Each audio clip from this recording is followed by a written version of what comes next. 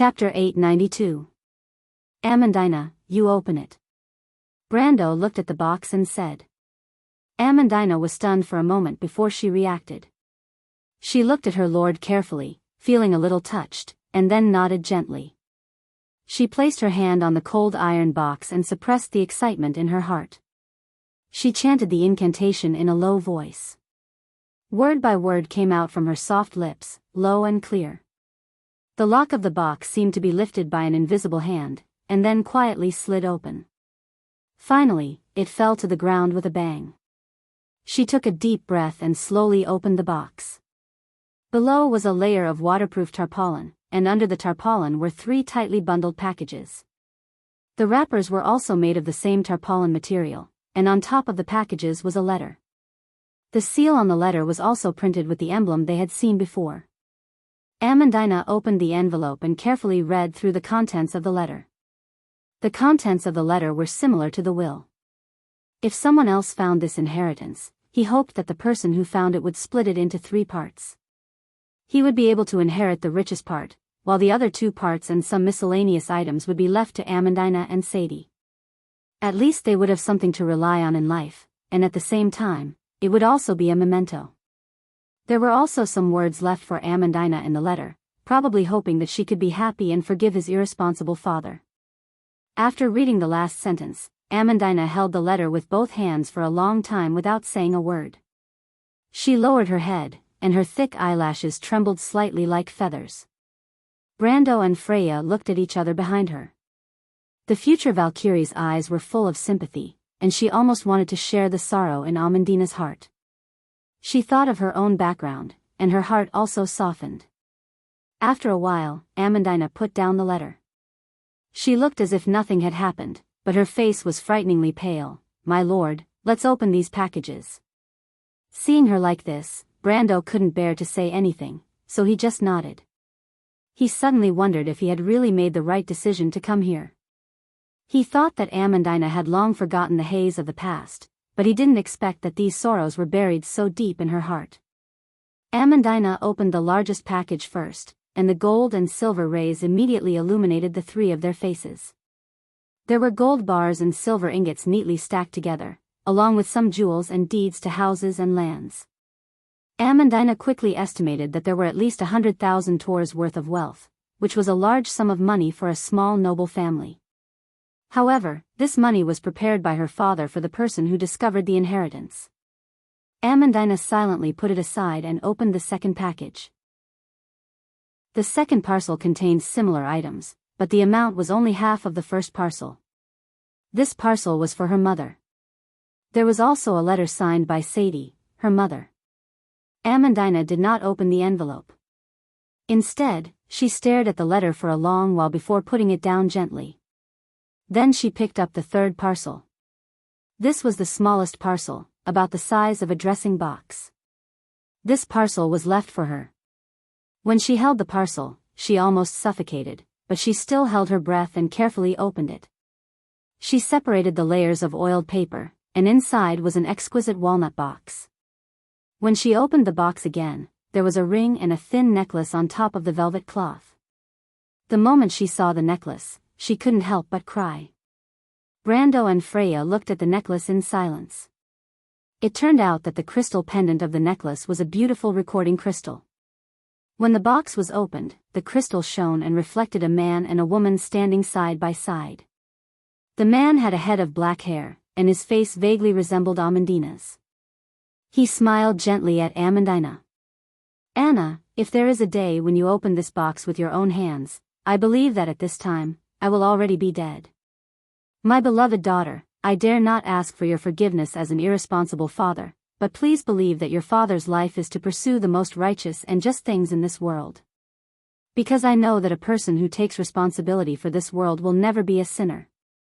Anna, I hope that there will be a day when you can use your clear eyes to see the truth of this world, and not be blinded by falsehood. Because you are so intelligent, you are my pride. This ring is the token of my engagement with your mother. After obtaining your mother's permission, I will leave it here. I hope that one day it can be a witness to your happiness, to your other half. Anna, the gentle woman who resembled Amandina, said with a smile, I hope that one day, you'll be able to find your own happiness. Liar. Amandina sobbed, as if the emotions that she had been suppressing were finally bursting out like a flood that had broken through a dam. Her beast-like whimpers finally turned into howls of pain. Brando had never seen his quiet and calm Amandina reveal such a side to him. She was as helpless as a child, her weak shoulders trembling, as if she could not make any other sound other than crying. Brando was also choked with sobs. In this world, there were some emotions that could always move people's hearts, and hit the softest part of people's hearts. Family was undoubtedly the kind of emotion that could never be cut off. No matter how strong and indifferent she appeared in his eyes, as if she had already forgotten everything in the past, in front of her parents, she was still crying like a child. She was not biting her lips and tears were welling up in her eyes, but she had completely lost her voice and cried out like a wild beast. Freya also turned her head and wiped the corners of her eyes with her hand. She did not know how much time had passed. Amandina finally sorted out her feelings. She blushed and tried not to look at Freya and Brando, as if she was afraid of being seen by them as a joke. My lord, I have checked carefully. It seems that there are no relics of Lord Darius here. As soon as she opened her mouth, her face could not help but turn even redder. Because her voice was so hoarse, it was almost like a different person was speaking. Brando looked at her with some concern and asked, Are you okay, Amandina? Amandina shook her head and sighed softly. Her heart was in a mess, and for a moment, she could not tell if she was really okay or not. But in any case, after getting the things that her father left for her, the hatred in her heart for her father who left without saying goodbye seemed to be less intense. She silently thought that perhaps when her mother was holding her hand on the sickbed, she already knew where her father had gone. They had always known, because her father had never lied to her mother. They just worked together to deceive her. She smiled, then shook her head gently. Although the tears still hung on her cheeks, Amandina's smile was very cute. Brando finally breathed a sigh of relief. He looked at Freya, and the kind-hearted girl of Bucci also breathed a sigh of relief. There were no relics of Darius in the box, which was completely opposite to what was written in the letter. This was both within and outside of Brando's expectations. He thought for a moment before answering, Amandina, your father could not guarantee that the person who unearthed his inheritance would be you, nor could he guarantee that the person who unearthed it would keep his promise to give the inheritance to you and your mother, so it is unlikely that he would put such an important thing directly in the inheritance. Amandina nodded her head. But he clearly wrote in the letter. Freya asked with some confusion, that was a private letter, there was no need for him to lie, right? She immediately understood and said, I understand, there was no need for him to put Lord Darius' relics in his own inheritance, but he could have left clues in the inheritance. Brando looked at her with some surprise. How did you suddenly become so smart? Freya gritted her teeth and glared at him. If my father left a message for me in the inheritance, I think it can only be in my package. Amandina thought for a moment and replied. But isn't it possible that it was in your mother's package? Freya turned back and asked again. Amandina shook her head. My mother's package was basically filled with valuables. My father would definitely take into account the greed of people, and only the inheritance that he left for me was almost all miscellaneous things that wouldn't attract attention. Moreover, I've also checked my mother's package before, and that letter, there was nothing in it that was worth paying attention to. Amandina, you guessed it a long time ago, you're really smart. Freya said with some envy. She was never the smartest one in the Knight Academy, and could even be said to be a little stupid. But for those who were truly talented, she only envied and did not have the slightest bit of jealousy. The princess told her that her father was the most talented knight lord in Erewhon's previous era, which made her very distressed. Why was she so clumsy? Amandina smiled slightly. Have you checked it? Brando asked again. Amandina nodded. I've checked the necklace, the ring, and the box inside and out, but I didn't find any clues. She thought for a moment and replied, I don't think my father would leave such important information in a conspicuous place. I'm afraid only by taking them apart will I be able to find out where the clues are. But that's the last thing your father left for you. It's okay, my lord, Amandina replied softly. This is also my father's wish, he won't blame us for this. Besides, if we miss someone, we should keep it in our hearts and not be entangled in these external things. She opened the box, but Brando held her hand. I'll do it, he said, show me the necklace. Amandina was slightly startled. She raised her head and looked at her lord, then nodded and put the necklace in his hand. Brando took the necklace and carefully examined it. Then he pinched the pendant of the necklace and gently turned it. After only a moment, the pendant really did loosen. He dropped the pendant in a certain direction, then carefully held it up to the light in the room, and then pulled out a wrapped piece of paper from it. His actions were without the slightest hesitation, as if he had planned all of this in advance and had already guessed that the note was hidden in the necklace. Freya and Amandina, who were next to him, were completely stunned. My lord? Amandina's mouth was slightly open. She almost thought that her lord was an omniscient and omnipotent god. Recording crystals had a physical characteristic: their crystal structure was hollow. Brendel had thought of this when he checked the necklace, and he tried to remove the pendant from the necklace. He did not expect to succeed in one try, and he found the key to the pendant. This was also a coincidence. He handed the necklace over to Amandina and explained the reason to her with a wry smile. Amandina finally understood the reason, but she still looked at her lord with great respect. Amandina was a researcher of magicite runes, so she was most familiar with all kinds of crystals. However, the recording crystal was a rare item because it was a man-made magic crystal. There were very few people who truly understood its physical properties. Only her lord, who was so knowledgeable that it was almost unheard of, was able to use it so easily. The three of them opened the note and found that there were some strange symbols drawn on it. It was like a child scribbles. Brando and Amandina did not understand what it was at first, but Freya said softly, "Ah, this is a military secret rune." Military secret rune? Brando was slightly surprised. He knew that there were often secret messages that needed to be passed on in the military. Every country had a set of secret symbols that were modified from ancient runes. He was very familiar with Erewhon's military secret runes, whether it was the Anson's secret runes, from 30 years ago, or the new secret runes, after the Great Frost upheaval. He could decipher them, but the ones in front of him were obviously not any of them. He looked at Freya with a questioning gaze, and the future goddess of war nodded affirmatively at him.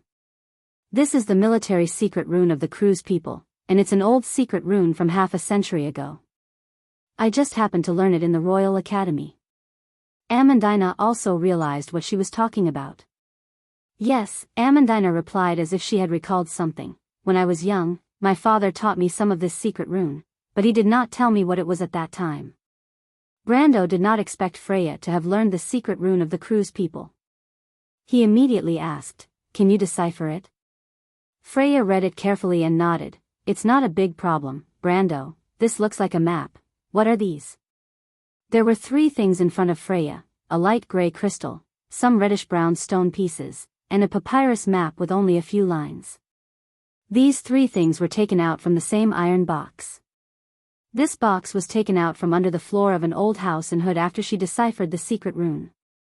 Of course, she did not recognize any of them. Brando thought of a way to get Dian to spend some money to smuggle out the inheritance from her father's tomb. He cast an elemental protection spell on the box so that those people would not be able to open it. There was a lot of work going in and out of the tomb, and the wizards who secretly practiced dark magic would not bring out the corpses one by one, so it was not strange that they used a box. Brando was originally worried that it would arouse suspicion, but he underestimated the extent to which these things were common in the eyes of grave robbers. After the gravekeeper received a sum of money from Dian, he patted his chest and promised that it would not be a problem if he wanted to carry a few coffins out of the tomb, let alone a box. Then he found some nimble people from God knows where. In Brando's eyes, these people's style of doing things was similar to that of the Brotherhood of Thieves. In short, with the help of these people, the box was successfully smuggled out without any hiccups. The people who transported the box had done this kind of work over the years, and the box was moved like a stone in their hands. They did not even look at it from beginning to end. Brando could not help but feel lucky that he was quick-witted enough to cast a windwing spell on the box. Otherwise, with the experience of these people, he was afraid that they would find out that there was a problem with the weight. By the time they transported everything back to the manor and went to Hood to retrieve the last relic of Amandina's father, or rather, the relic of Sword Saint Darius, it was almost evening. Brando opened the box in his study and took out the things in the box one by one, and then the scene appeared.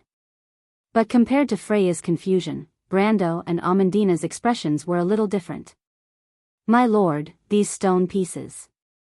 Amandina remembered sharply, "I seem to have seen them when I was young. When my father first bought them from a merchant, it was as if he had obtained a treasure. After that, he has been buying these stone pieces everywhere. I remember that for quite a long time, he has been playing with these stone pieces." "Did he tell you anything?" Brando stared at the gray crystal and asked without turning his head. Amandina recalled for a moment, but shook her head. "I was too young at that time.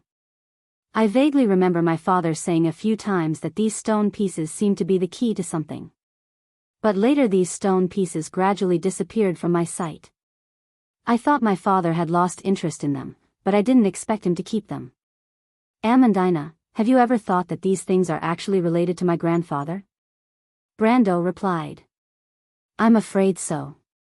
According to the letter, this box contains the relics of Lord Darius, as well as the fragments of the picture that father spoke of."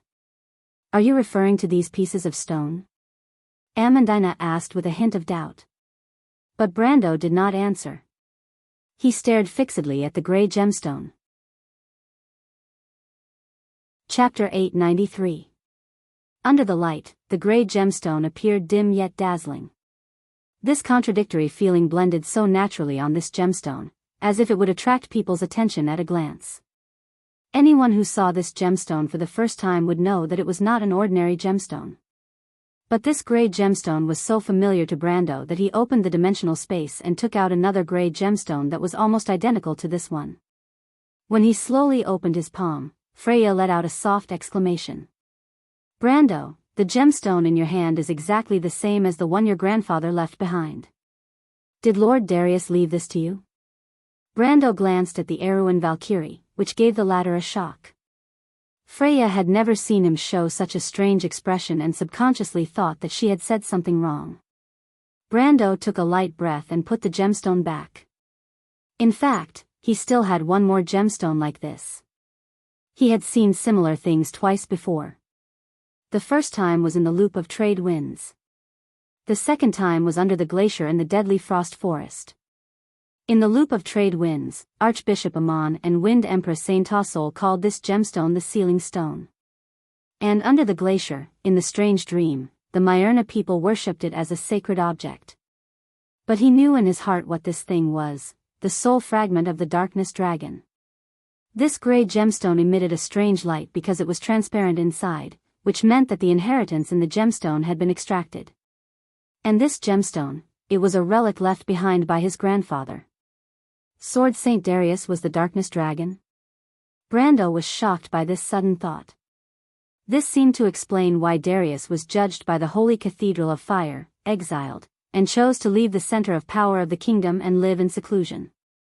Why did the Allies suddenly change sides during the Holy War?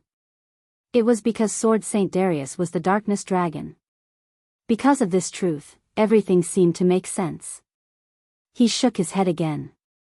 But this did not explain why they were attacked by Madara's undead army from behind during the Third Holy War in the game.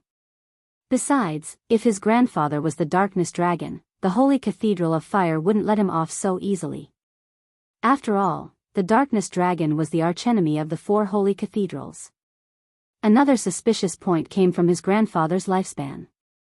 In Brando's memories, his grandfather had passed away due to illness, but in fact, it was also due to the gradual aging and decline of his body's functions. His final lifespan could only be considered to be slightly longer among ordinary people, but with Sword Saint Darius's strength and realm, he had passed away at an untimely age. He had long suspected this.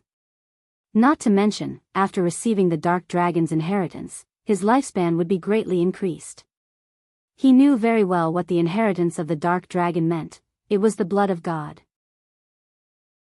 Brando bent his knuckles and gently knocked on the desk. Doubts arose in his heart, as if there was a faint thread in his thoughts, but he couldn't grasp the thread at the moment.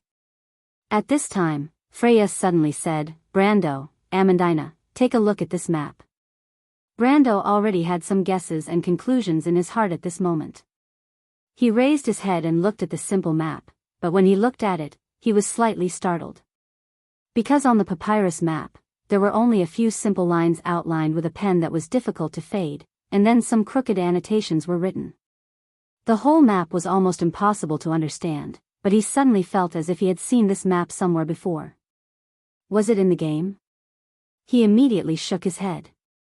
There were very few secret maps in the game. Sophie had come across a few, but most of them were clearer than this one. And in this life, he had come across even fewer secret maps. About this map, although he had an impression in his mind, he couldn't remember where he had seen it.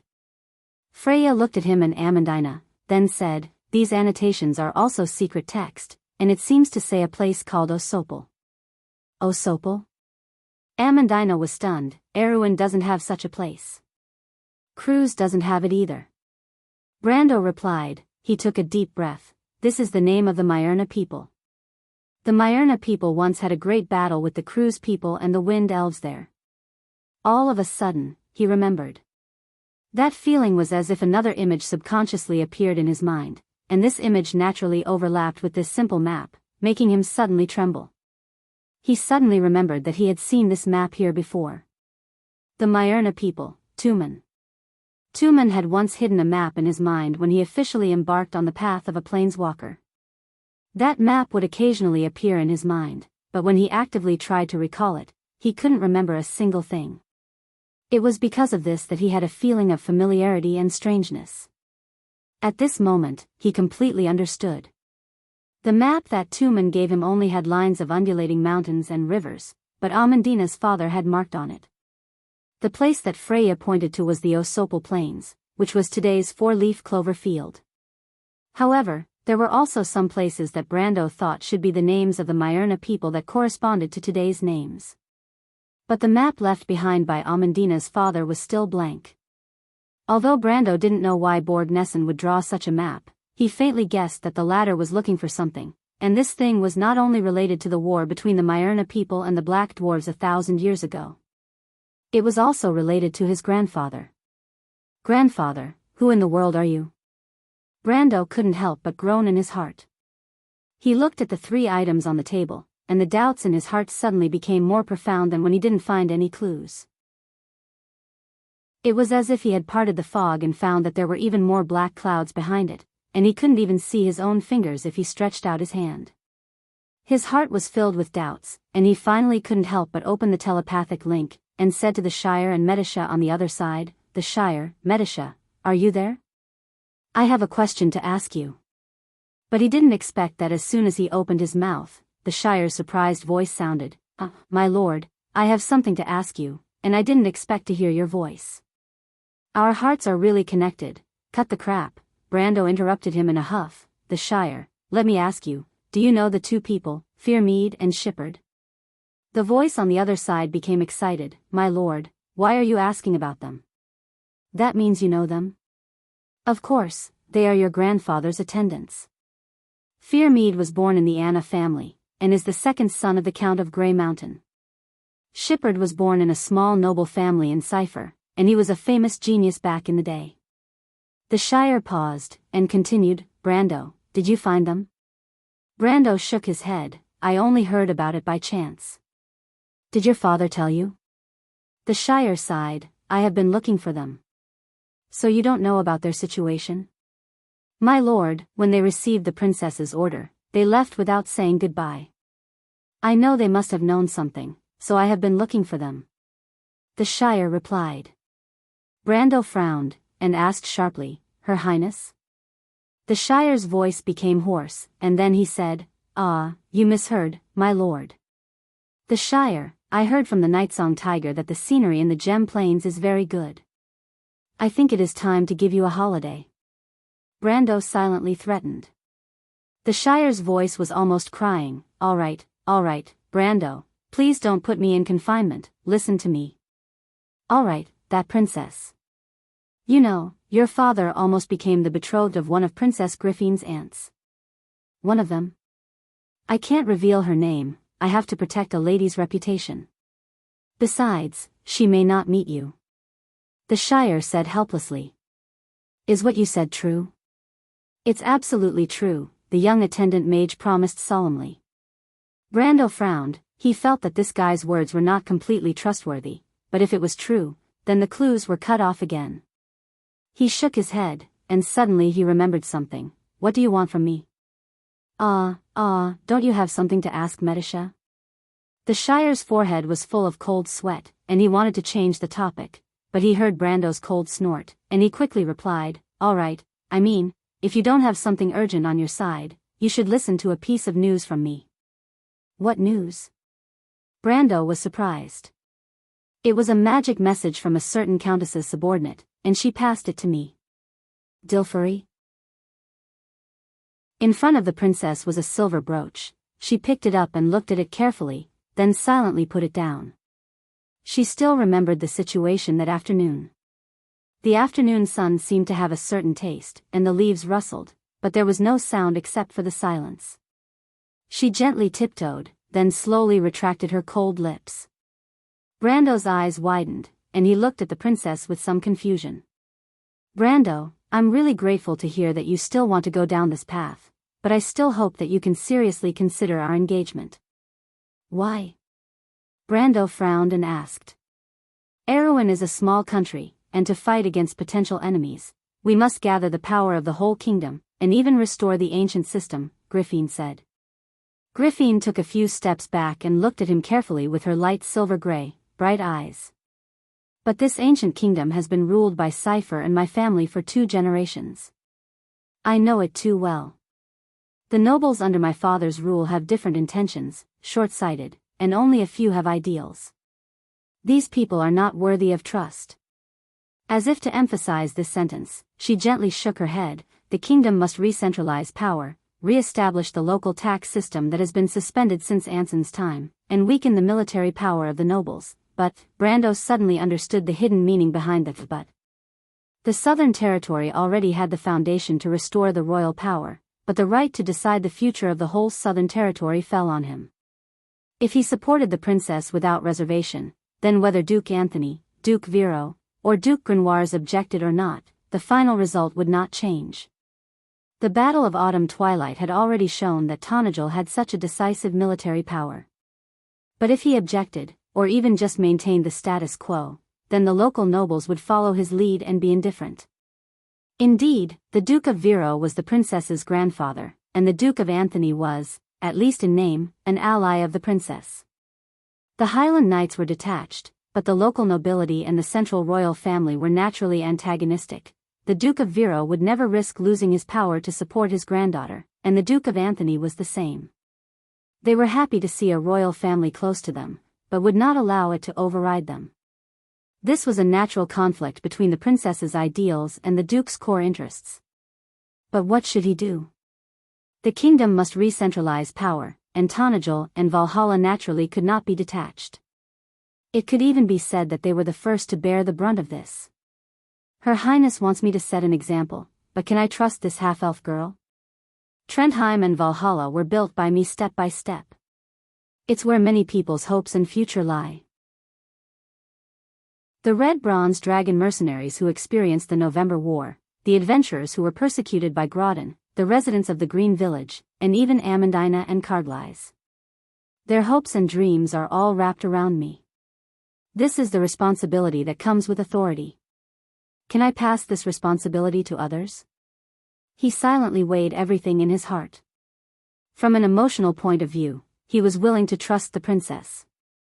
She was able to persist in her ideals, and had a heart that pursued benevolence and justice. She was the eldest princess of Erewhon, and the holy princess who had won the hearts of countless players in history. But no one was perfect. Whether she would still be controlled by her aristocratic nature in this life, hesitating and compromising with the conservative forces, was related to the fate of many people. Reason told Brando that the princess had a weak side in her nature, and she was not a true reformer. And all of this depended on the gentleness in her nature. History had already judged everything, and today's outcome depended on his choice. Brando was very clear that he was different from the princess. He had no foundation in this world, and the only thing he cared about was his parents. But Princess Griffin had an unbreakable connection with the old nobles, and she was not the ruthless Silver Queen. Brando looked at the princess in front of him. She was half a head shorter than him, and she raised her head slightly. Her pale silver-gray eyes did not avoid his gaze. She pursed her lips, and her silver curly hair fell down, shining beautifully under the sunlight. Her pointy ears peeked out from under her long hair, showing that she was an elf. No one would doubt the beauty of this princess. She had the nobility of a royal family mixed with the natural intimacy of a forest breeze. Of course, Brando would not forget that his lips still had the fragrance of a young girl. "I know what you are thinking, Brando." Princess Griffin saw that he understood and said, "But if the person who can decide the future of a kingdom is too naive, it may not be a good sign for you and for me." Brando heard the hidden meaning in her words, so he asked, "Then what do you think I should do, Your Highness?" Princess Griffin looked at Brando. He could actually take the same path as Erek, dethroning her and Haruz, and establish himself as king. His strength was actually better, and he had more ability and time to do so. However, if he did so, he would lose the reputation that accompanied him and his rightful position. If all he needed was a throne and supreme power, he could have chosen this path. But if he chose the latter path, he would lose far more than he would gain. Princess Griffin's eyes lit up slightly. She looked at the different noble, the count, and quietly replied, "Marry me. I am Haruz's sister. In fact, it's not that I don't have the right to inherit the throne, and you, as my husband, can legitimately manage and rule this country according to the traditions of the kingdom. At that time, Tanajul and Valhalla will be the territory of the royal family. Viro, Lantanilan, and even Grimoires and Karsuk will submit to you, which is also a legitimate matter." She paused. "However, if one day you no longer have any interest in the throne, only Haruz or his descendants can inherit this position." Wasn't this a wreck, but the conditions were much harsher. Brando listened to Princess Griffin's words and couldn't help but smile bitterly. "Your Highness, but it doesn't sound like I'm marrying you." "It sounds like I'm marrying you." Princess Griffin smiled somewhat mockingly. She could see that Brando didn't care about the power in his hands. "But I already have a fiancé," Brando could only reply. "Let's put this matter aside first." "It's okay, then I'll wait for your answer." Princess Griffin was not annoyed at all, but smiled slightly. Brendel had no choice but to flee. Griffin's fingers pressed on the brooch, as if she had recovered from her memories. She looked up at the sunset outside the window. The sunset was as red as fire, hanging far below the golden clouds. At this time, there was a knock on the door. She was slightly startled, listened to the sound, and said, "Please come in, Mrs. Hill." After the door opened, it was her maid who appeared outside. The woman in her 40s held a letter in her hand and stood outside the door respectfully. "Your Highness. It's so late, what's the matter?" Princess Griffin looked at her and asked. "There's a letter from Valendenburg," Mrs. Hill replied. "Is it for me?" "Yes, it's a letter from Mr. Oberway." Griffin took the letter, opened the envelope, then unfolded the letter inside and read it carefully. She raised her eyebrows slightly at first, then her face changed color. "Your Highness, the Silver Empress of the Cruz Empire has recently made an exception to confer the title of Countess to a female. According to reliable information, this new Countess is from Erewhon and has some kind of close relationship with Count Tanajul." Chapter 894. Cruz's Envoy. A man named Donis Burney, a viscount. "Wait, I know this man," Brando interrupted the Shire, remembering that Veronica had once told him this name. This man was a secret envoy of the Silver Queen. After the explosion in the deadly Frost Forest, the Empire sent an envoy to investigate the whereabouts of the eldest prince. This man was the main person in charge of the envoy. Veronica also told him that this man's real purpose was probably to confirm the death of the eldest prince. I also know about this envoy. He finally remembered this matter. Recently, there had been a succession of affairs, mainly the Autumn Twilight War and the sudden letter from Her Royal Highness, which made him almost forget about this matter. Are these Cruz people ready to return to the Empire? Why did Dilfari suddenly tell us this? No, my lord, in fact, the Cruz envoy is still in Lantanailan. Now they are in charge of someone else. According to our understanding, this Mr. Daoist Burney has not appeared from beginning to end, the Shire replied. What the hell is going on? Brando frowned. It is said that because the Viscount suddenly felt unwell, he returned with the fleet in Dirtle. He did not go ashore in a wreck at all. Brando thought that this was obviously an excuse. Since this man was the Queen's secret envoy, how could he return empty-handed because he was unwell? He first thought that maybe the Cruz people noticed something, but then he suddenly realized how Dilfari knew about this. In the territory, there were only a few people around him who knew about the existence of the Broken Sword Knight Order and Prince Lenoret. He suppressed the doubts in his heart and asked, "This is just an internal matter of the Cruz people. Why did Miss Dilfari tell us this?" The Shire naturally understood Brando's subtext. He replied, "My lord, this is actually the case. It is said that the Cruz people's returning fleet hunted a rare beast on the shining sea and wanted to present it to Her Majesty the Queen. In order to guard against the attack of the Temple of the Earth, they chose a more reliable land route. Count Yenbao's situation is unknown. Some people say that he is seriously ill, some say that he is dead. In short, he has not appeared in public since 4 or 5 months. As for Miss Dilfari, well, Miss Dilfari is now Tonajal, guest." When he said the word guest, there was inevitably some awkwardness. In fact, everyone knew that the Countess was worried about her father's situation and was eager to fly back to the Yenbao territory immediately. However, she was placed under house arrest in Abes by Brando. Of course, this was also at the behest of Her Royal Highness the Princess. The purpose was to ensure the safety of the Countess so that she would not be a moth to a flame. He paused for a moment and continued, "All in all, now Yenbao is a dragon without a head. Those guys led by Baron Dahl spread all kinds of rumors all day long, wanting to seize the Count's power. However, the Yenbao family's reputation is still there, and it will be difficult for them to succeed in a short time.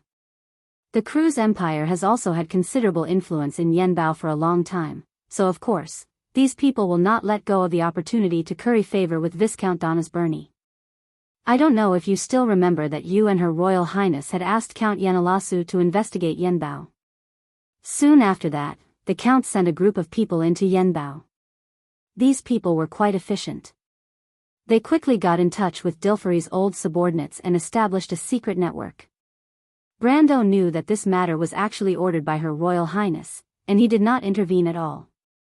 However, when it came to the Shire's mouth, he, the feudal lord, got half of the credit for no reason. Of course, he could hear this kind of compliment, but it was difficult to expose it. Or rather, it was better to say that he had long been used to it. But when he heard this, he finally understood something. The Shire continued, so these people reported this matter to Count Yanalasu as usual. They also used a record crystal to attach the images of the convoy, Mr. Daoist Burney, and other accompanying servants and assistants. Count Yanalasu then sent the report and the record crystal to Miss Dilfari. This matter itself is not too important, but Miss Dilfari more or less heard about you, Lady Veronica, and Prince Lenoret entering the deadly frost forest together. After she learned about the purpose of this diplomatic mission, she was worried that the Kurlutzians would harm you, my lord, so she handed these things over to Medisa. I didn't expect that our little princess would really find out something what's fishy? Brando frowned slightly when he heard this. This Viscount Daoist Burney, there's nothing wrong with him, but Princess Medisha seems to have recognized someone among the entourage and assistants of the convoy. Recognized someone? Brando's heart skipped a beat. Who? This person should be one of the military officers accompanying Cruz and Veronica. I have some impression of him, but it's not as deep as Medisha's. My lord, Medisha's voice finally sounded at this time. It was as gentle as ever, but it was organized. If I remember correctly, that person should be called Boymare. I've heard others call him that before.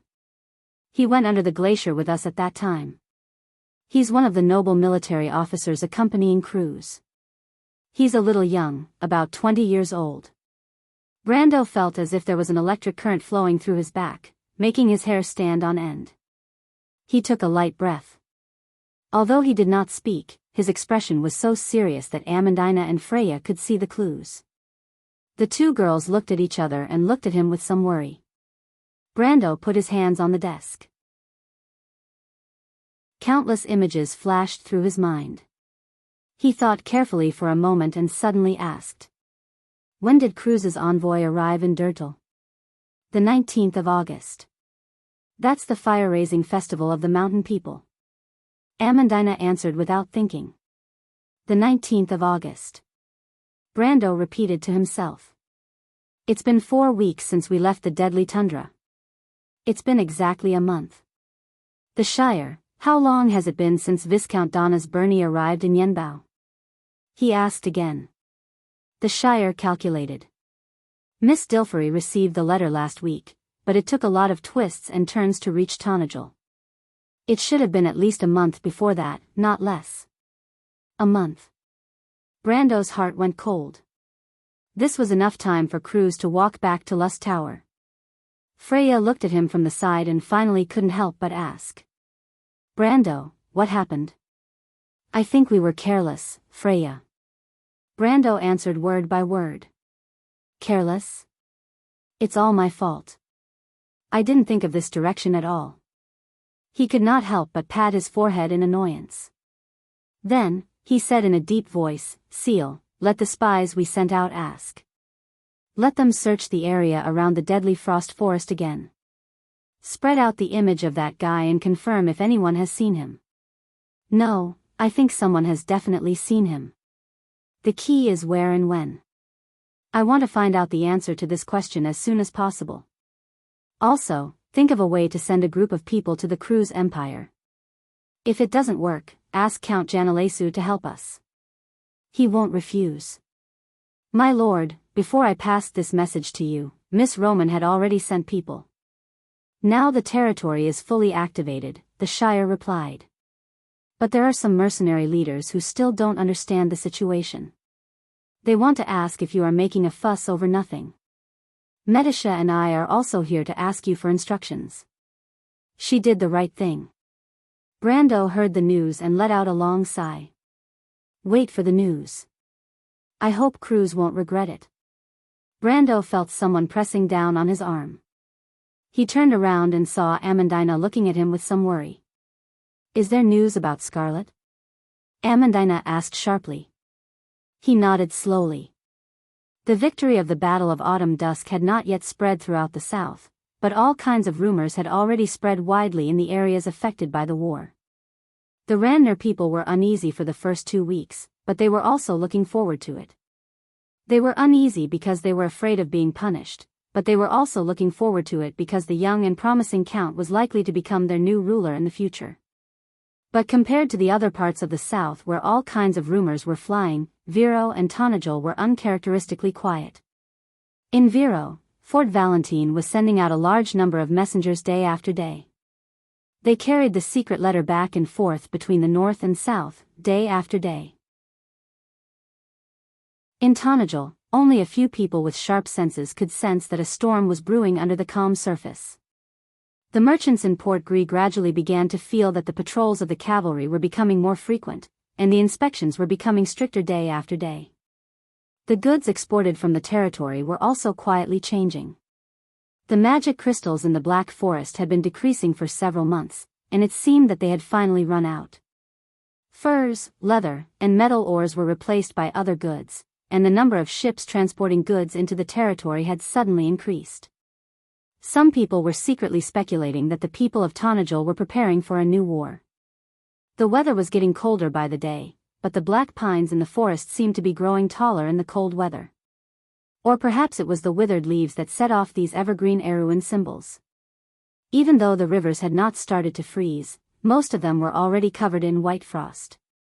At the beginning of November, it was said that people in Mentas saw knights descending from the sky and walking out of the flames.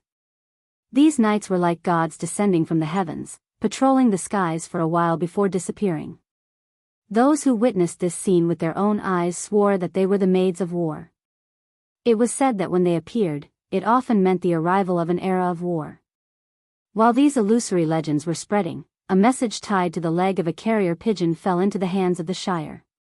"There's news, my lord." When the Shire spoke through the telepathic link, Brando was still telling his mother the stories that had happened in the past few days. The fireplace was already lit, and the charcoal crackled inside the iron fence. He had already repeated his experiences more than 10 times, but Lady Windsor did not get tired of it at all, especially when she knew that her son had a kind-hearted and good housekeeper in Tonagel. This was how Brando described it. He thought that the Roman's mind was simple, and could probably be described as kind-hearted. As for housekeeping, the merchant girl had the ability to gain something without risking anything, so it should be barely acceptable.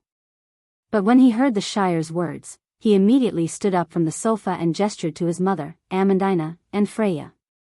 He then walked to the side and asked in a low voice, "What's going on?" "My lord, you guessed right. Someone has seen this person near the deadly frost forest. That person is a farmer near Bernisel, called Old Bayard. He has a daughter called Jocelyn, and they rented a carriage to that person after the explosion. It is said that the person gave them a sum of money and never appeared again. There was another person with him, and according to the girl's description, Medisha believes that the second person should be a noble called Babarn. They rented a carriage." Brando muttered to himself, "Bernisel has a hostel, so why would they rent a carriage from a farmer's house? Most of the farmers' carriages are covered wagons with large sheds. Normal nobles would not ride those things. They wanted to store something." The Shire replied. "And then?" Brando asked again, "Did anyone see this carriage near Dirtle?" "No, if I were them, I would be more careful. They should have changed carriages along the way." "My lord, you guessed correctly. They changed carriages at Arutcher and Winterrose Castle. But after we confirmed their route, it was easy to ask for these details. The last carriage they used was indeed last seen in Dirtle. Someone saw them around the middle of August." "Middle of August?" Brando replied, "Dirtle, cruise." He took a deep breath and clenched his fists so tightly that his knuckles cracked. He practically squeezed out the last few words from between his teeth. Mr. Donna's Bernie and the others, that a rare beast they were escorting was probably transported by a carriage, right? "Yes, my lord." The Shire was silent for a while before he replied, "My lord." Amandina and Freya sat on the sofa and looked at Brando's gloomy face. The fireplace in the study room was also burning with flames, illuminating a few faces. "Go and invite the Count, Mistress Hill. I'll have to trouble you." Princess Griffin put down the letter in her hand and looked at Makarov. This was the 10th letter she received in 2 weeks. This letter was personally sent by the cunning fox of the kingdom. It was obvious that the royal faction had foreseen the subtle changes in the situation. It was not strange for the empire to confer the title of countess. It could even be said that it had nothing to do with Erwin. But the countess' birth was related to a similarly sensitive person in the kingdom. After reading the letter, Griffin let go of the last bit of hope in her heart and gently threw the letter on the table. She was exhausted as she spoke to her maidservant. The noblewoman opened the door and walked out. She could not help but look back at the withered leaves outside the window and sighed slightly. "Your Highness." Makarov reminded her softly. "You don't have to say anything, Lord Makarov. I understand." Griffin looked at him and replied. In just a moment, Brando came into her study room. His expression was still a little stiff as if he had not recovered from the news he received earlier. He bowed to Princess Griffin and raised his head. Naturally, he saw Princess Griffin sitting behind the desk and Makarov standing beside her. Brando looked at the cunning fox of the kingdom and then turned his gaze to Griffin. Neither of them spoke, but they seemed to understand each other's thoughts. The princess lowered her head and looked at the letter on the table. She said softly, "Mr. Brando, I have to tell you about this. it's about the azure lance, isn't it? Brando opened his mouth. Griffin looked up at him. Her pale silver-gray eyes were full of complicated emotions, but she finally told him about Scarlet in detail. The Silver Queen had already made her a Countess of the Empire. In the past 2 weeks, all the news from various sources had been confirmed, including the origin of this mountain girl and her relationship with the Count of Tonagel. After she finished, she asked softly, Brando, what do you plan to do? Your Highness, guess what I would do if this question was asked by someone from Cruz? Brando was silent for a moment. Then he replied with a somewhat cold tone. Griffin's hand that was flat on her skirt tightened. Of course, she could hear the hidden anger in Brando's calm voice. But she looked straight into his eyes, her eyes flashing with the light of thinking, but she did not answer. Instead, it was Makarov who spoke. My lord, they are from Cruz. I know. My lord, Her Highness is telling you this out of respect. But I have to ask you a question. Have you thought about the relationship between Tonagel and the kingdom, and between Tonagel and the empire, so? Brando asked. Don't put the kingdom in danger because of a moment of anger. The azure lance is important to the kingdom, but it's not important enough to let innocent people bleed and die for it. Makarov sighed and advised patiently. Brando looked at this person, an important member of the royal faction. He shook his head as if he heard a joke and replied, Mr. Makarov, you are mistaken about one thing. I don't care about the azure lance at all. The only mistake the Empire made today was to not go against the will of a person and take her away from this land. Of course, you may not care who this person is, but I have to tell you one thing. His voice wasn't loud, but it seemed to be filled with an invisible magic that silenced the room. Griffin and Lady Hill beside her had never seen a noble who could speak so boldly to his peers. Griffin's eyes flashed slightly, while the lady was almost stunned. Makarov's expression was very ugly. He suddenly realized that this wasn't the first time Brando reprimanded him like this. Brando didn't care about his thoughts and replied softly, if the Empire thinks that by forcing a war, the nobles of the Erewhon Kingdom will consider the bigger picture and retreat, then I have only one thing to say to them. Brando, Lord of Abes, Count of the Tonagel Kingdom, have not developed the habit of condoning such logic. He said to Makarov, I promise that the people of the Erewhon Kingdom will not shed blood for meaningless reasons, but the kingdom protects its people. This is the most glorious thing in the world. If the people of the Erewhon Kingdom can shed blood for another person of the Erewhon Kingdom today, then more people will shed blood for them tomorrow. Mr. Makarov, this is the pride and backbone of a people. If anyone thinks that they are weak and can be bullied, then they are gravely mistaken. Brando finished and bowed to Griffin like a knight bidding farewell to his king. He turned around and opened the door. Before he left, he said, Your Highness, I once promised a little girl that I will protect each and every one of them. I will keep my promise, whether the enemy is Cruz or Madara, or even the whole world, I will not go back on my words. Your Highness, if this is what the people of the Cruz Kingdom want, then I will answer them with these 2 words, war. Kacha *, the door closed in front of the 3 people in the room. Makarov's expression changed. He wanted to say something, but he didn't know what to say. In the end, he could only sigh helplessly and bid farewell to the princess. The 2 of them left the study one after the other. After a long while, Mrs. Hill seemed to have recovered from the previous shock. She couldn't help but pat her chest and said with some trepidation, This is outrageous. This count is really bold. He really dares to go to war with the Kurlutz people. Griffin turned around and looked at her maid in a daze. Did you know, Lady Hill?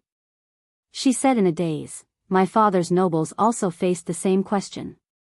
Do you know what they said to me? She took a deep breath, and her eyes seemed to have returned to that stormy night in Ampere Seal. P.S. It took a bit of time to think about the new plot, so it was a bit late. To make it up to everyone, I added 6,000 words. Chapter 895. Under the towering curved dome, the undulating sacred sound finally came to an end. 12 high-ranking priests wearing gold-trimmed red robes were deathly pale, almost unable to stand steadily. The attendants and low-ranking servants at the side hurriedly stepped forward to support them. These high-ranking figures were either the regional archbishop of Rusta or the senior scholars of the academy. Their statuses were grand and respected, and could be said to be second only to the figures above the dome of the Holy Cathedral of Fire. Their strength matched their statuses. Among them, Archbishop Christopher of the Coan region, Blessed Andres, and Master Sutton of the Academy had already entered the path of truth and were only a step away from the Sanctum of Fire. The residents of Rusta were used to calling the 11 people above the dome of the Holy Cathedral of Fire the Sanctum of Fire. Over time, this saying had spread. In addition to these 3 people, the other 9 people had also activated their elemental energy. Normally, people of their status would rarely personally preside over the sacraments or ceremonies. But when they did, most of them were at their fingertips and would never be in such a sorry state as they were now. It's really breathtaking. The person who looked at this scene was Vala. It was hard to imagine that the person in charge of the entire Holy Cathedral of Fire was such a kind-looking little old man. His beard and eyebrows were already snow-white, and his body had shrunk a lot. He wore a red bishop's cape with snow-white fur edges. His hands were clasped behind his back, and he trembled as if a gust of wind could blow him away. But only a pair of deep drooping eyelids, with a flash of light in his eyes and the clear lines of his tightly pursed lips, could prove that this old man who had controlled the Holy Cathedral for more than half a century was not as simple as he appeared to be. The world called him the Great Priest of Fire and Iron. He was the only one of the 11 Sanctum of Fire who had experienced a complete holy war. There was a popular saying about him in Rusta: the Sanctum of Fire is never merciful. This saying described his character, and he was definitely not as kind as he looked. He stood on the altar with 2 others, and the person he was speaking to was a woman on the left behind him. She was tall, wearing a short white shawl, a tall crown on her head, and a scepter with a golden flame emblem in her hand. Her long shawl dragged on the smooth obsidian floor.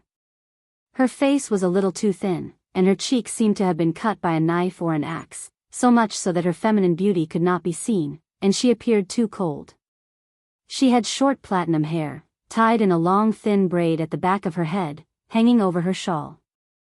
This woman was Sidney Metfarika, the 3rd in command of the Holy Cathedral of Fire, and the 4th master of the Kurlutz Empire. The legends about her were innumerable since the Year of the Stars.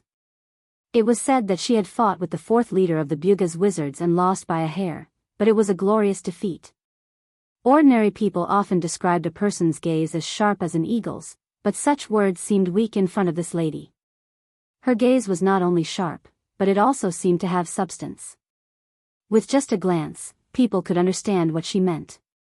There was a circle of golden flame in the depths of her pupils, which was related to the divine power she wielded, the angel of the holy sword, Iroma. In terms of mastery of the holy words, no one in the empire could surpass her. Even Vala had to admit this. The other person next to Vala was extremely ornate in his silk robe. He had a kind face and looked more like a businessman. This person was called Caesar, and he was ranked at the bottom of the 11. His name sounded very domineering, but he was diligent in history but did not achieve much. Sidney maintained her usual silence. Even when the master of the Holy Cathedral of Fire spoke in front of her, she had no intention of responding. It was not unreasonable for people to call her the adoratress of the Leo Palace, but Vala admired her character. Compared to the era of the previous generation of the Great Priest, because of the Holy War, this generation of the Holy Cathedral of Fire was generally younger. Young people always seemed to be too radical, but not calm enough, except for Sidney.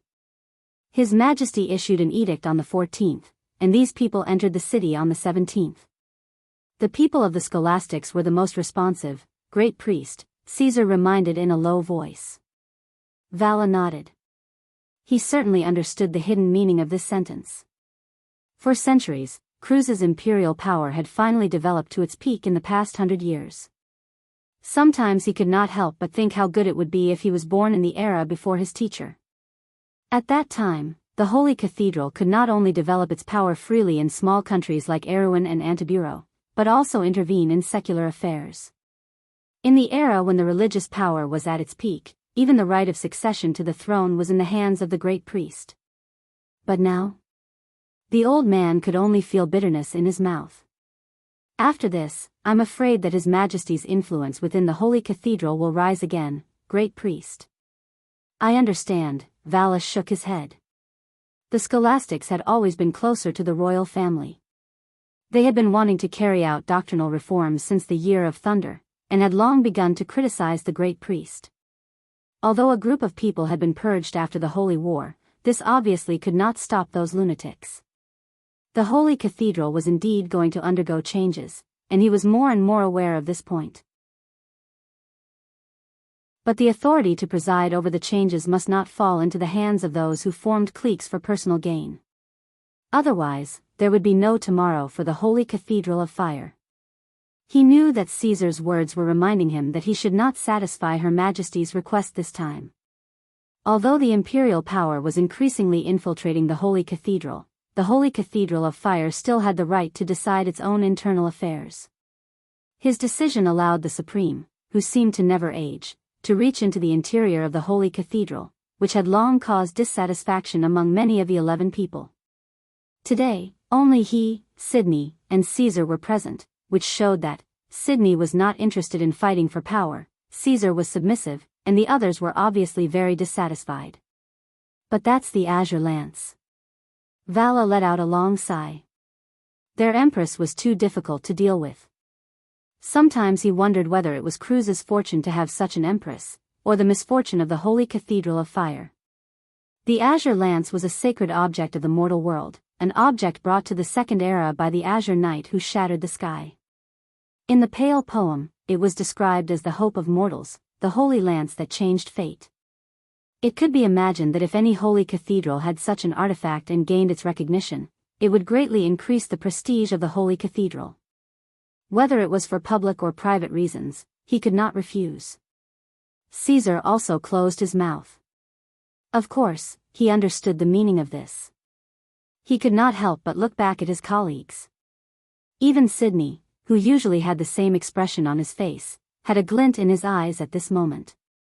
After all, it was the Holy Lance of Heaven. What a pity, why did the person who held the lance have to be a mountain person? Caesar thought regretfully. If he did not already know that the Holy Lance was transported out of Erewhon and had an owner before that, he would have thought that this was the plan of the Supreme Empress. Because as everyone knew, among the countries under the rule of the Holy Cathedral of Fire, only the mountain people did not believe in the teachings of Gretel. They worshipped their ancestors and the spirit of nature, so they were called the barbarians. But it was such barbarians who were recognized by the Holy Lance. Your Majesty, giving the object that changes fate to a foreign race, just to suppress the Holy Cathedral, you are playing with fire. How can mortals control the future in their hands? The gods are bound to sin. Vala was also helpless, and could not help but mutter to himself. The three of them did not speak, and silently watched the crystal in the center of the hall thin layer by layer, and finally disappear into nothingness. The girl inside closed her eyes, and with the lance in her hand, broke out of the ice as if she had lost her center of gravity. She weakly knelt on the ground, then fell down, and just like that, fainted on the floor that was filled with layers of formations. Vala looked at the pieces of crystal that fell to the ground, and vaguely saw the Holy Cathedral falling apart. The scholastic faction was no longer on their side, and the local officiants were also indecisive. William's failure was a heavy blow to the Holy Cathedral's prestige outside the empire. He thought of that good-for-nothing guy, and could not help but feel angry. A dignified knight commander of the Holy Cathedral was defeated by a junior. It was simply humiliating. Unfortunately, it was not only his face that was lost, or the Cecil family's face, but also the Holy Cathedral's face at the same time. He then thought of Erewhon, the little Count of Tonagel, the rumored grandson of the sword Saint Darius, and could not help but mutter, "Why is it this guy again? He's really haunting me." Caesar heard this whisper from the side and could not help but shiver, and his face changed. Of course, he still remembered the upheaval 40 years ago, the decline of the Holy Cathedral, as if it was the beginning of that unfair trial. He looked at the high priest beside him, and suddenly thought that the high priest agreed to Her Majesty's conditions so readily. It was probably not just because of the Azure Lance. He suddenly remembered that as early as last week at the royal banquet, Her Majesty seemed to have vaguely revealed the origin of the new countess, and her relationship with Erwin, the Count of Tanajul. Thinking of this, he could not help but break out in a cold sweat, and hurriedly tightened his face, as if he was afraid that the Supreme One beside him would see his thoughts. But Vala did not care about him at all, and instead turned to Sydney and said, "Sydney, take the Countess to bathe and freshen up, and be good to her." The high priest was stunned, and then nodded indifferently. The girl was dressed like a princess. She was wrapped in a Baroque light yellow dress. Her fiery red hair was draped over her shoulders like flowing flames. Her slender neck and delicate collarbone were exposed in the air. A thin mithril necklace was threaded through a flaming diamond. The amber color of the necklace reflected the healthy luster of her skin. The fluffy skirt was full of rose-like folds, the multiple layers of sleeves, the gauze lining, and the huge bow on the chest almost dressed her up like a delicate doll, and the tight girdle that hugged her waist almost broke her waist, making her breathless. Scarlet looked at all this, somewhat at a loss, her amber eyes full of uneasiness. The experience of this day was like an absurd dream to her. She dreamed that she was sleeping in a huge piece of amber, during which she experienced many things and saw strange scenery, but most of the time, she was covered with a black cloth, or locked in a box, never to see the light of day. Occasionally, when she felt uneasy, there would be a voice to chat with her, but the frequency was not particularly high. The young lady of the azure lance was so proud that she could not wait to draw a conclusion in 2 sentences to prove that she was a fool. Then she saw herself being transported into a magnificent temple, where many priests were performing a ritual around her, and her ears were filled with the low humming of hymns. Then she felt as if she had woken up, and in a hazy state, there was a lady in a white robe leading her, and then the lady asked a few maids to help her bathe and change her clothes. Scarlet had never experienced such a scene in her life, and she was almost scared stiff. She tried to escape several times, but she was stopped by the lady every time. The strength she was proud of was as weak as a child in front of the other party, unable to withstand a single blow. She remembered that every time the other party stared at her, and casually recited a prayer, and then it was as if an irresistible pressure descended from the sky, penetrating the dome of the temple, and directly exerting itself on her, immobilizing her. At this moment, she was sitting on a bench, which was so luxurious that it almost looked like a carved wooden throne.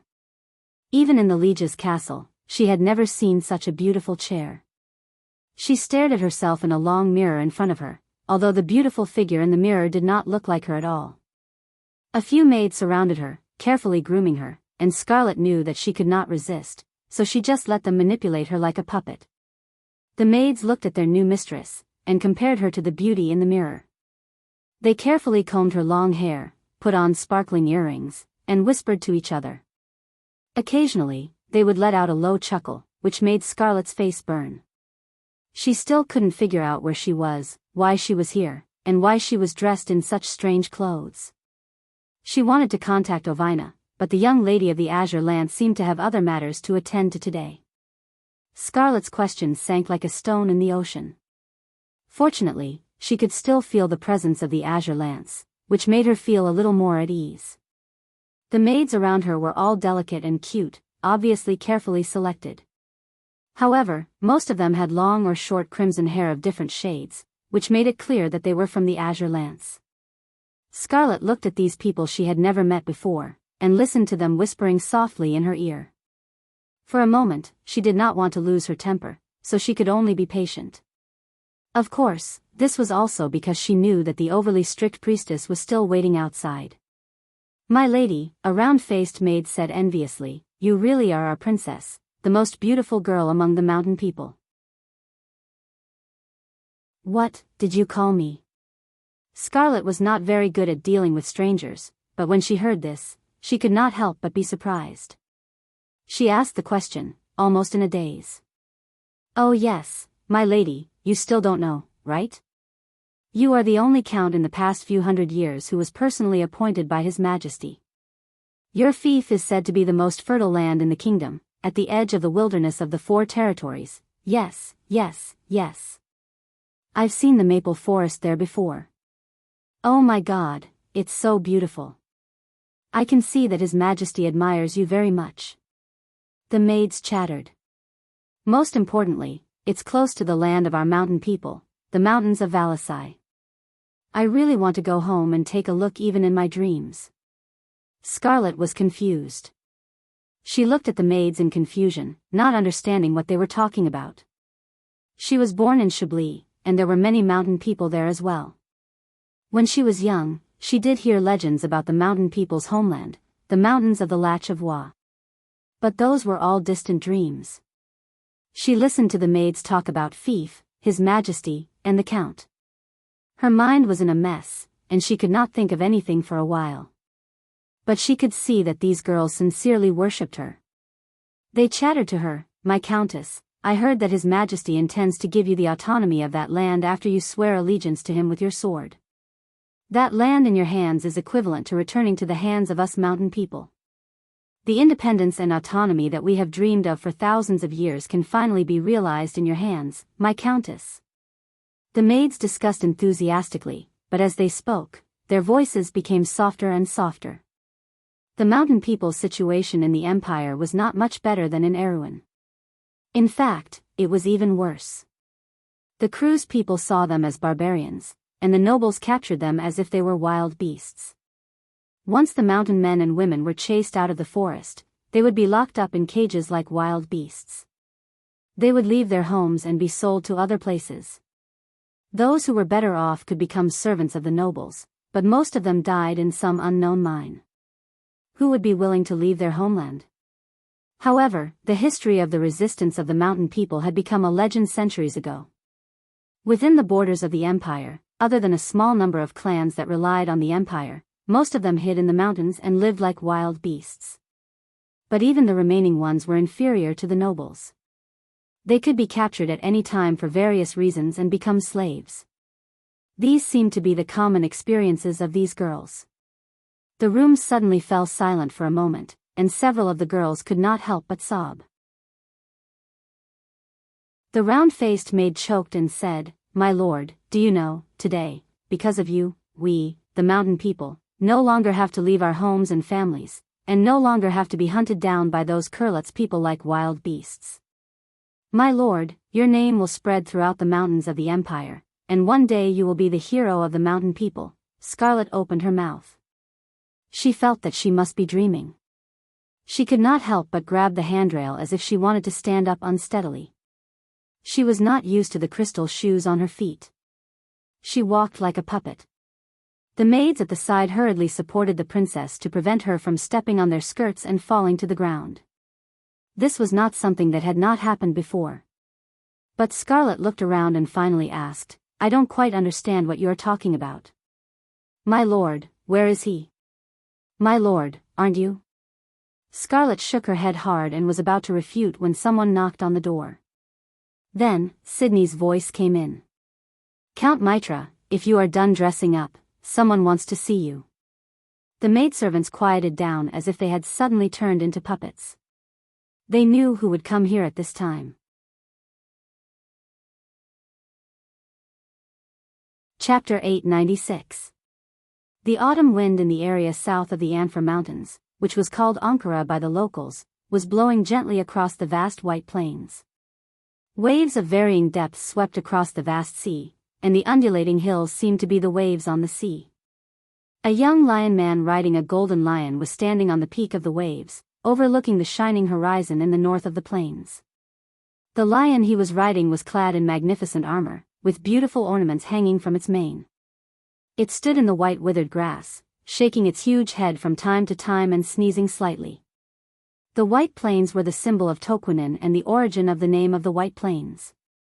The plains stretched from the silver sand coast to the west, to the border of the human kingdoms in the east. In the north, under the endless mountains, lay the powerful empire called Cruz. The young lion man stared in that direction. "Nair, we should go back. That's the limit of today's patrol area. If you go any further, I won't be able to bear the responsibility."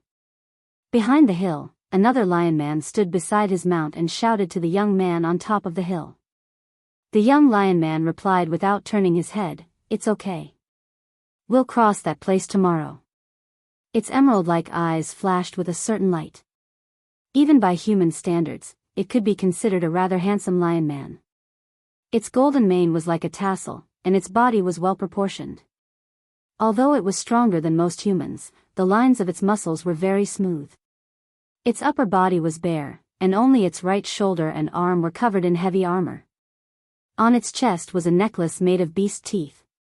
The young lion man below could not see the scenery behind the mound, but he knew that there used to be a magnificent fortress there, built with pure white stones transported from the plains.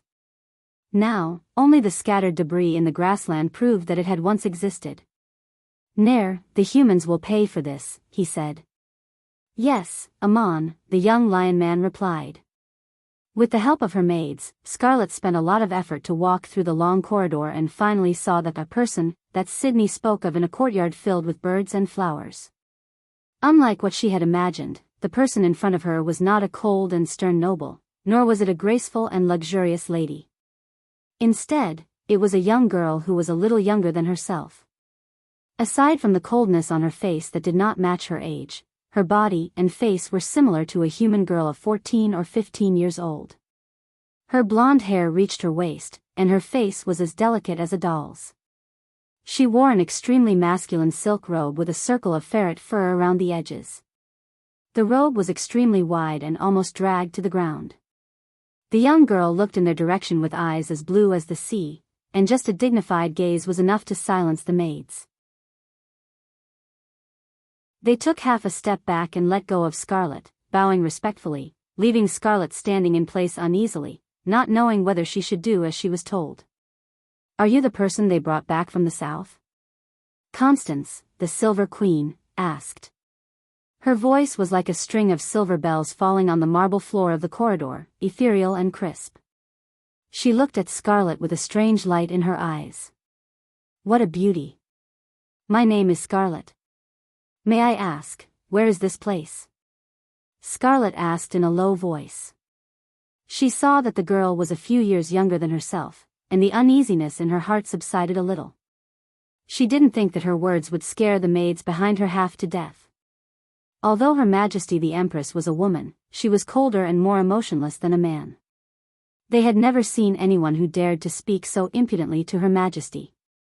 They were afraid that this countess would accidentally anger this temperamental supreme being. But Constance did not mind. She smiled and said, "This is my palace."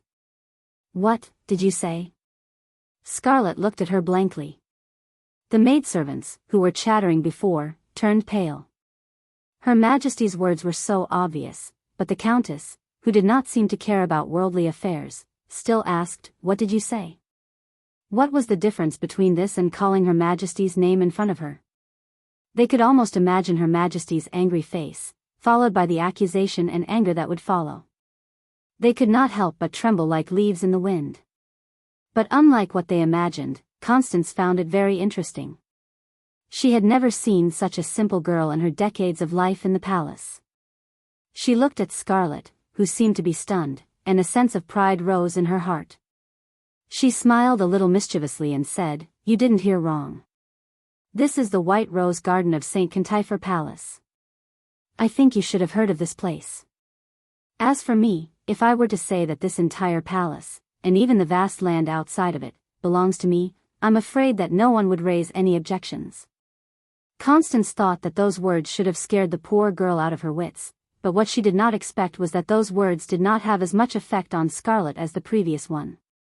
That was because the mountain maiden knew what "this is my palace" meant, but she did not know the deeper meaning behind the Garden of White Roses in St. Cantifer Palace. Under the rule of the Holy Cathedral of Fire, anyone with a little knowledge would have heard of the center of power of the Cruz Empire, the White Rose Garden of St. Cantifer Palace. But unfortunately, Scarlet, who grew up in the Chablis forest since she was young, was the rare exception. This place with a strong political connotation was no different from Front Gate 35 of Valhalla or the gatehouse of the Baron's Castle on the main street of Abbey's Castle. Constance looked at the Highlander girl with a little disappointment. She blinked and asked her a little uneasily, "But why am I here?" "I was the one who asked someone to invite you here." The Silver Queen was, after all, a queen. This momentary and failed prank was like a whirlpool on the surface of water in her heart, disappearing in the blink of an eye. This sentence made Scarlet fall silent.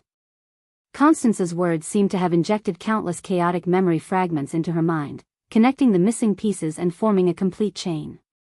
She finally remembered what happened after Ovina sealed her in the invincible barrier to protect her, as well as everything that truly existed in that dream. She was transported from Lantern Island to the sea, and then passed through Grey Harbor and Yanbao. She passed through half of the empire and arrived at the political center of the empire. Finally, she was released from the crystal and the holy cathedral. Although she still didn't quite understand how she became a countess for no reason, she wasn't an idiot. At this moment, she realized who the young lady standing in front of her was. "Your Majesty." She answered with obvious unease. Constance nodded with satisfaction.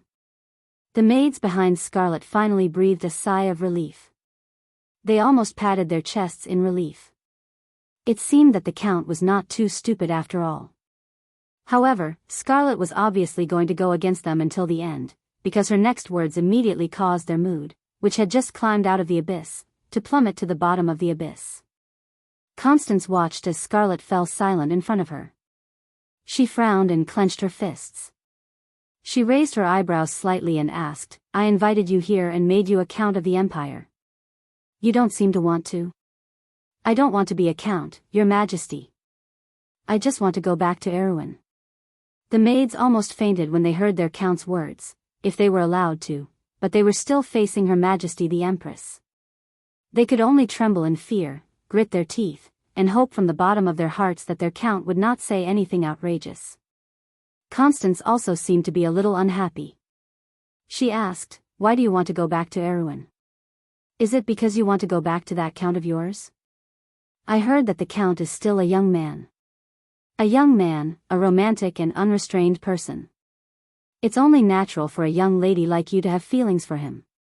She shook her head, "But you have to understand that you and him are destined to have no future. He has a bright future ahead of him. How could he possibly fall for you?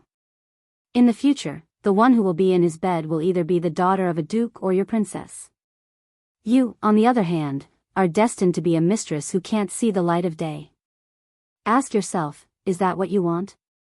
Scarlet widened her eyes and stared at the girl who looked a few years younger than her. She wanted to refute, but she could not open her mouth. No, in her mind, the Count was definitely not that kind of person. But what difference did it make to her? The Count already had a fiancé. The only thing she could do was to watch it all happen in silence. The Silver Queen's words pierced her heart like a sharp thorn. To be the Count's mistress, she suddenly realized that she seemed to have such delusions. No, Scarlet, you can't think like that." She hurriedly shook her head and said to herself in her heart. The Highlander girl looked up, her cheeks were already boiling hot. Constance looked on coldly, and then asked, "Do you still want to go back?" Scarlet nodded. Constance's face turned cold. "Do you think I'll let the Azure Lance leave the Empire, little girl? I'd rather destroy it than let such a thing happen." Her voice was so cold that it was penetrating. The majesty of a supreme being that had accumulated over the years almost made the Highlander girls behind Scarlet tremble. They were like sifting chaff, as if they would collapse at any time. But Scarlet stubbornly looked at Her Majesty. Her gaze seemed to have answered the question. Even if she died, she would die by Brando's side. Constance did not find it difficult to feel her determination.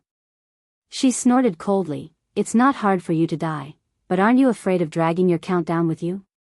He has a bright future ahead of him." The Highlander girl trembled, clenching her fists and looking at her angrily. Constance looked at Scarlet and could not help but shake her head. She looked up and said to the frightened maids, "You can leave now." The maids hurriedly bowed and retreated, but they could not help but sneak glances at Scarlet before they left, as if they were afraid that the Countess, who did not care about worldly affairs, would offend Her Majesty too much and accidentally lose her head. The round-faced maid even risked her life to grab Scarlet's hand and gave it a squeeze. This little gesture naturally fell into Constance's eyes, but the young queen completely ignored it. After the maids had all left, she said, although it's the first time we met, I can see that they care about you. Do you know the situation of the Highlanders in the Empire? Scarlet was not a puppet, and naturally could feel the concern from the girls of her tribe. She was slightly touched, but still did not say a word. What a stubborn little girl. Constance replied, but there is no benefit for you to insist on this. You are a count of the Empire today, and you will always be a count of the Empire. Whether you accept this identity or not, you will have to pledge your loyalty to my sword. She then warned, I can tell you clearly, Scarlet, from today onwards, if you dare to take half a step out of the White Rose Garden of St. Cantifer Palace, I will send troops to attack Erewhon and hang your beloved count. Scarlet's face was pale as she stared at her in disbelief. However, the Empire's queen did not seem to mind and continued, of course, when you swear your loyalty to me, I will give you the land of the wilderness of the Four Realms as your fief. But remember, you don't have much time left. You don't want to gamble the future of your Lord Brando, do you? When the Highlander girl heard that name, her whole body became wobbly. For a moment, she felt like the world was spinning, and her heart was at a loss. But she did not know where the courage came from, but she suddenly gritted her teeth and raised her hand. The emerald holy spear suddenly appeared in her hand. She let out a beastly growl and raised the spear to stab Constance's abdomen. The azure spear almost pierced through the Silver Queen, and at that moment, Scarlet seemed to have lost all her strength. She gasped for breath, but when she looked up, she saw that Constance's face showed no signs of pain. Instead, she looked at her coldly and said, My Countess, is this your answer? You. Scarlet looked at the spear in her hand in a daze. Constance raised a hand and placed it on the azure spear, and then pulled the blade out of her body inch by inch. She looked at her blood-stained abdomen, and then looked at the Highlander girl, and shook her head in disappointment. You are recognized by the Azure Knight. You and your azure spear can't hurt me. Go, you need to wake up. But remember my words, if you dare to act rashly again, I'll be the first to kill Erewhon. Scarlet was almost scared out of her wits, and she looked like she was at a loss. Guards. Constance covered her abdomen with one hand and shouted coldly, Take Count Mitra away. In just a moment, the Silver Queen watched the guards take Scarlet away, and finally there was a look of unwillingness in her eyes. She gently bared her teeth, and only then did she release the hand on her abdomen. Her palm was already blood-red. However, she did not summon a priest or a doctor. Instead, she looked behind a bush in the garden and said coldly, Come out, what are you sneaking around for? In just a moment, the bush there rustled, and a person in the attire of a chamberlain came out.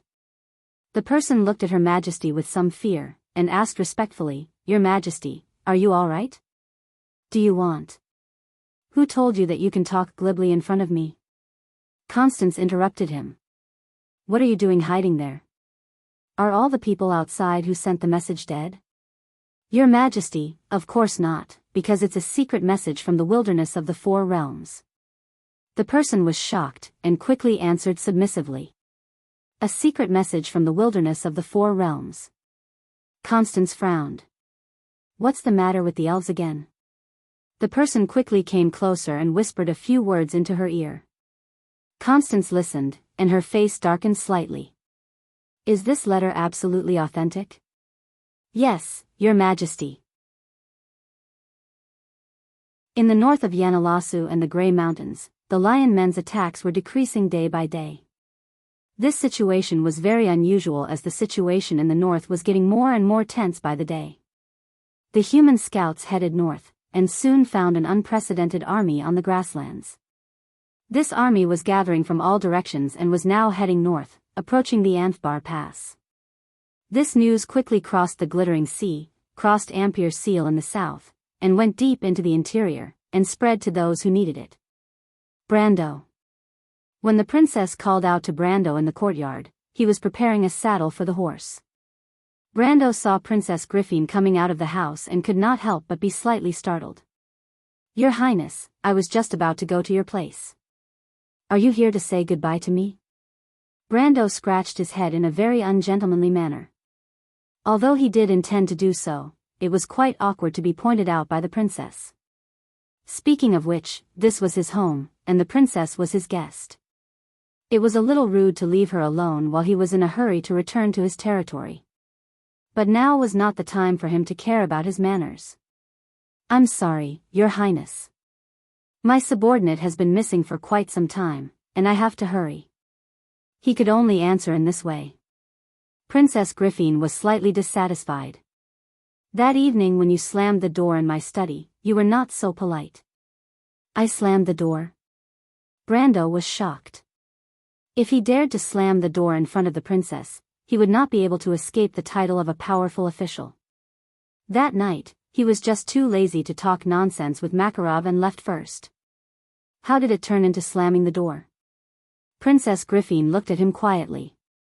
"Brando, you and the royal faction have different views. This is not a big deal, and I understand your ideals. But the old nobles are deeply rooted in the kingdom, and the royal faction is also a part of them. You have offended them time and time again, and they may not let you go." Brendel was a little disdainful. He knew too well about the old nobles that the princess was talking about in his previous life. They were a bunch of useless people.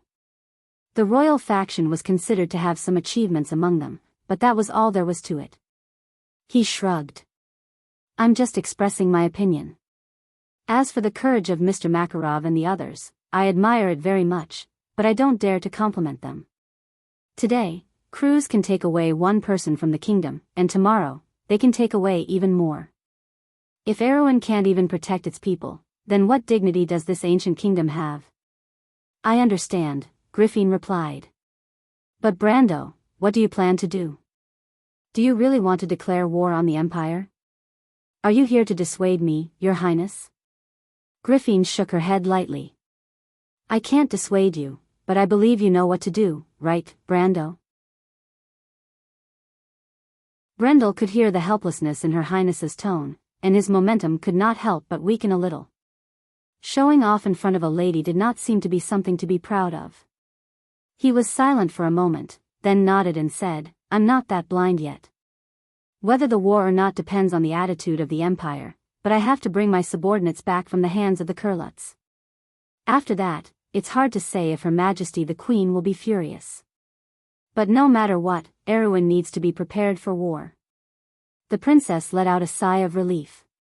"I knew you would know what to do." She paused for a moment. "Then, I'll appoint you as the leader of Erewhon's diplomatic group. What do you think, Count?" Brando saw the princess looking up at him, and there seemed to be a cunning glint in her silver eyes. He couldn't help but be a little surprised. Diplomatic group? What diplomatic group? He couldn't wrap his head around it for a moment. Could it be that in order to get back the hostages, the princess even formed a diplomatic group to denounce the Empire? Wait, isn't this a little too ridiculous? He originally wanted to bring a small group of people to sneak into the Empire and secretly rescue Scarlet, but the princess' idea was much better than his. This was a slap to the Empire's face. "Your Highness, this is a little inappropriate." Brendel was taken aback and carefully chose his words before replying. "Why?" Well. Brendel thought about it and felt that this princess might be a little too idealistic. He had to explain, the Kurlutzians are still quite prideful, and the Silver Queen is even more so. If we do this, won't we put them in a difficult position? What are you thinking, Brando? The princess looked at him in surprise. I'm asking you to be the envoy of the participating countries of the Holy Cathedral of Fire to go to Erewhon in the Holy War. Holy War? Brando couldn't help but cry out. The Holy War has begun. P.S. Today's chapter is 6,000 words again, so I'm a little late. Everyone, please vote, it's the end of the month again. Also, tomorrow is the Sword Spirit Open Beta. If you want to play, you can come to the Bamboo Forest Coast. I'm the unapproachable Fergie, the 36th assassin. Let's play together.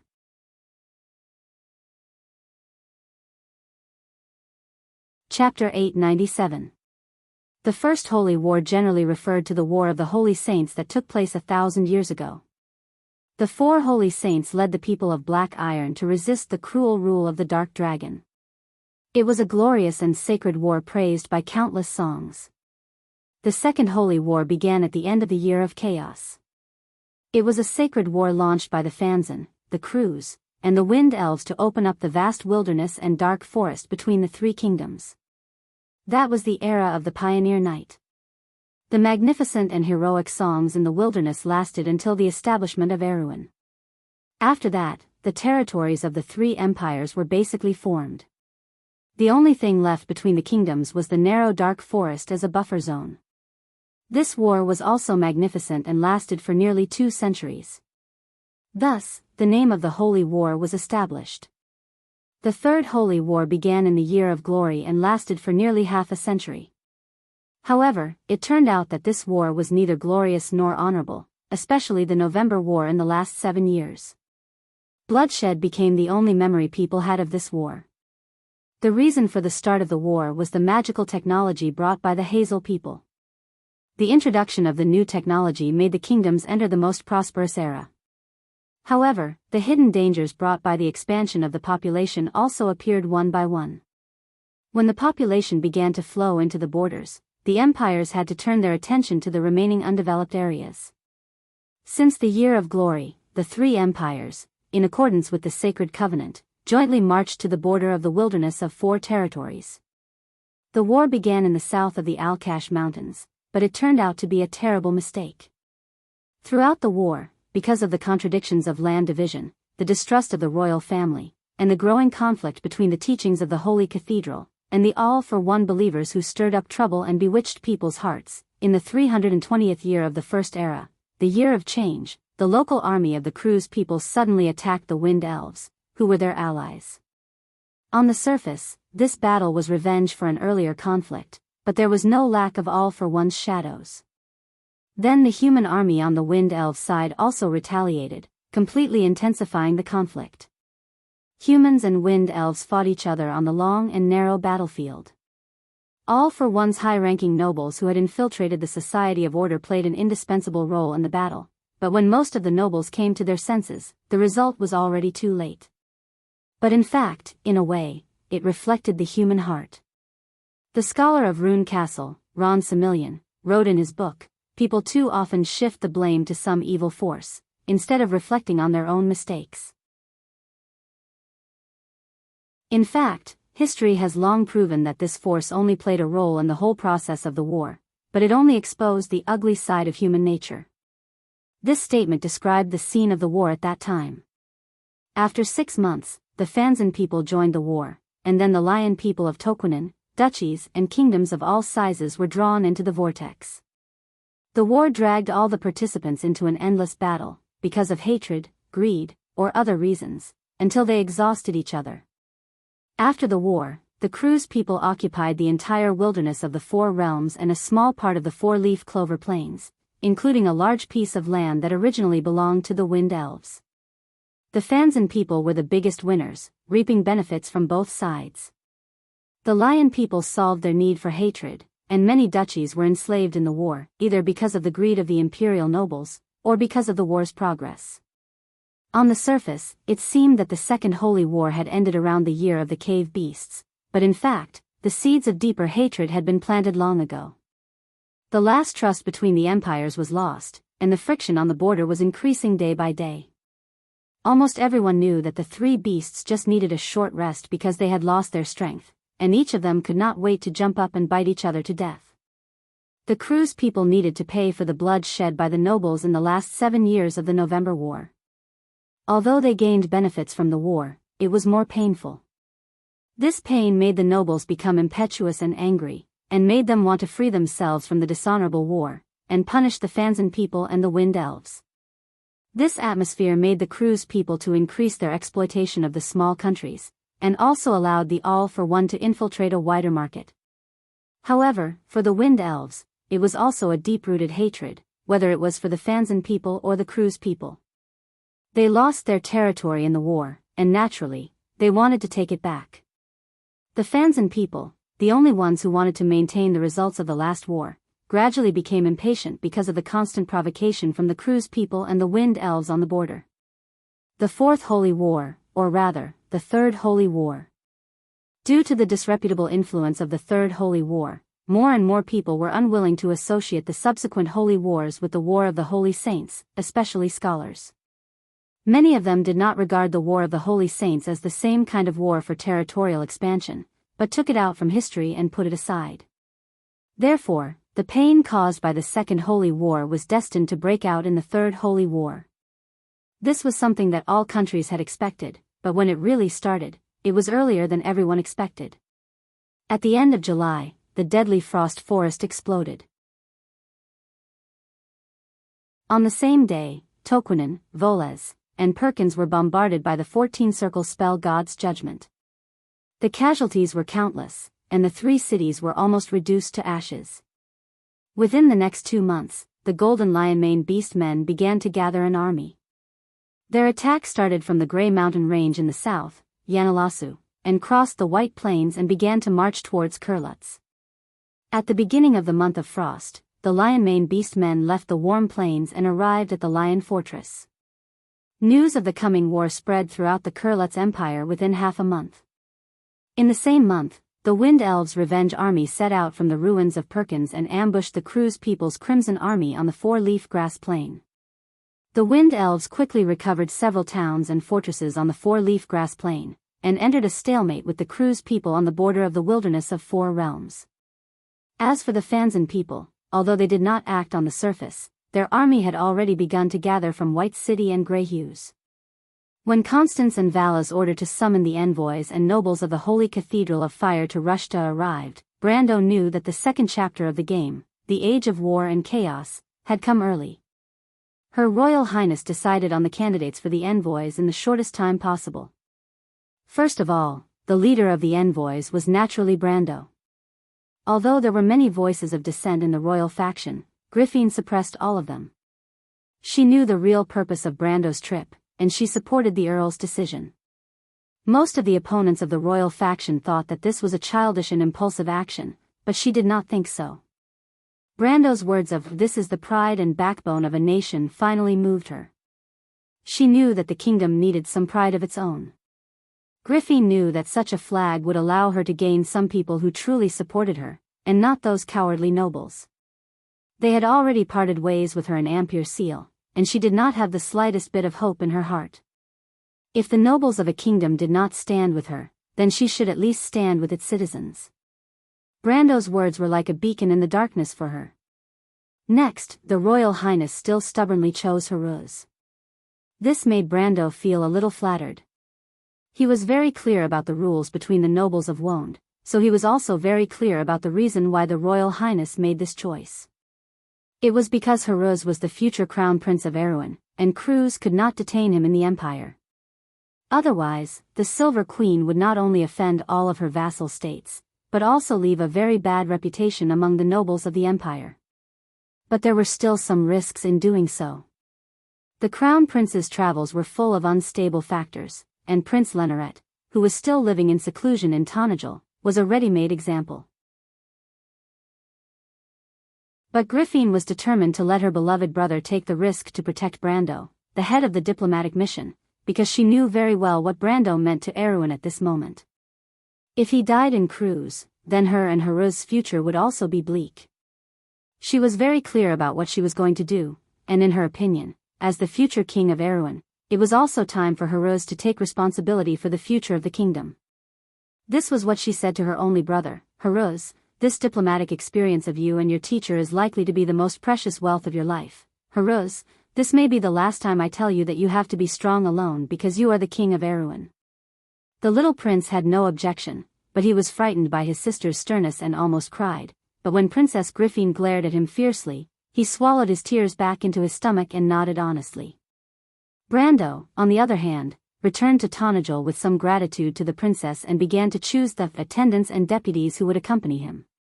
He knew very well that this so-called diplomatic mission was just a pretense.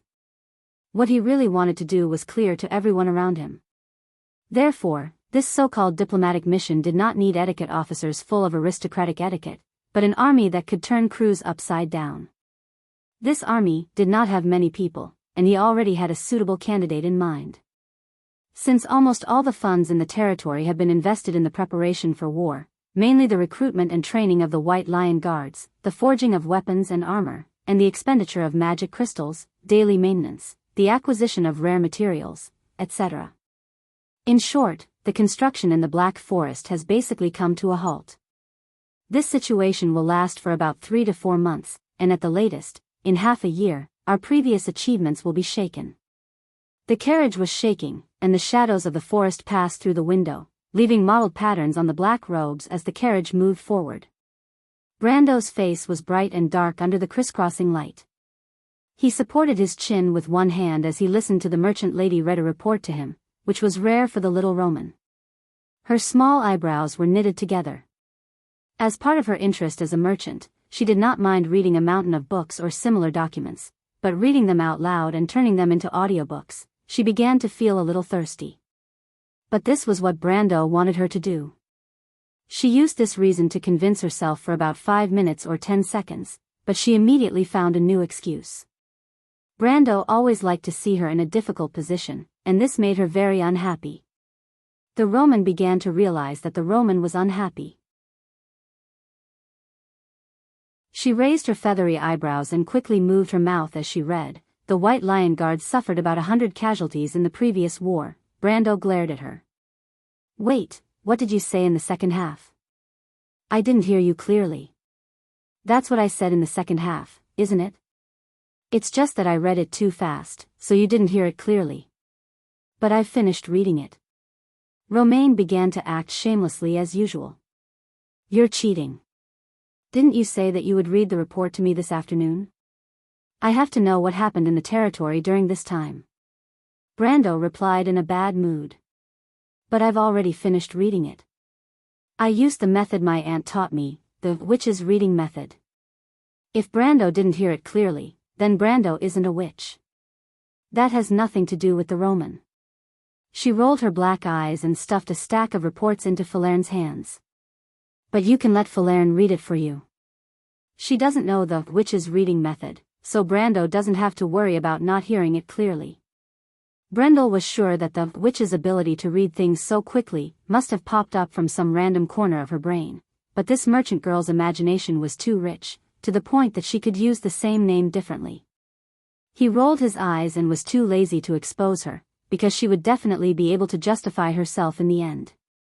This was Lord Romaine's special skill, rolling all over the floor, and normal people would not be able to learn it.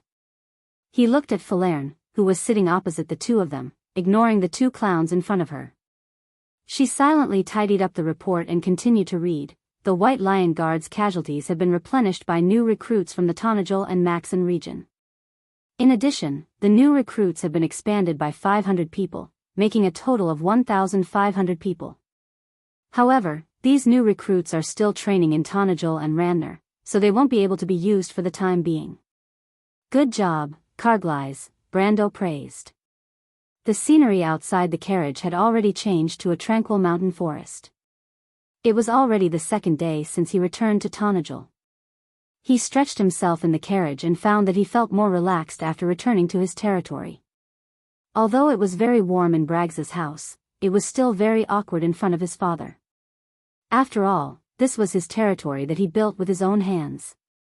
He originally wanted his parents to move to Tonajul, but old Scott stubbornly refused to accept. His mother, Windsor, seemed to be tempted, but in the end, she did not agree. Fortunately, Bun-Eyed promised to send people to take care of his family. With the protection of the Highland Knight, he did not have to worry about Madara's possible revenge. In the end, Princess Griffine did not succeed in her resignation. Since Princess Griffine arranged for him to be the leader of the diplomatic group to cruise, she naturally had to personally come to Tonajul to inspect the group that he selected to go to the Empire.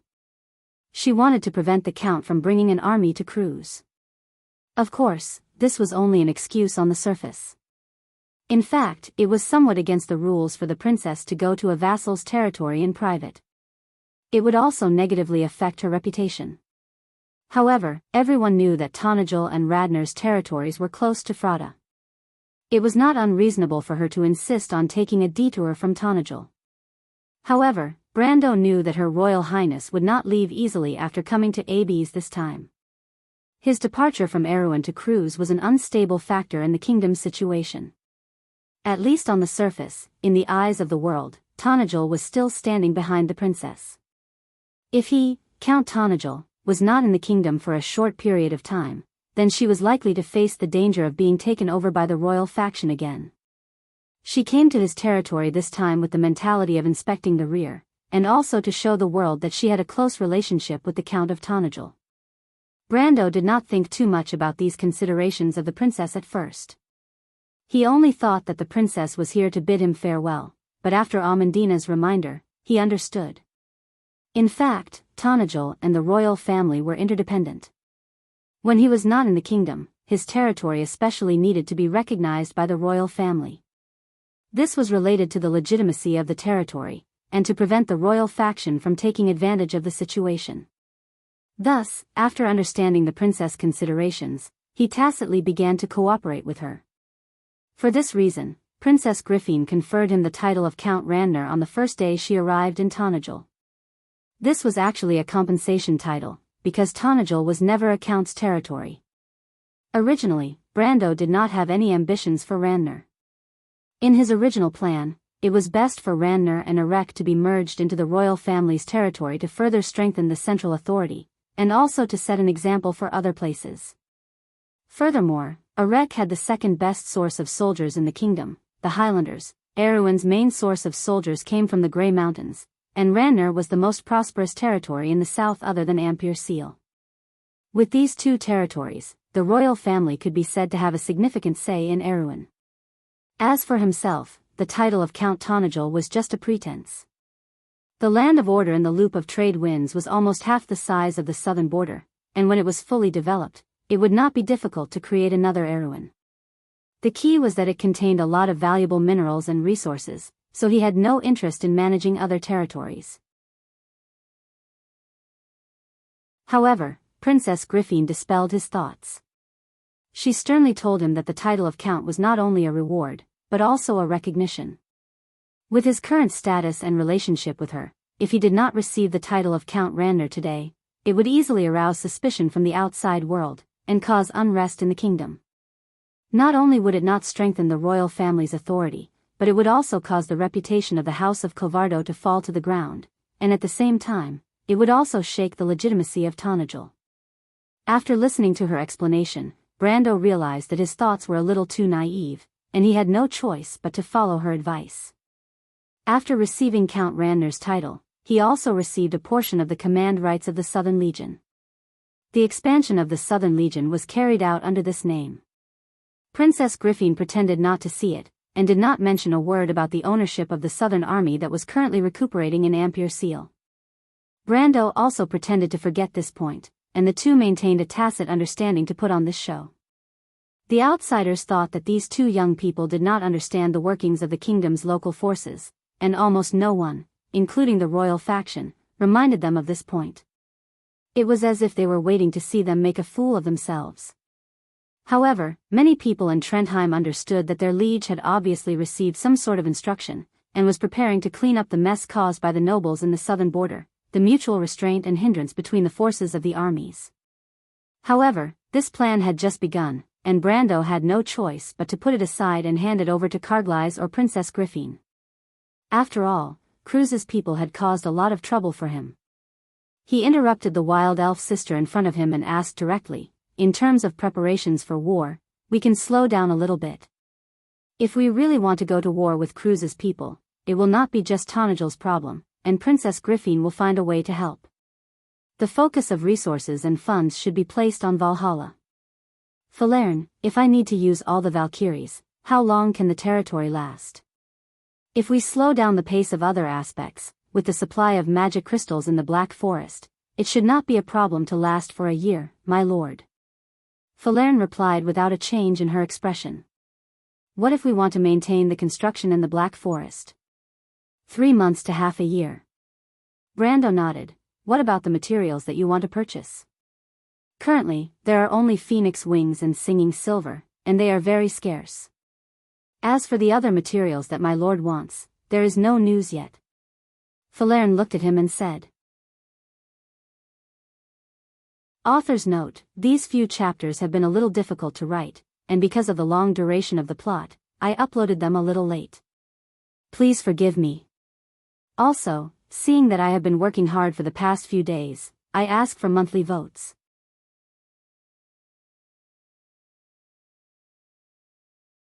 Chapter 899. The carriage soon arrived at Valhalla and stopped in the central district after passing through a gate on the huge tree roots. Brando looked at the scenery outside and gestured to Falerne to stop.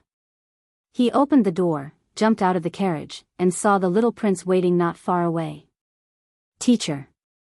Haruz bowed respectfully to Brando with the courtesy a student should have. Behind him stood Maynard, and another figure in a white linen robe who looked like an ancient Greek goddess, but with snake hair and prismatic eyes. She was a Medusa. Brando had heard of this Medusa named Lysimachia, but today was the first time he met her face to face. Your Highness, how has your swordsmanship improved in the past 2 months? Haruz's face turned red, and he could not answer. It didn't seem to be very good. Brando smiled and patted the little prince on the shoulder. Don't worry, it's okay. At this time, several green vines hung down from the canopy of Valhalla, hundreds of meters high. These vines were as thick as an arm, and the ends were intertwined to form a basket. Brando let Haruz, Maynard, and the little Roman ride in one basket with him, and the rest of the people ride in another. After he gave an order, the vines began to rise slowly. Although it was not the first time the little Roman had taken this kind of transportation, she was still looking around excitedly. She swung the rattan basket in the air and shouted, scaring Haruz so much that he clutched the edge of the basket tightly. But when it reached a certain height, the merchant girl also clutched the edge of the basket tightly and obediently stayed still. Swordsmanship is not everything, Haruz. Brando looked at the gradually shrinking hills and brown forest under his feet and continued the previous topic. If I remember correctly, after next month you will be 13 years old. Haruz looked at his teacher with some confusion and nodded. Starting next month, I will teach you magic. Magic? Haruz was slightly stunned. I can learn magic too, teacher. Of course. Brando nodded and said no more. Suddenly, he felt a gaze on him and realized that Maynard was staring at him. The female knight seemed to have recovered from her injuries. Today, she was wearing a tight military uniform and looked very heroic. What's wrong, miss? Maynard? Brando asked. You plan to teach His Royal Highness magic? Have you reported this to Her Royal Highness? Maynard asked. Not yet, but Haruz is very talented in magic. He has wasted too much time on the path of swordsmanship. Why not try another path? 13 years old is too late to learn swordsmanship, but it is the right time to learn magic. Who knows, he might become an outstanding wizard in the future. He laughed. As for Her Royal Highness, I will report this to her. The rattan basket quickly rose to the top. There were many wooden trestles extending from the central square, making it convenient for the people in the rattan basket to step on. Amandina, who had arrived at Valhalla first, was already waiting for them. She was holding a pile of unknown parchments, and behind her was Tia and the rest of the Tiger Sparrow mercenaries. When she saw Brando, Roman, and Falerne, Tia was pleasantly surprised and called out to her sister. Amandina gave him a look. Brando understood and asked, They're here? Amandina nodded her head. Where are they? Brando asked. Lady Tanya doesn't like noisy places, so I arranged for her to rest in the side hall. If she didn't like noisy places, why would she open a shop in downtown Ampere Seal? Brando shook his head in confusion. Let's go see her first. As expected, the nominal owner of the item arrived as scheduled. When Amandina pushed open an arched door with a carved pattern on the surface, a fairy lady was sitting peacefully on the round wooden table in the side hall. She knelt on the cushion. A small cushion was specially prepared for her on the table. On a tea table the size of a box was a small white porcelain tea set filled with fragrant tea. When she saw Brando and the others behind Amandina, she turned back, held the teacup with both hands, took a sip, and then gently put it down. The council is very dissatisfied, little one. The fairy lady's first words silenced the hall. Medusa Lasmika stared at the silver star brooch on the fairy lady's chest as if she had been pricked. Originally, not everyone agreed to leave the azure lance with you for protection. It was Master William and I who found a way to persuade the council to stand against the majority, but now you've put us in a passive position. Aunt Tanya, this isn't all our fault. I think you should understand that. Brando motioned for Ferlin to close the door and replied innocently, back then, you promised me that the illusion you cast on the azure lance would never be seen through by anyone, unless that person was a living sage. But now that living sage is still in Eloranta, and your lance has been stolen by Cruz's people. Tanya raised her eyelids and looked at him with some surprise through her silver-rimmed glasses. Don't talk nonsense, little one. If you hadn't used it to deal with a real god, how could the illusion on the azure lance have dissipated? But Scarlet wasn't around at the time. If it can't even withstand a little fluctuation of divine power, I think this so-called strongest illusion is a bit too unworthy of its name, isn't it? If I tell Luoan what you said exactly, do you think he'll come looking for you like a mad lion? Tanya was almost amused by this sophistry. A little fluctuation of divine power from your mouth destroyed 3 cities and blew up the deadly tundra into a barren land. Don't think we don't know. She knocked on the white porcelain teacup and asked, this cup is good. Why do you have a fairy tea set here? Did you prepare it especially for me? That's for the light spirits. Brando glanced at the tea set and answered casually. You're just like your grandfather. You don't know how to make a woman happy at all. Tanya rolled her eyes at him. The council means that the azure lance must be taken back. Isn't that simple? Brando continued. With your strength, you can easily subdue the holy cathedral of fire. The azure lance is ours to begin with. In this matter, Cruz's people are the ones in the wrong. If you come forward and ask them to return it, I'm sure they won't dare to refuse. Naive little one, it's not that simple. Tanya replied. Although Buga is the most powerful country in the world, Cruz's people are not to be underestimated. The land under the control of the Holy Cathedral of Fire is vast and the population is large. The enmity between 2 such large forces involves a series of complicated issues, not to mention war. To tell you the truth, little one, the possibility of persuading the council is 0. Then you want to take back the azure lance, don't you? Brando said softly, I see. You're counting on me again. The fairy squinted at him. Stop pretending. You already knew, didn't you? Brando smiled without embarrassment. But Aunt Tanya, you can see that I can't be a match for the behemoth that is the Cruz Empire, unless someone is helping Erwin behind the scenes. Apart from direct intervention Tanya began. Apart from direct intervention Brando repeated affirmatively. Tell us, what do you want us to do? Brando gestured to Amandina who was beside him. Amandina hurriedly unfolded the rolls of parchment she had been holding in her arms and spread them on the table. They were several drawings. The fairy flipped them open one by one and understood after reading them. Cruz's frigate. You want us to help you build this thing? She leaned over the drawings and looked back at Brando. Brando nodded, then shook his head. I want you to help me build 10 of these frigates. Of course, you'll pay for them. But more than that, I want you to help me build a large magic dock in Valhalla. This magic dock must have the technical standards after the Year of Thunder. It must be able to build at least the smallest Type 4 battleships. The dock must have a gargoyle casting workshop that can provide at least a brigade of gargoyles for the dock and port as an air defense force. At the same time, you'll also help this dock train the 3rd phase of shipwrights and supporting professional wizards. Tanya glanced at him in surprise. You seem to know a lot about magic shipbuilding? A little, Brando replied somewhat proudly. I just don't want to be deceived. A piece of cake. Any city in Buga has the ability to build a dock like this for you alone. We won't go as far as to cheat for something like this. Tanya casually flipped through the cruise frigate drawings that Brando and Amandina regarded as treasures. She replied with some disdain. Only you would look up to this kind of rubbish drawings. Rubbish?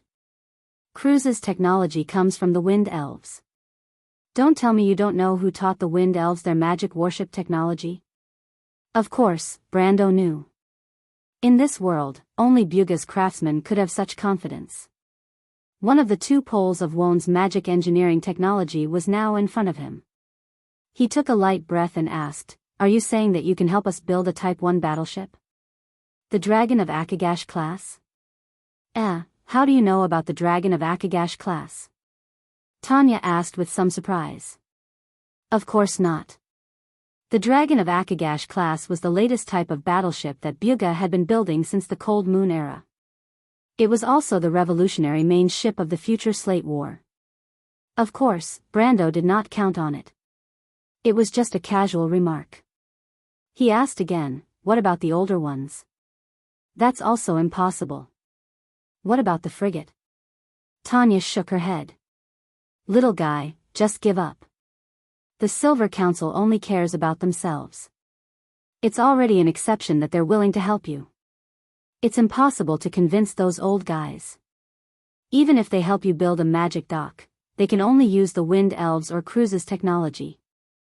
As for the gargoyles, anyway, it's already leaked technology before the Second Holy War, so it won't be too difficult. As for the rest, don't think too much." Brando sighed, as if he had already expected this. "If that's the case, Aunt Tanya, why do you have to ignite my hope?" "Because you're an idiot," the fairy replied snappily. "Although we can't do it, someone else can." "Who?" "The Hazel people. The Hazel people are Cruise's mortal enemies. If one day you really stand on the opposite side of the Empire, I can find a way to contact them for you. I'm sure those arrogant shorties will be happy to help you become a thorn in the Empire's side." She glanced at Brando and replied, "You don't look down on their technology, do you?" Of course I look down on them." Brando reacted and was overjoyed. What a joke, one of the two extremes of magic technology. How would he dare to look down on it? It's just that the Hazel people had little contact with the outside world, so he didn't dare to think about it. Tanya patted the blueprint and asked again, "So, this is all you want?" Brando immediately shook his head. "Of course not, Aunt Tanya. Naturally, I can't take 10 frigates to the Empire to take back the Azure Lance. This previous request is only the premise of our cooperation. It's to guard against the possible retaliation the Empire may launch against Erewhon after I take back the Azure Lance. And I'm going to take back the Azure Lance. This is a difficult task in itself, and I need your unreserved support." The fairy looked at him with a look that said, "I knew you would say that," and said, "You're not going to say that you need a battleship to go to the Empire to take back the Azure Lance, are you?" Brando smiled awkwardly. Obviously, she had hit the nail on the head. He hurriedly shook his head and said, "Of course not. I just want some small things, Aunt Tanya." After reaching a preliminary consensus, the subsequent discussion was much easier. Of course, this ease was relative to one side. When the 2-hour bargaining process flashed by, Brando was satisfied, but Tanya's expression did not look good. "If your grandfather was half as smart as you, he wouldn't have ended up like that." These were the original words of a certain fairy. Of course, although she seemed very dissatisfied, she still accepted Brando's request to stay for the banquet hosted by Valhalla. After all, both sides knew very well that these deals were just a drop in the ocean for Buga. And when Amandina followed Brando out of the side hall of Valhalla's town hall, she couldn't help but wonder if she was still in a dream. Although she had long been used to big scenes, she still asked Brando in a low voice in disbelief, "My lord, Lady Tanya really agreed to give us 1,000 gargoyles?" Brando nodded. "And 300 steel golems?" Brando nodded again. "And ether dragons?" Brando probably guessed the thoughts of his lady aide. He turned back and replied, "We're just helping the Buga deal with the inventory. These things are outdated technology to them. Every year, they're overstocked in the warehouse, and they need to pay for maintenance. Even if they're scrapped, it still costs a lot of money. On the other hand, they're more profitable by giving them to us.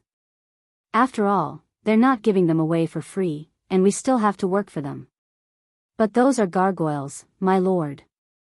In the early years in Erewhon, if any noble had a gargoyle as a guard in their castle, it would be an incomparably glorious thing. It's incredible that we have so many at once. Amandina could hardly imagine that these things were just junk that Brando said the Buga were eager to get rid of. It was as if until this moment, she had a direct understanding of the power of the legendary Silver Kingdom. Of course, she also had a stronger understanding of her lord's exorbitant demands. If it were her, she would never dare to ask the Buga for such an exorbitant price. But in fact, compared to these things, Brando was more concerned about the small deal at the end. He hoped that Tanya would come forward to help him collect some special materials that Valhalla urgently needed. In terms of the richness of collections in the world, there was probably no one who could compare to the white-bearded wizards of the Silver Alliance. It took a while for Amandina to recover from her dizziness. She rubbed her forehead and asked in a low voice, "My lord, where shall we go next?" Brando nodded. "Cruz's people gave us trouble, so we naturally have to give them some trouble," he replied. Let's go see Prince Leneret." The two left the side hall one after the other. Behind them, Prince Haruz was about to follow but was grabbed by the arm. The little prince looked back at Medusa Lysimika, who grabbed him in confusion and asked, "Sister Lysimika, what's the matter?" Lysimika put a finger to her lips and gestured for him to be quiet. She hissed and whispered, "That count is your teacher?" Haruz nodded. "Does he support you to be king?" Haruz shook his head. "I don't want to be king, Sister Lysimika, but don't tell my sister, she'll scold me." "Well, little one," Lysimika patted his little head. "Whether you want to be king or not, you must hold on tight to your teacher. In your little country, I'm afraid no one can be more capable than him." "What's the matter, Sister Lysimika?" Haruz was a little puzzled. "Nothing," Lysimika suddenly asked. "Little prince, can you let me go with you to that whatever empire?" "Didn't you not want to go, Sister Lysimika?" "I've changed my mind." "Oh," Haruz said, "I think it should be okay. I can pick a few people to accompany me. I'll let Madame Wenze stay." "Thank you, little one." Medusa Lysimika licked her lips with her forked tongue and looked strangely in the direction Brando left. It's interesting to be able to command the Bugas.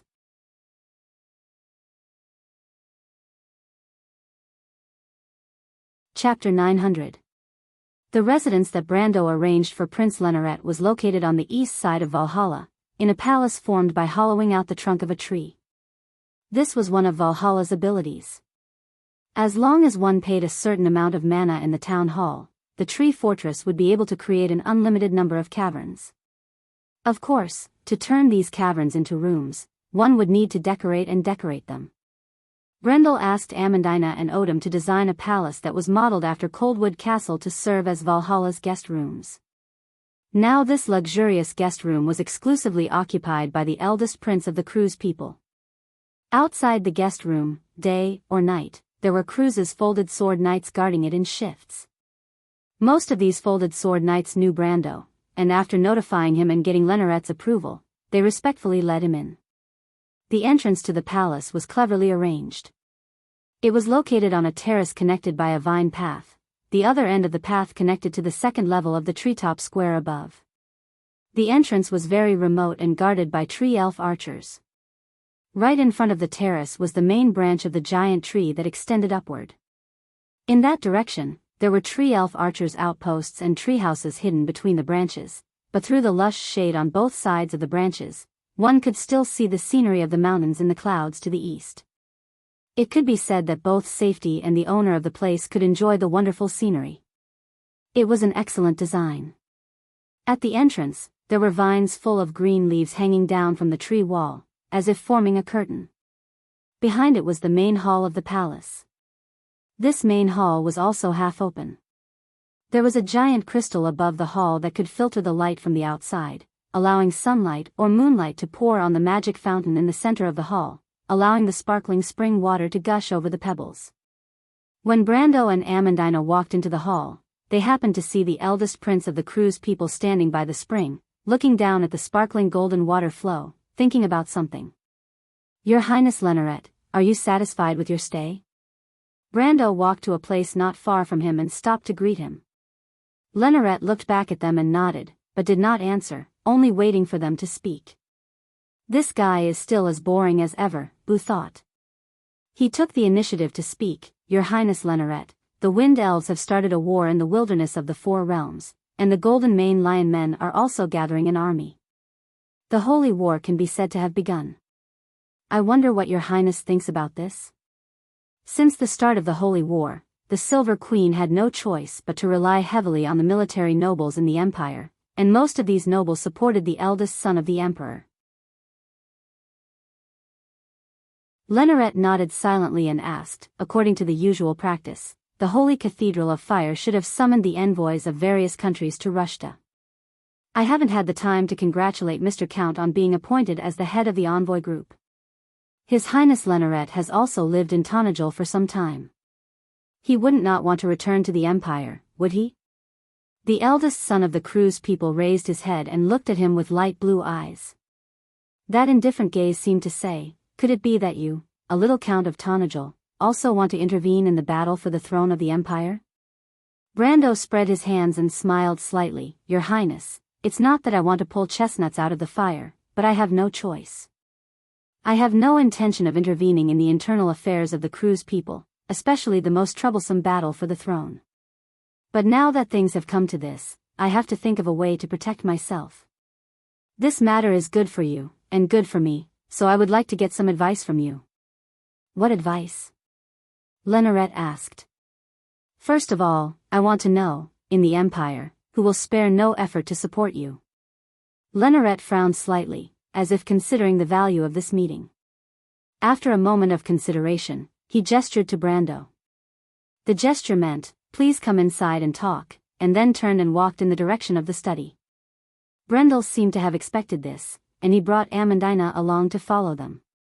They went all the way to the study. There were a few light spirits in the study waiting for the eldest son's instructions. Lenoret asked them to set up the room and put black tea and snacks. Although these light spirits also listened to Brando's orders, Brando was good-natured and waited for the eldest son of the crew's people to exercise his authority, although his authority was also limited to this palace. A moment later, when a few light spirits flew out of the room, the eldest son of the crew's people solemnly replied, "Mr. Count, the Octavier family is my wife's family, and Duke Ludwig will spare no effort to support me." Brando really did not expect the eldest son of the emperor to already have a wife at such a young age. However, this kind of political marriage in Wond was equivalent to taking sides. The Octavier family could be said to be tied to Lenoret for good or ill, so Duke Ludwig in the crew's empire could be regarded as the kind of person that the eldest son of the emperor could completely trust.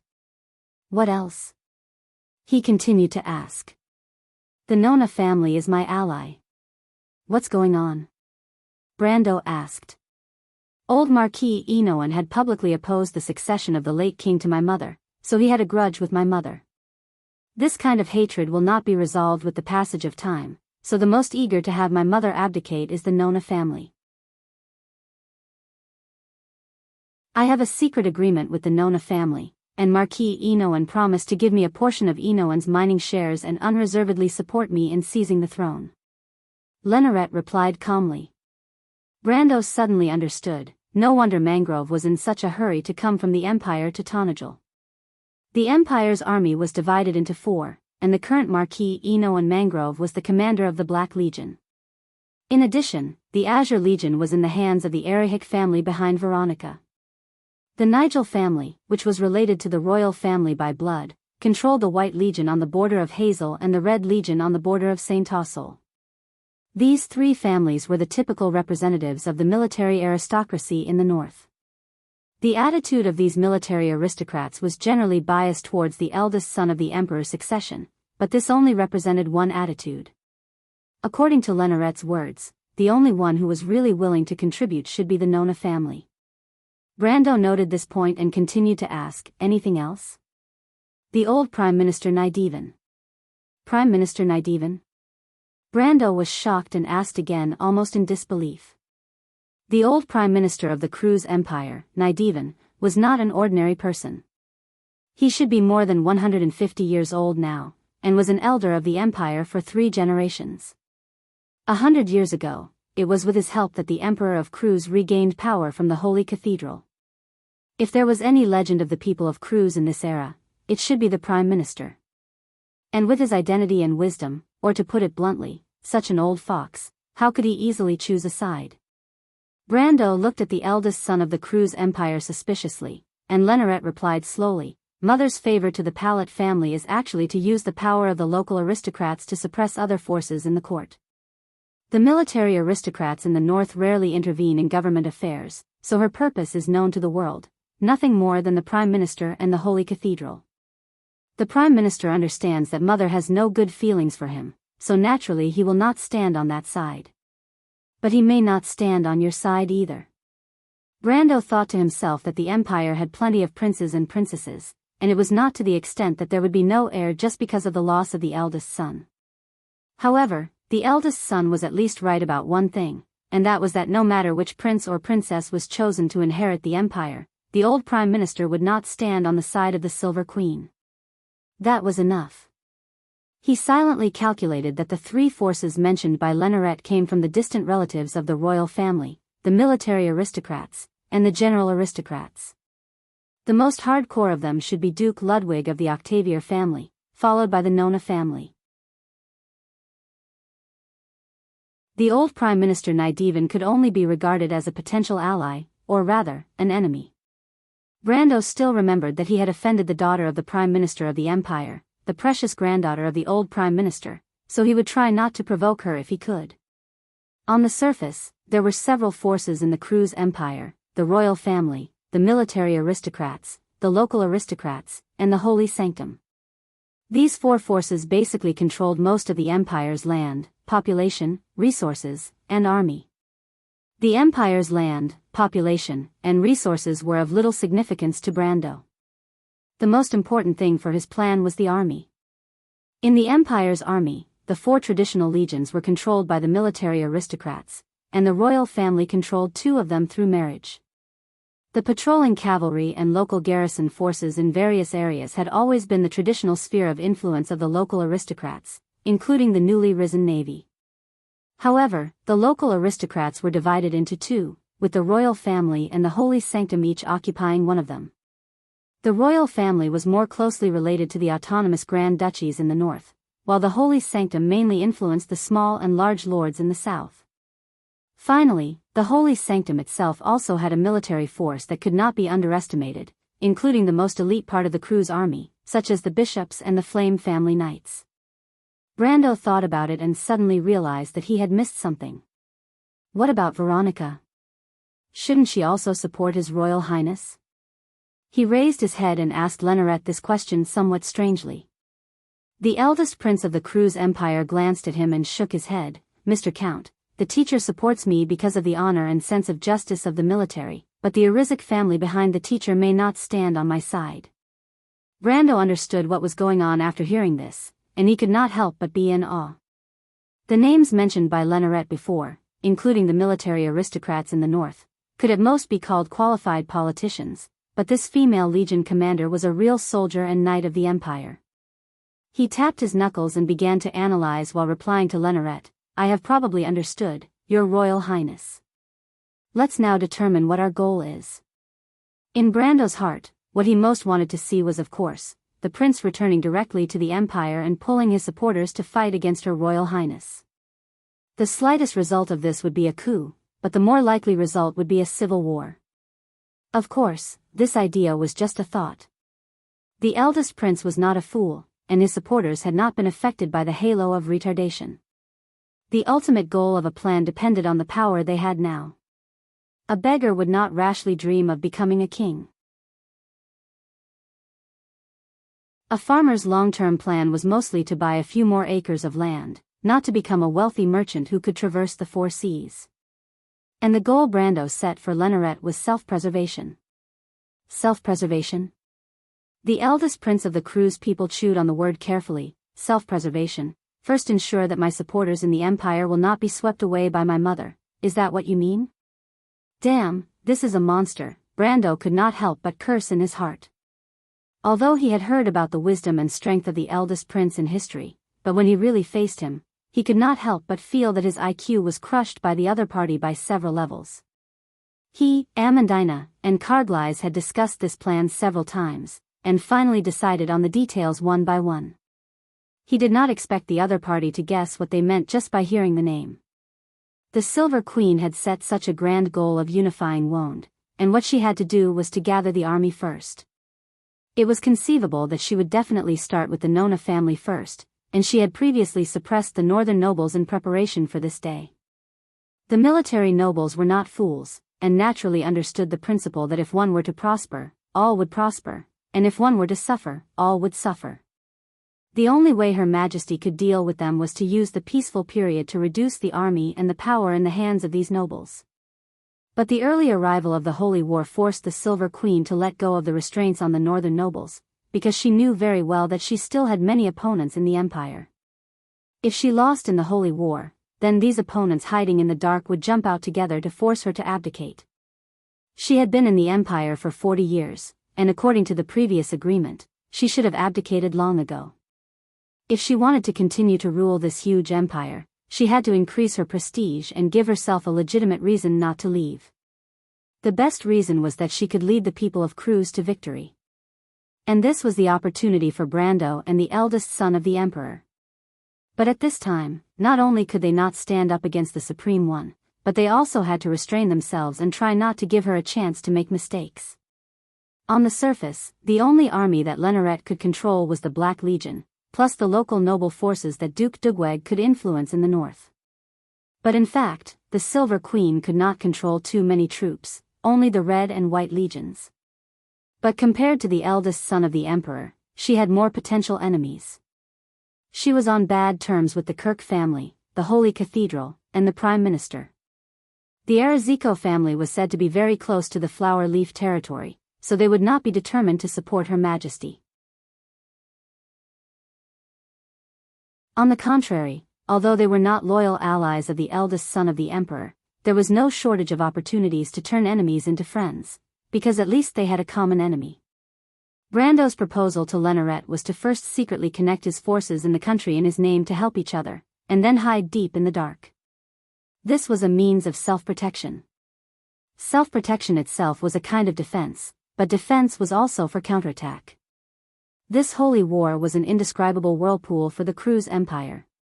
The Holy Cathedral wanted to win, and the Silver Queen also wanted to win, but the Holy Cathedral was not willing to make a wedding dress for the Silver Queen, and presumably the Supreme One of the Empire had the same idea. And the local nobles also had their own ulterior motives. There were hardcore supporters of the Queen, and there were also supporters of the Holy Cathedral. When the two sides wrestled with each other, the power owned by the eldest son of the emperor became a decisive force. If he chose to remain silent, then the Silver Queen's plan to integrate the power of the empire to achieve military victory in the Holy War could be said to have failed by half. In the face of this situation, it was not surprising that the old Prime Minister, Naidivan, would look on coldly, and the attitude of the local nobles would change over time. Because of a very simple principle. A newly ascended emperor and an iron-blooded queen who had ruled the empire for 40 years had a completely different power in terms of governing ability. No local nobles would like an overly powerful emperor. This was a universal truth in Wond, so it was self-evident who they would eventually side with. When the prestige of Her Majesty the Queen weakened day by day with the deepening of the war, then the voices forcing her to abdicate would one day reach a consensus among all the nobles. At that time, Lenoret could justifiably return to the empire and receive the support of the nobles. This was the final counterattack. Of course, self-protection at this stage was also good for Brando. He wanted to go to the empire to take back the Azure Lance and Scarlet, and it was conceivable that his enemies should be Her Majesty the Queen and the Holy Cathedral of Fire. Therefore, the last thing he wanted to see was a completely unified empire, whether under the name of the Silver Queen or the Holy Cathedral. Therefore, what he had to do was to maintain the chaotic status quo of the empire and seek opportunities for himself with the help of the opposition from many sides. At the same time, Lenaret's allies in the north could also provide him with the necessary protection, such as arranging a safe channel for him to escape the empire. In this regard, he and the eldest son of the Kurlutzians had common interests. Lenaret listened carefully to Amandina's analysis and nodded silently. He finally looked at Brando, and his gaze was no longer so cold. He thought for a moment before he replied, "Count, thank you for your frank proposal. I think I can trust you completely. If one day I ascend the throne, then your friendship with me today will become a precious witness." Brando smiled slightly and finally breathed a sigh of relief in his heart. "Then it's a pleasure to work with you, Your Highness," he replied. Lenaret nodded slightly to him as a sign of acknowledgement, but his stern face did not loosen in the slightest. He thought for a moment and suddenly said, "As a friend, I have some personal advice that I can tell you, Count." Brando was slightly taken aback and asked, "What advice?" "I know my mother's character and conduct very well. Your subordinate is in her hands, and she will definitely use you and Erwin to coerce her into submission.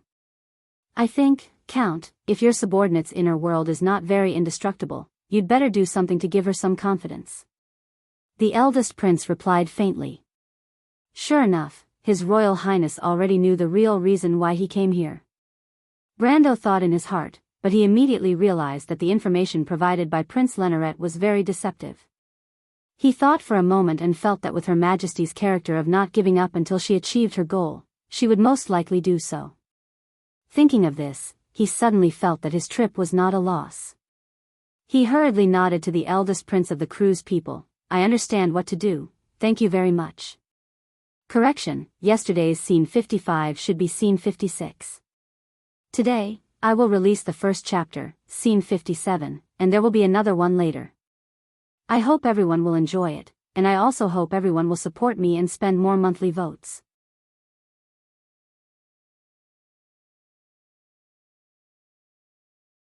Chapter 901. It was the last few days of the month of frost, and the weather outside was so cold that it made one's teeth chatter. The deciduous forests around Maxen and Schaflund couldn't escape the bleak scene. The trees were starting to become bare, and a thick layer of withered leaves had fallen on the ground since late autumn. It was as if a gray carpet had been laid out in layers between the trees. There were even a few light snowfalls in the northern regions. Although it wasn't to the extent of being covered in snow, it was at least an omen of winter in the year of the sword. This was the worst month of the year to start a war, but the Holy War just had to start at this time. History was always so unreasonable, and sometimes it was even more whimsical than the stories described. In Abes, only the black pine forest outside the Baron's castle was still tall and green in the midst of the solemn atmosphere of war. However, there was a faint black color between the canopy of the trees, as if the entire shade of the trees was a ghost hovering overhead. When the cold wind whistled past the tips of the pine trees, it made a strange whistling sound that made one's hair stand on end. Translator, Endless Fantasy Translation Editor, Endless Fantasy Translation. The guests of Trentheim were stomping their feet and rubbing their hands as they complained about the horrible weather. Most of them were dressed in bright clothes and had the air of a big city. They didn't look like locals at all. A dozen or so carriages were parked outside the courtyard, their bodies painted with all kinds of emblems. Each one represented the glorious history of a family. These nobles came from all over the Erewhon, and most of them were here for the first time in Tonajul. They were here for only one purpose: to go on a diplomatic mission to the Cruz Empire. It was also a rare time for Ab's castle to be lively, although it didn't matter if the owner was willing to receive these guests.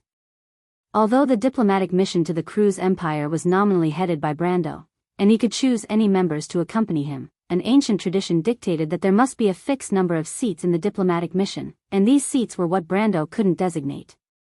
Among them, there was a representative of the royal family, and Prince Haruz would represent the House of Corvado. In addition, he could also choose 2 maids, an attendant, and an accompanying knight. The original list included Madame Windsor and Madame Sigma, the 2 nannies of His Royal Highness when he was in Winterclaw Castle. However, Haruz asked Brando to replace Madame Windsor with Medusa Lysimeka at the last minute, which made Brando wonder if the prince had reached the age of love. As for his attendant, he was a young man from Corvado, whom Brando had never heard of before. He must be a member of the royal family, and the accompanying knight was naturally the most trusted candidate of Her Royal Highness Maynard. In addition to the Corvado royal family, according to the agreement of the Holy Cathedral, Erewhon's former royal family, the Cipher royal family, should also send a representative. However, this representative naturally couldn't travel thousands of miles across Ampere Seal for a week or two to meet them here. Her Royal Highness's brother had already sent a letter to tell them that he had chosen the candidate, and that the envoy and his entourage would meet them in Grey Mountain, so his sister and the Count didn't have to worry too much. Then, 4 dukes, Viro, Grinoires, Lantanailan, Karsuk, and 3 counts, Count Janilasu, Count Yenbao, and Count Grey Mountain, plus a Marquis of Balta, each with a representative. There were originally supposed to be representatives of Erech and Radnor, but now these 2 territories had been removed, and they were both part of the royal family's territory and part of Tonajul. Erech's family was few in number, and after the Battle of Ampere Seal, they were basically wiped out. Count Radnor and his family were still in prison in Majedon, so naturally, it was impossible for them to send any representatives. Among the 4 dukes, Duke Viro directly sent his youngest daughter, Duke Talanalan's envoy, Duke Eek, and Duke Karsuk sent a meatball, who was said to be his second son. As for Duke Grinoires, he also sent a daughter, but she was only a little girl of 7 or 8 years old. Count Janilasu was a believer of the Silver Lion Association. He did not have a wife, so naturally, he did not have any children. He sent a sergeant whom he thought highly of, a very energetic young man. The envoy of the Count of Grey Mountain also did not come to Tonajul, so naturally, he was waiting with the envoy of Cipher to meet them in Grey Mountain. In the end, there was a little twist in the choice of Count Yenbao's envoy, because there was no news of Count Yenbao for a long time. In the middle of the month of frost, Baron Dahl sent an envoy himself, but he was directly driven away by the angry princess.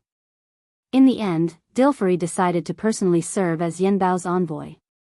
First, she could leave an impression on the Holy Cathedral of Fire as the future successor of Yenbao, and second, she could thwart Baron Dahl's conspiracy. Brando considered her physical condition and specially prepared a larger carriage for her. Most of these nobles had their own attendants, ranging from 1 to 3. Thus, when added together, it was a bloated group of 20 or so people and 5 or 6 carriages. However, if one thought that this group was large enough, then one would be gravely mistaken. Brando soon found that there were some unexpected guests in this team. One of them was Princess Magadal. As the Princess of Antiburo, she naturally had to represent her duchy to cruise. Originally, the Empire thought that she had died in the war in Ampere Seal, so the order was also passed to the duchy, hoping that the duchy could send another envoy to cruise. But this news somehow reached the ears of the nun princess, and after she heard the news, she insisted on being the envoy of Antiburo to the Empire. She also privately communicated with the Antiburo royal family, so Brando naturally could not stop her. After all, the princess was recuperating in Tonajul and was not under house arrest, so he had no reason to restrict her freedom to contact the outside world. And another uninvited guest was now in front of Brando. At this moment, Brando was staring at the merchant lady in front of him. She was wearing a thick fur coat, boots, gloves, a scarf, and a bearskin hat. Her small face was almost only revealing a pair of black eyes. He looked at the large suitcase in her small hands and finally couldn't help but ask, "Well, now can you tell me, what are you planning to do here?" "Go to the Empire with Brando, I haven't been there yet." The little Roman raised her chin, revealing her small mouth from under the scarf, and answered matter-of-factly. Brando rolled his eyes. "Of course I know that, but I already said that there are no more places for the diplomatic group. Besides, you don't seem to remember, I told you to stay in Tonajul obediently and leave yourself in a safer place. Don't make me worry, do you understand?" He couldn't help but facepalm. This girl clearly promised him yesterday that there were no more places for the diplomatic group, and told him to stay in the territory obediently and support Amandina. She clearly promised that she would never take up a place in the diplomatic group. Wait, Brando suddenly froze in place. He reacted and glared at the young lady. Oh, damn it, you're playing word games with me again. Nope. Little Roman blew a puff of white air on his hand and replied with a smile, I'm the rightful one. Justified my ass, Brando pinched her face. Listen to me obediently, stay in Tranquil, you're not allowed to go anywhere.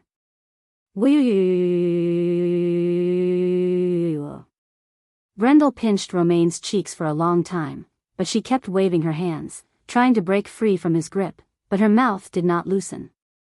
He could not help but become a little suspicious. This was not in line with her temperament. He could not help but let go of his hand and asked doubtfully, all right, tell me, what exactly are you going to do in the Empire? The little Roman rubbed her red cheeks and showed a fierce look. I've been invited by the Holy Cathedral of Fire, as the president of the Seven Seas Merchant Guild, and as a distinguished guest of the Holy Cathedral of Fire, I'm going to the Cruz Empire to participate in the ceremony of the Holy War. She deliberately emphasized the word, distinguished guest, and then handed the invitation to Brando. Brando opened the parchment letter and almost blacked out and fell to the ground. It was true that the Holy Cathedral of Fire would invite some famous businessmen, poets, and even artists and scholars from various fields to participate in the annual large-scale celebrations or ceremonies of the opening of the Holy War. But he never dreamed that Roman, his somewhat muddle-headed and unreliable fiancé, would be on the list. He couldn't help but read the letter over and over again several times, and finally confirmed that the magic wax seal on the letter was the real emblem of the Holy Cathedral. After confirming that there was no mistake, he had to admit that this thing did not look fake. He raised his head and looked at the Roman as if he was looking at an alien. When did your business become so big? Very long ago. The Holy Cathedral of Fire invited me to the Harvest Festival this year, but at that time they were going to amp your seal. I've already been there, so I don't want to go anymore. It's not fun at all. The little Roman replied casually, as if the invitation from the Holy Cathedral of Fire was just an invitation for her to go on a trip, and whether she would go or not depended on her mood. Brando almost knelt down to her. The Holy Cathedral of Fire's tradition of inviting celebrities had always existed in the game. At that time, there were some famous merchant guilds among the players in Erewhon. Until the Second Era, these merchant guilds with major sponsors behind them would often break their heads over such an invitation letter. There were even a few instances where it almost led to a war between the merchant guilds. At least, Brando had seen it happen a few times. Brando carefully looked at his almighty fiancée, and felt that there must be something like Martha's daughter behind this. But in the end, it was Amandina who cleared his doubts. It turned out that many of the resources produced in the Black Forest, including some precious magic materials and magic crystals, were strategic resources that the Holy Cathedral of Fire urgently needed, especially during the period before the start of the Holy War. Tranquil's large exports in the past year had long made it an important partner in the eyes of the Holy Cathedral of Fire, so it was not surprising that the Roman, the nominal president of the Seven Seas Merchant Guild, was valued by the Holy Cathedral. But Brando shook his head, still thinking that Amandina had used a cheat. One must know that to become a merchant that could trade with the Holy Cathedral of Fire, it was not only enough to have a supply of goods, but also required a considerable network of contacts. He did not have to think to guess that the Roman must have used the connections of the merchant guilds in Ampere Seal. But as for how she did it, it was a bit ridiculous. Because this could only be explained by a miracle in Amandina's opinion. Can I go now, Brando? The little Roman covered her face and asked pitifully, but there was clearly a little pride in her voice. Up to you, Brando replied in a bad mood. He felt that in front of this little fiancé of his intelligence and sense of existence as a count had been severely devalued, and this made him feel very hurt. Then Brando, help me prepare a carriage, I want the one I usually use, with a stove that can put charcoal on it. No, go to my carriage obediently. Oh. After sending away the Roman lady and the second son of Duke Karsuk, who was almost the same height and width, who had been trying to get close to him, Brando finally broke away from the group of young masters and ladies. He walked to the side of the carriage and just happened to see Ferlin coming out of the castle with a notebook in her hand. When he saw the elder of the wild elf sisters, he knew that the things she had prepared were probably done, and hurriedly greeted her, Ferlin. My lord. Are Brunhilde and the others ready? The elder of the wild elf sisters nodded. Very good, Brendel finally let out a sigh of relief in his heart. This trip was not really to bring these young ladies and young masters out for a vacation, it was just a pretense on the surface. Moreover, Princess Griffine had appointed him as the leader of the envoy group, and even appointed him as the commander of the Southern Legion. This appointment had arrived earlier, and it was obvious that she wanted him to transfer the elites from Tranquil to form the accompanying guards for this envoy group. This was a tradition that had been tacitly agreed upon. Before the start of the Holy War, the Empire had summoned the envoys of the various kingdoms and duchies, and this had become a tradition since the First Holy War. Today, this was not only a way for the Holy Cathedral of Fire to confirm the confidence of the participants, but also a way for the vassal states to compete with each other to obtain a higher status in the Holy Cathedral of Fire. In this envoy group, first of all, the noble families had to greet the representatives of the Empire. This in itself represented a respectful submission, and was also a way for the vassal states to pledge their allegiance to the Holy Cathedral. Of course, this kind of greeting was not so blatant, and appeared to be a little more reserved. On the other hand, there was the accompanying guards of the envoy group. After all, the Holy War was a war, and every country needed to show their strength to the Holy Cathedral of Fire to obtain a corresponding status in the war, and even after. The guards of this envoy group were a means of showing off. Generally speaking, the guards of the envoy group were the most elite forces of each country, representing the highest standard of the duchies and kingdoms, and also the face of the nobles and the royal family. In order to maintain this face and glory, the guards of these envoys would even compete with each other in the Cruz Empire and clash with each other. Of course, this kind of conflict rarely resulted in bloodshed, but the side that lost face most of the time would not have a good time after returning to their country. The strongest group of guards of the envoy group in all the previous holy wars should be the guards of the Black Raven Duchy in the west of the empire. This duchy was adjacent to the Hazel people and the Holy Cathedral of Earth. Although the duchy accepted the faith of the Holy Cathedral of Fire, most of the inhabitants were half-orcs and half-beastmen, and the people were very valiant, and the nobles were also very martial. At that time, they sent a guard composed of bear warriors, and whether it was in terms of quantity or quality, they crushed the guards of the other countries. Unfortunately, they met the Erewhon people of that era. In that holy war, the envoy group sent by the Erewhon people could be said to be the most shabby one in all the previous holy wars. Other than the nobles' representatives, the envoy group was made up of officers of the White Lion Legion, and there were less than 20 people in total. However, the problem was that the captain of this group of 20 people was the Earth Sword Saint Darius, and the vice-captain was the scholar of the Mithril Fortress, Tulman. With just these two people, they swept away everyone, including Cruz's people. As for how Brando's famous grandfather later became the marshal of the Allied forces, that was another story. The envoy group was the face of Erewhon, and Tanajul was now the strongest territory in the entire Erewhon Empire. Therefore, when the princess chose Brando to be the leader of the envoy group, although the royal faction had objections, they did not dare to oppose too much. As for Brando and Her Royal Highness, the two of them had reached a tacit understanding, and they used this as an excuse to brazenly stuff people into this so-called guard group. As for why these people would go to Cruz in the end, that was hard to say. Brando took the notebook from Falern's hand and casually flipped through it, then looked up at the entire convoy and said softly, "Then let's go, we'll see you in Cruz." At the end, he added in a low voice, "Holy War. Holy War, here I come. I hope that everyone can spend as much as they can on the monthly votes as they can, so that they can get the inspiration and motivation to write."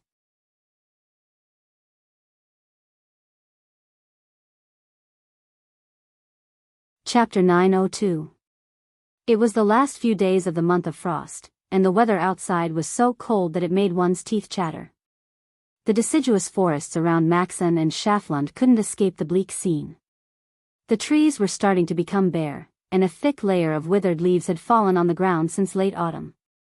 It was as if a gray carpet had been laid out in layers between the trees. There were even a few light snowfalls in the northern regions. Although it wasn't to the extent of being covered in snow, it was at least an omen of winter in the year of the sword. This was the worst month of the year to start a war, but the Holy War just had to start at this time. History was always so unreasonable, and sometimes it was even more whimsical than the stories described. In Ab's, only the black pine forest outside the Baron's castle was still tall and green in the midst of the solemn atmosphere of war. However, there was a faint black color between the canopy of the trees, as if the entire shade of the trees was a ghost hovering overhead. When the cold wind whistled past the tips of the pine trees, it made a strange whistling sound that made one's hair stand on end. Translator, Endless Fantasy Translation Editor, Endless Fantasy Translation. The guests of Trentheim were stomping their feet and rubbing their hands as they complained about the horrible weather. Most of them were dressed in bright clothes and had the air of a big city. They didn't look like locals at all. A dozen or so carriages were parked outside the courtyard, their bodies painted with all kinds of emblems. Each one represented the glorious history of a family. These nobles came from all over the Erewhon, and most of them were here for the first time in Tanajul. They were here for only one purpose: to go on a diplomatic mission to the Cruz Empire. It was also a rare time for Ab's castle to be lively, although it didn't matter if the owner was willing to receive these guests. Although Brando was nominally the head of the diplomatic mission to the Cruz Empire, and he could choose any members to accompany him, an ancient tradition dictated that there must be some fixed seats in the diplomatic mission, and these seats were those that Brando couldn't specify. Among them, there was one representative of the royal family, and Prince Haruz would represent the House of Corvado. In addition, he could also choose 2 maids, an attendant, and an accompanying knight. The original list included Madame Windsor and Madame Sigma, the 2 wet nurses of His Royal Highness when he was in Winterclaw Castle. However, Haruz asked Brando to replace Madame Windsor with Medusa Lysimeka at the last minute, which made Brando wonder if the prince had reached the age of love. As for his attendant, he was a young man from Corvado, whom Brando had never heard of before. He must be a member of the royal family, and the accompanying knight was naturally the most trusted candidate of Her Royal Highness Maynard. In addition to the Corvado royal family, according to the agreement of the Holy Cathedral, the former royal family of Erewhon, the Cipher royal family should also send a representative. However, this representative naturally couldn't travel thousands of miles across Ampere Seal for a week or 2 to meet them here. The princess brother had already sent a letter to tell them that he had chosen a candidate. The envoy and his entourage would meet them in Grey Mountain, so his sister and the count didn't have to worry too much. Then came the 4 dukes, Viro, Grinoires, Lantanailan, and Karsuk, and the 3 counts, Janalasup, Yenbao, and Greymont, with the Marquis of Balta, each with a representative. Originally, there should have been a representative of Erech and Radnor, but now these 2 territories had been removed and became part of the royal family's territory in Tanajul. The Erech family was few in number, and after the Battle of Ampere Seal, they were basically wiped out. Count Radnor and his family were still eating prison food in Majedon's dungeon, so it was naturally impossible for them to send a representative. Among the 4 dukes, Duke Viro directly sent his youngest daughter, Duke Talanalan's envoy, Duke Eek, and Duke Karsuk sent a meatball, who was said to be his second son. As for Duke Grinoires, he also sent a daughter, but she was only a little girl of 7 or 8 years old. Count Janalasu was a believer of the Silver Lion Association. He did not have a wife, so naturally, he did not have any children. He sent a sergeant whom he thought highly of, a very energetic young man. The envoy of the Grey Mountain did not come to Tanajul either, so naturally, he was waiting with the envoy of Cipher to meet them in Grey Mountain. In the end, there was a small twist in the choice of Count Yenbao's envoy, because there was no news of Count Yenbao for a long time. In the middle of the month of frost, Baron Dahl sent an envoy himself, but he was directly driven away by the angry princess. In the end, Dilfari decided to personally serve as Yenbao's envoy. Firstly, she could leave an impression on the future successor of Yenbao in the Holy Cathedral of Fire, and secondly, she could thwart Baron Dahl's conspiracy. Brando considered her physical condition and specially prepared a larger carriage for her. Most of these nobles had their own attendants, ranging from 1 to 3. Thus, when added together, it was a bloated group of 20 or so people and 5 or 6 carriages. However, if one thought that this group was large enough, then one would be gravely mistaken. Brando soon found that there were some unexpected guests in this team. One of them was Princess Magadal. As the Princess of Antaburo, she naturally had to represent her duchy to cruise. Originally, the Empire thought that she had died in the war in Ampere Seal, so the order was also passed to the duchy, hoping that the duchy could send another envoy to cruise.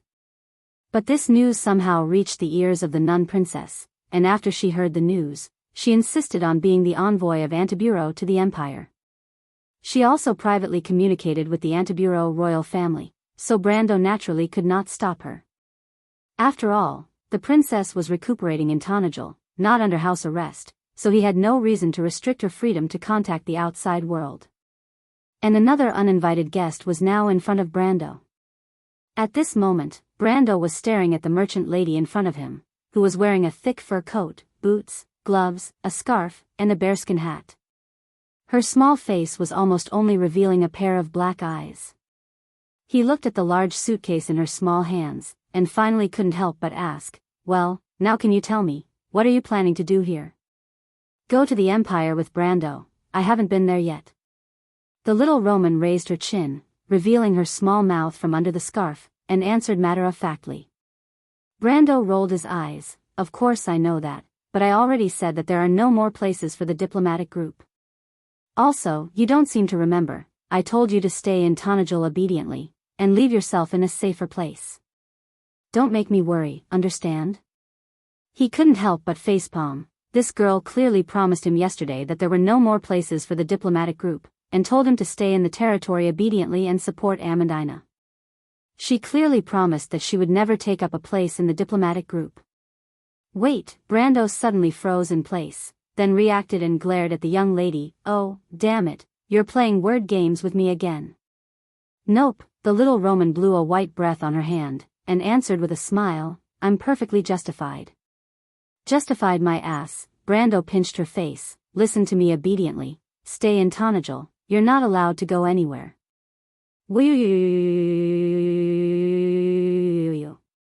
Brando pinched the merchant girl's face for a while, but seeing her waving her hands and trying to break free from his hand, he couldn't help but feel a little suspicious. This was not in line with the young lady's temperament. He couldn't help but let go, and asked doubtfully, "All right, tell me, why are you going to the Empire?" The little Roman rubbed her red cheeks, and showed a fierce look. "I've been invited by the Holy Cathedral of Fire, as the president of the Seven Seas Merchant Guild, and as a distinguished guest of the Holy Cathedral of Fire, I'm going to the Cruz Empire to participate in the ceremony of the Holy War." She deliberately emphasized the word, distinguished guest, and then handed the invitation to Brando. Brando opened the parchment letter, and almost blacked out and fell to the ground. The Holy Cathedral of Fire did invite some famous businessmen, poets, and even artists and scholars of various fields to participate in the annual large-scale celebration, or in commemoration of the opening of the Holy War, but he never dreamed that the Roman would be on the list, his somewhat muddle-headed and unreliable fiancée. He couldn't help but read the letter several times, and finally confirmed that the magic wax seal on the letter was the real emblem of the Holy Cathedral. After confirming that there was no mistake, he had to admit that this thing didn't look fake.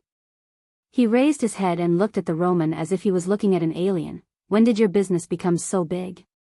"Very long ago. The Holy Cathedral of Fire invited me to the Harvest Festival this year, but at that time they were going to Ampere Seal. I've already been there, so I don't want to go anymore. It's not fun at all."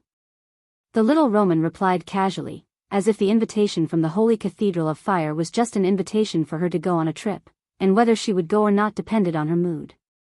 Brando almost knelt down to her. The Holy Cathedral of Fire's tradition of inviting celebrities had always existed in the game. At that time, there were some famous merchant guilds among the players in Erewhon. Until the Second Era, these merchant guilds with major sponsors behind them would often break their heads over such an invitation letter. There were even a few instances where it almost led to a war between the merchant guilds. At least, Brando had seen it happen a few times. Brando carefully looked at his almighty fiancée, and felt that there must be something like Martha's daughter behind this. But in the end, it was Amandina who cleared his doubts. It turned out that many of the resources produced in the Black Forest, including some precious magic materials and magic crystals, were strategic resources that the Holy Cathedral of Fire urgently needed, especially during the period before the start of the Holy War. Tanajul's large exports in the past year had long made it an important partner in the eyes of the Holy Cathedral of Fire, so it was not surprising that the Roman, the nominal president of the Seven Seas Merchant Guild, was valued by the Holy Cathedral. But Brando shook his head, still thinking that Amandina had used a cheat. One must know that to become a merchant that could trade with the Holy Cathedral of Fire, it was not only enough to have a supply of goods, but also required a considerable network of contacts. He did not have to think to guess that the Roman must have used the connections of the merchant guilds in Ampere Seal. But as for how she did it, it was a bit ridiculous. Because this could only be explained by a miracle in Amandina's opinion. "Can I go now, Brando?" The little Roman covered her face and asked pitifully, but there was clearly a little pride in her voice. "Up to you, Brando replied in a bad mood. He felt that in front of this little fiancé, his intelligence and sense of existence as a count had been severely devalued, and this made him feel very hurt.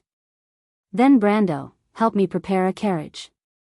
I want the one I usually use, and there's a stove on it that can put charcoal." "No, go to my carriage obediently." "Oh." After sending away the Roman lady and the second son of Duke Karsuk, who was almost the same height and width, who had been trying to get close to him, Brando finally broke away from the group of young masters and ladies. He walked to the side of the carriage and just happened to see Ferlin coming out of the castle with a notebook in her hand. He saw the elder of the wild elf sisters and knew that the things she had prepared were probably done. He hurriedly greeted her. "Ferlin." "My lord. Are Brunhilde and the others ready?" The elder of the wild elf sisters nodded. "Very good." Brendel finally let out a sigh of relief in his heart. This trip was not really to bring these young ladies and young masters out for a vacation, it was just a pretense on the surface. Moreover, Princess Griffine had appointed him as the leader of the envoy group and the commander of the Southern Legion. This appointment had arrived earlier, and it was obvious that she wanted him to transfer the elites from Tanajul to form the accompanying guards for this envoy group. This was a tradition that had been tacitly agreed upon. Before the start of the Holy War, the Empire had summoned the envoys of the various kingdoms and duchies. This had become a tradition since the First Holy War. Today, this was not only a way for the Holy Cathedral of Fire to confirm the confidence of the participants, but also a way for the vassal states to compete with each other to obtain a higher status in the Holy Cathedral of Fire. In this envoy group, first of all, the noble families had to greet the representatives of the Empire. This in itself represented a kind of respectful submission, and was also a way for the vassal states to pledge their loyalty to the Holy Cathedral. Of course, this kind of greeting was not so blatant and was a little more reserved. On the other hand, there was the accompanying guards of the envoy group. After all, the Holy War was a war, and every country needed to show their strength to the Holy Cathedral of Fire to obtain a corresponding status in the war and even after. The guards of the envoy group were a means of showing off. Generally speaking, the guards of the envoy group were the most elite forces of each country, representing the highest standard of the duchies and kingdoms, and also the face of the nobles and the royal family. In order to maintain this face and glory, these guards of the envoy group would even compete with each other in the Cruz Empire and clash with each other.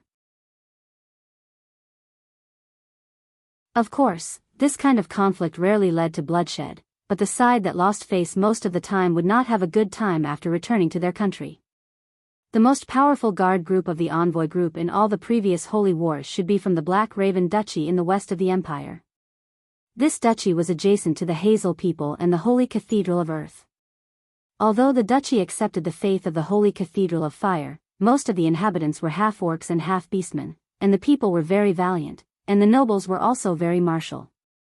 At that time, they sent out a guard group composed of bear warriors, and whether it was in terms of quantity or quality, they crushed the guards of the other countries. Unfortunately, they met the Eruan people of that era.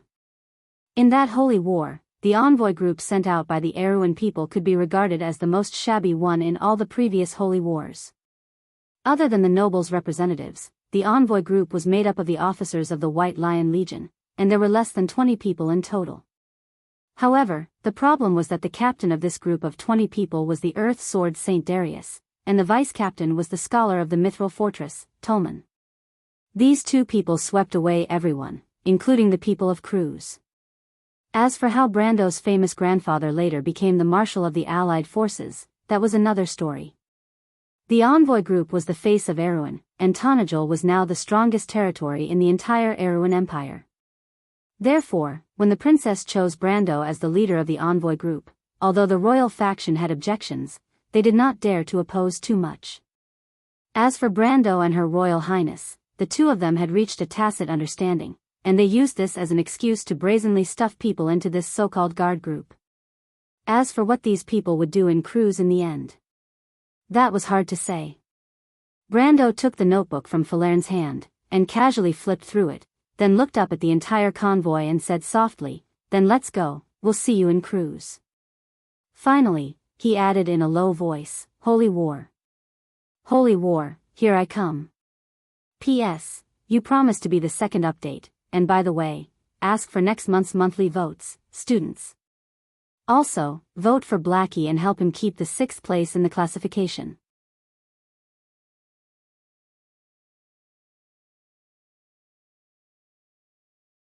Chapter 904.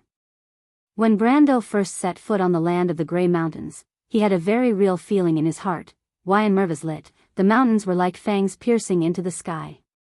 The mountain people used their language to describe the mountains in the north, and it was undoubtedly the most exquisite rhetoric for the steep and sharp peaks with grey limestone cliffs. The curved and undulating mountain ridges made the distant horizon look equally twisted. Above them was the light grey sky, and below them was the vast and endless valley. The sun poured down on the cliffs on the other side of the valley, and similarly carved the shadow of the mountain they were on. Far away in the mountain stream, some unknown bird of prey was circling, occasionally letting out a sharp howl that echoed between the mountains. The young prince whispered to them that it was a grey falcon, a bird of prey that only lived in the Grey Mountains. Only then did Brando remember that this place was very close to Haru's hometown. If one could look past the vast mountains, one would be able to see the lowlands where the people of Beale had lived for generations, and the vast plains to the north. On the plains, there were scattered hills and black pine forests, and there was also a huge capital. He asked the young prince if he had chosen this path when he escaped, and the young prince said yes. But at that time, they left in a carriage under the cover of night. Entering the Grey Mountains in the dark of night, he felt uneasy. The pitch-black mountains were like sleeping beasts, and it left a deep impression on him. But now that he was with his teacher, he naturally did not have to be afraid anymore. The young prince's words made everyone laugh. In addition to Brando and the Roman, there was also Magadal, Dilferi, and Maynard. The nun princess and the countess were the original owners of this carriage, while the merchant lady and the young prince squeezed in. It was not that the young lady did not have her own carriage, but Dilferi's carriage had a special charcoal brazier, so the sneaky young lady thought of this from the beginning and tried to coax the soft-hearted countess to invite them into the carriage. Fortunately, the countess did not mind at all. She was more than happy to have a few more people to chat with. The young Roman chattered and had endless stories, most of which were made up, which was to Dilferi's liking.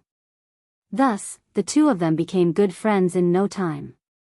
Only Princess Magadal stood by the side and listened with a slight smile, as if she had no intention of getting involved in the conversation. She only spoke occasionally when asked, but every word she said was meaningful, showing the demeanor of the nun princess of the Holy Cathedral of Fire. The carriage rolled on for a while, and there was a knock on the carriage door. Brando opened the door, and a gust of cold wind blew in from the outside, causing the temperature in the carriage to drop by a few degrees. Of course, Maynard was an exception. The female knight sat beside her rose with her hands on the brass hilt of her sword, her long eyelashes drooping as she counted the tassels on the carriage's curtain. Yida's weathered face appeared outside the carriage door. The former female mercenary leader and current captain of the White Lion Guards was sitting on horseback, parallel to the carriage. When she saw Brando open the door, she bowed slightly and said to him, "My lord, Fort Tisco is in front." "So we've already arrived." Brando asked the carriage to slow down, then jumped off and closed the door. As soon as he set foot on the land of the Grey Mountain, he suddenly felt a sense of reality. This was the first time since he came to this world that he had crossed Ampyre's seal and come to the land of the north. He seemed to remember the scene of running and fighting with everyone on this land. He couldn't help but subconsciously look back at the carriage, but through the foggy window, he couldn't see the expression on the face behind the window. At this time, the female mercenary leader had already brought him a warhorse from behind. He silently took the reins from Yuta's hand, flipped onto the horse, and then asked casually, "How is it? Are you used to the land of the north?" Yuta was a little surprised by the way her lord spoke like a master. She wiped the frost on her eyebrows, shook her head, and said with a somewhat amused tone, "My lord, I'm more familiar with this land than you are." Brando was slightly stunned, and looked back at his subordinate, as if he just remembered that he had never asked about their origins. "You're from the Grey Mountain?" "You can say that. Before my sister's accident, we lived in Corvado for a period of time. Sigh, that experience made me hate the nobles to the core. Sometimes I think that if only I woke up earlier. But forget it, I don't want to talk about these things anymore." Yuta suddenly sighed, looking at the undulating mountains with waning interest. Brando nodded and did not ask any more questions. Yuta was the leader of his guards, but she was not the best choice. The most suitable person was actually Koden, but the old man was determined not to interfere in Tanajal's affairs anymore. After Count Ranner was imprisoned, he bought a piece of land near Menta, as if he was determined to be a carefree manor owner or an old farmer. However, Koden still recommended Yuta to him. Out of the 5 mercenary leaders under him, Redo deliberately distanced himself from the core of power in Abes, and only wanted the refugees from Fortress Reden to live a better life. Carglais and the others privately called him the leader of the refugees, and the red-beard Badam was infatuated with local law and order, as if he was satisfied with just being a magistrate. He once admitted that he did not have any great ambitions, and his current life was already his goal.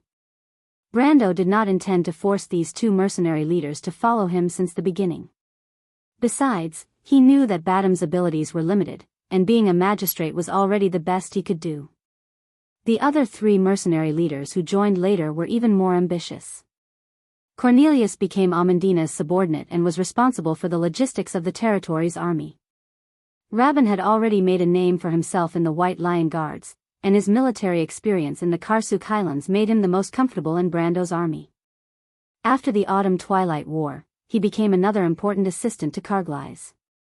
Carglais intended to let him command a cavalry unit, but the unit had not been formed yet. Only Yuta's vision seemed to be limited by her experience as a mercenary leader.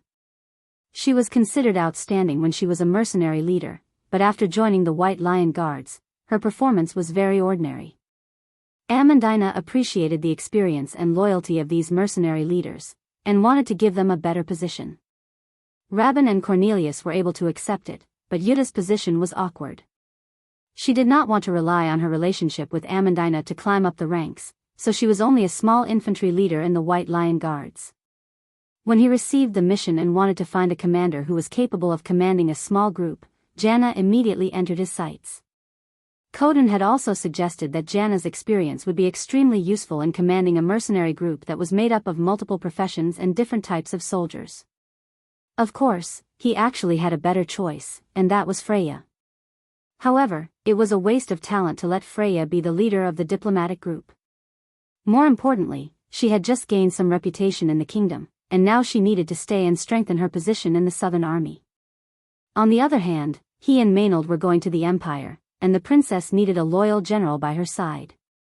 Freya stayed in Erewhon to partner with Amandina, Carglais, and Cohen, who was far away in Silman, so he could be more assured of the situation in the south. Even if the old nobles wanted to use this opportunity to stir up trouble, the princess and Tanajul would not be in immediate danger. Furthermore, he left behind the Tree Elves and the White Lion Guards, so that Freya would have enough military power to use. Because of this consideration, he finally chose Yuta, and was very satisfied with her performance. In this diplomatic group, he brought along Medisha, the Shire, Hipamra, the Nightsong Tigers mercenary group, the White Lion Guards that belonged to Mars, a few hundred steel golems, a few flying gargoyles, a few witches, 4 valkyries, and a lady who could not be seen in public. She used her experience to arrange these different people, different soldiers, and different war machines well. In addition to the White Lion Guards and the Nightsong Tigers mercenary group, Brando hoped that the steel golems and gargoyles provided by the Buga people could be hidden, and of course, the witches and Valkyries should not be seen in public. Yuta divided the troops into 2 groups and specially designed a marching route for them. She was very experienced in how to travel in the mountains and not get lost. Many of the routes she designed were used by Brando in the game in his previous life, and Brando was full of praise for them. After more than a week of travel, Brando could completely confirm that it was a waste of talent to let this lady be an infantry leader. Some people were born to be mercenary leaders, elite division commanders, and Yuta was no doubt such a talent. Then Brando looked up at the long line of people on the narrow mountain road. It was mainly made up of 5 carriages. The first carriage in front carried the envoys of Count Eek and Count Janalesu, the second carriage carried the meatball son of Duke Karsuk, the third carriage carried the daughter of Duke Viro and the 7 or 8-year-old little girl of the Grenoires family, and the fourth carriage was the carriage of a certain merchant lady. These carriages were all accompanied by several attendants, and the White Lion Guards, which made the originally narrow mountain road very congested. This was because Brando had wisely placed the hundreds of envoys at the back of the convoy, leaving only a small group of cavalry in front to open the road. Otherwise, they would have blocked the mountain road and would not be able to move. In front of this bloated group, the shadow of a wall had appeared. This wall stretched across the mountain road, and one side of the dark tower was close to the steep mountain wall, and the other side seemed to be hanging over a deep cliff.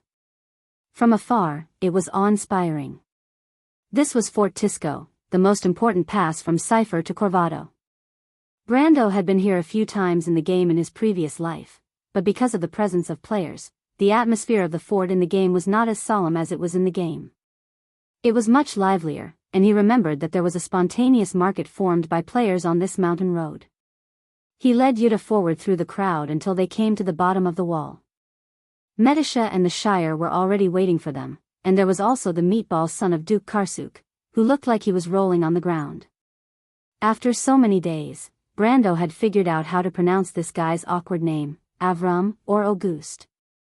When Avram saw Brando, he could not help but complain loudly to him, saying that this remote place was full of ignorant country bumpkins who insisted on seeing the Count in person, and that they did not give him any face at all. Brando had long been immune to this level of complaint, but he still had some doubts in his heart. Generally speaking, these soldiers would not easily offend nobles.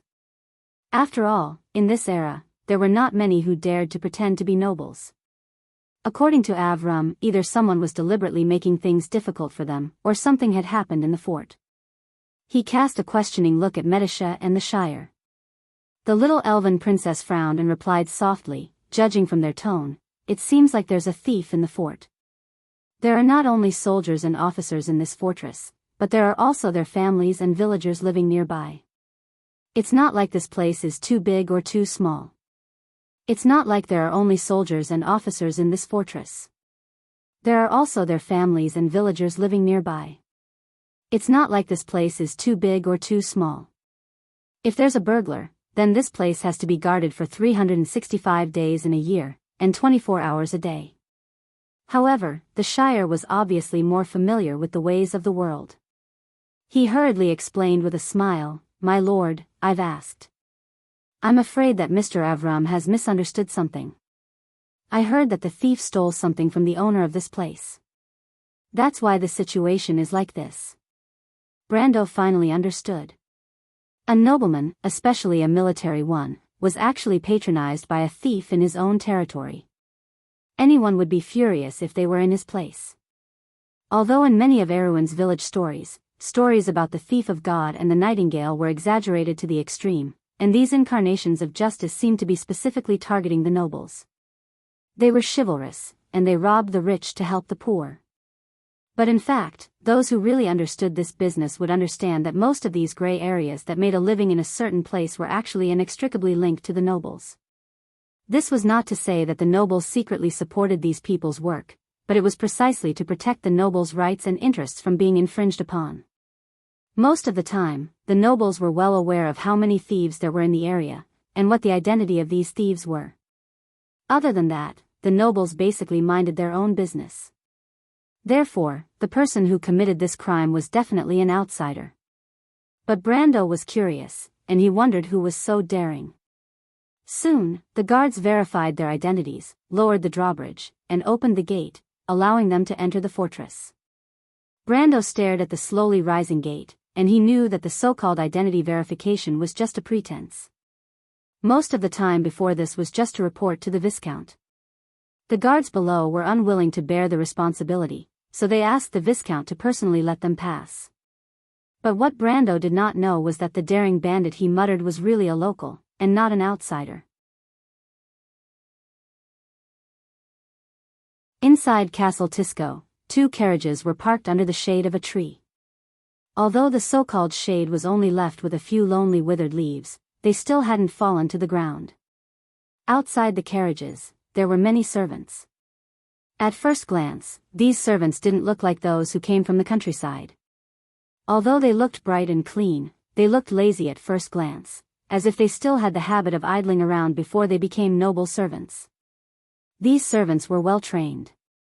Their masters did not open the door to get down from the carriage, so they stood in 2 rows in front of the carriages.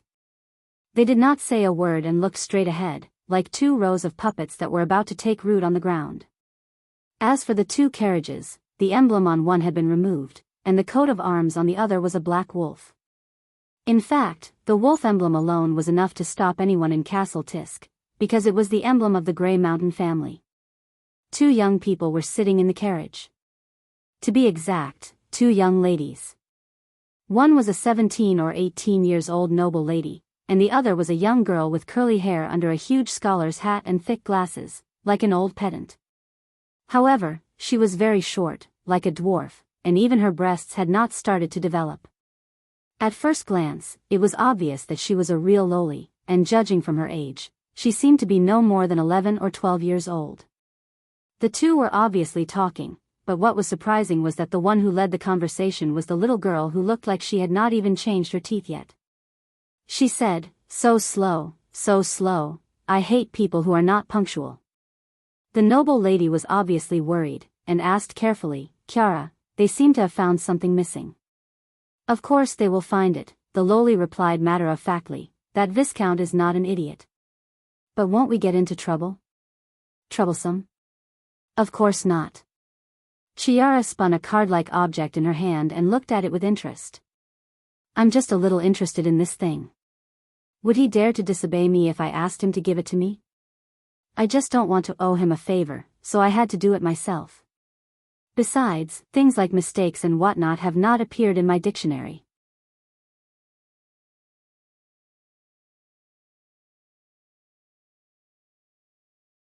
Chapter 905. While the 2 were talking, a servant knocked on the carriage door and reported, "Miss, the envoy group has arrived." They entered the city from the Stone Lizard Mountain path. They were delayed for a while because of the martial law. "Humph." The little girl knocked on the table in the middle of the carriage and said, "It seems that Guy has arrived." "Chiara, should we go?" The Count's daughter asked softly, but the little girl's attitude was firm. She quickly shook her head and said, "No, we will wait here. Let me see if that Guy is boring." Although the Count's daughter had a gentle look on her face, she was no fool. She could naturally tell that her companion was deliberately making things difficult for the Count. She could also vaguely guess the reason, and could not help but ask more worriedly, "Chiara, this isn't very good." "Why is it not good?" The little girl pretended to be indifferent. "But he is the leader of the envoy group after all, so what? If that Guy dares to scold me with a straight face, I won't go to the Empire." The little girl was very dissatisfied. "You won't go to the Empire?" The Count's daughter showed a shocked expression. "What are you afraid of, Enide? When the time comes, you can stay at my house for a while.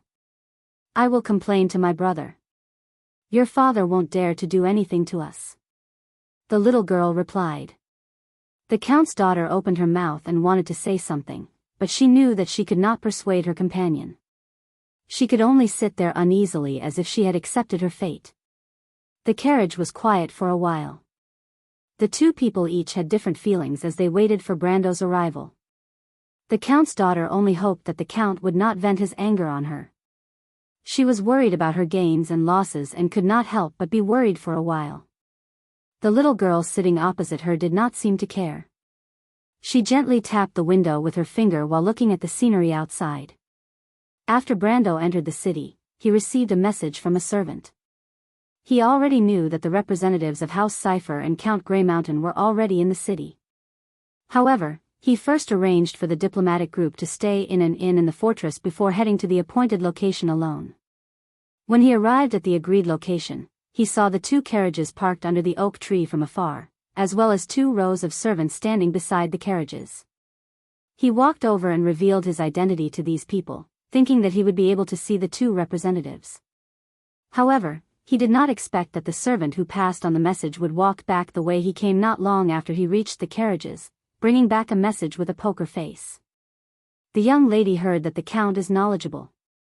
In order to prove the Count's identity, she wants to test some of the Count's knowledge. Brando couldn't help but be stunned. Was there something wrong with this noble lady's head? How could she verify one's identity like this? Could it be that the princess's royal ring was fake? He glanced at the carriage and thought to himself, forget it. After all, she is a member of the royal family, even though she is a former royal family, and she is a girl. It's not good to be too calculative. He could only answer patiently, please speak. Chiara's little face was almost pressed against the window. She said with a little pride, I have long heard that the guide boasted of being knowledgeable. The rumors about him in the Southern Territory are amazing. I have seen a lot of people like him. It's just a golden exterior. To them, knowledge is just a disguise and gorgeous clothes. Let me expose his hypocritical appearance. I will let him understand that the search for the truth is sacred and cannot be profaned.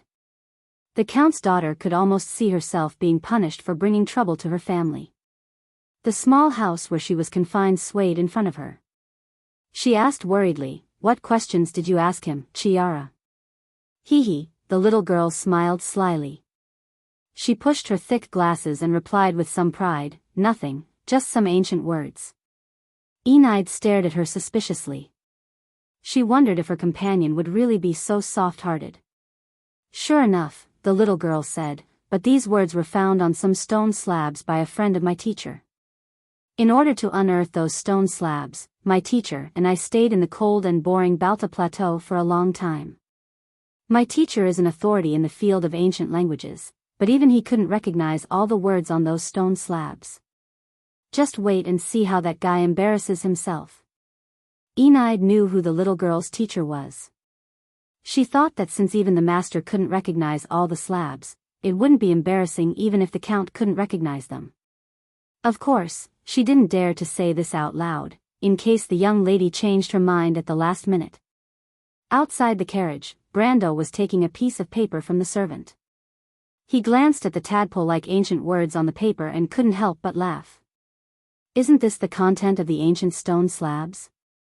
The first clue of the war slate, these stone slabs were the clues he provided to Tolman, which allowed people to unearth them in advance in this era.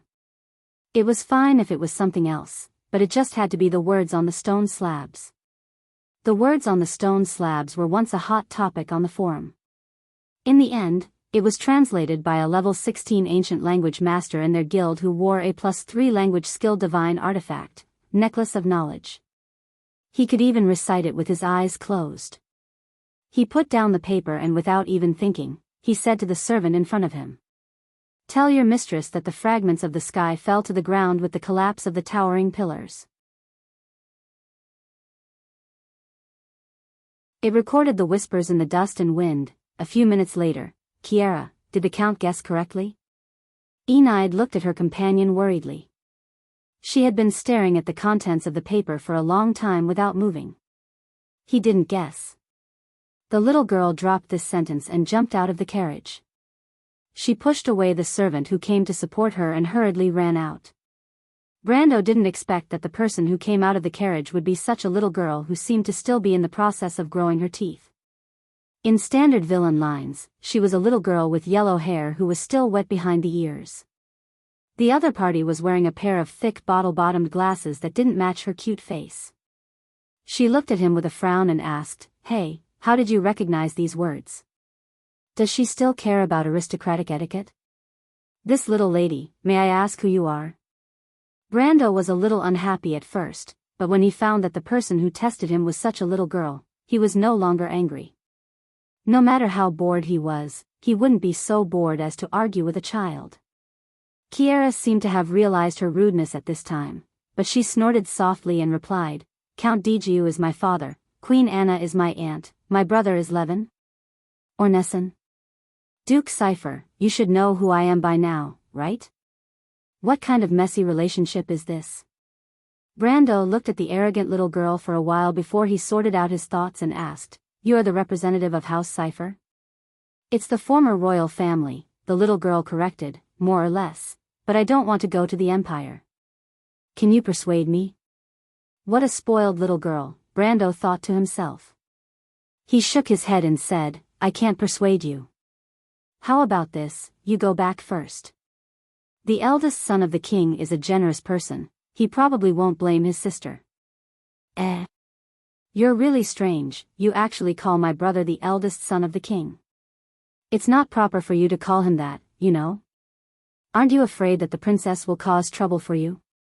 "Oh, I know," the little girl's eyes flashed, and she replied proudly, "You don't care about that little princess at all, right? How about you support Levin to take the throne?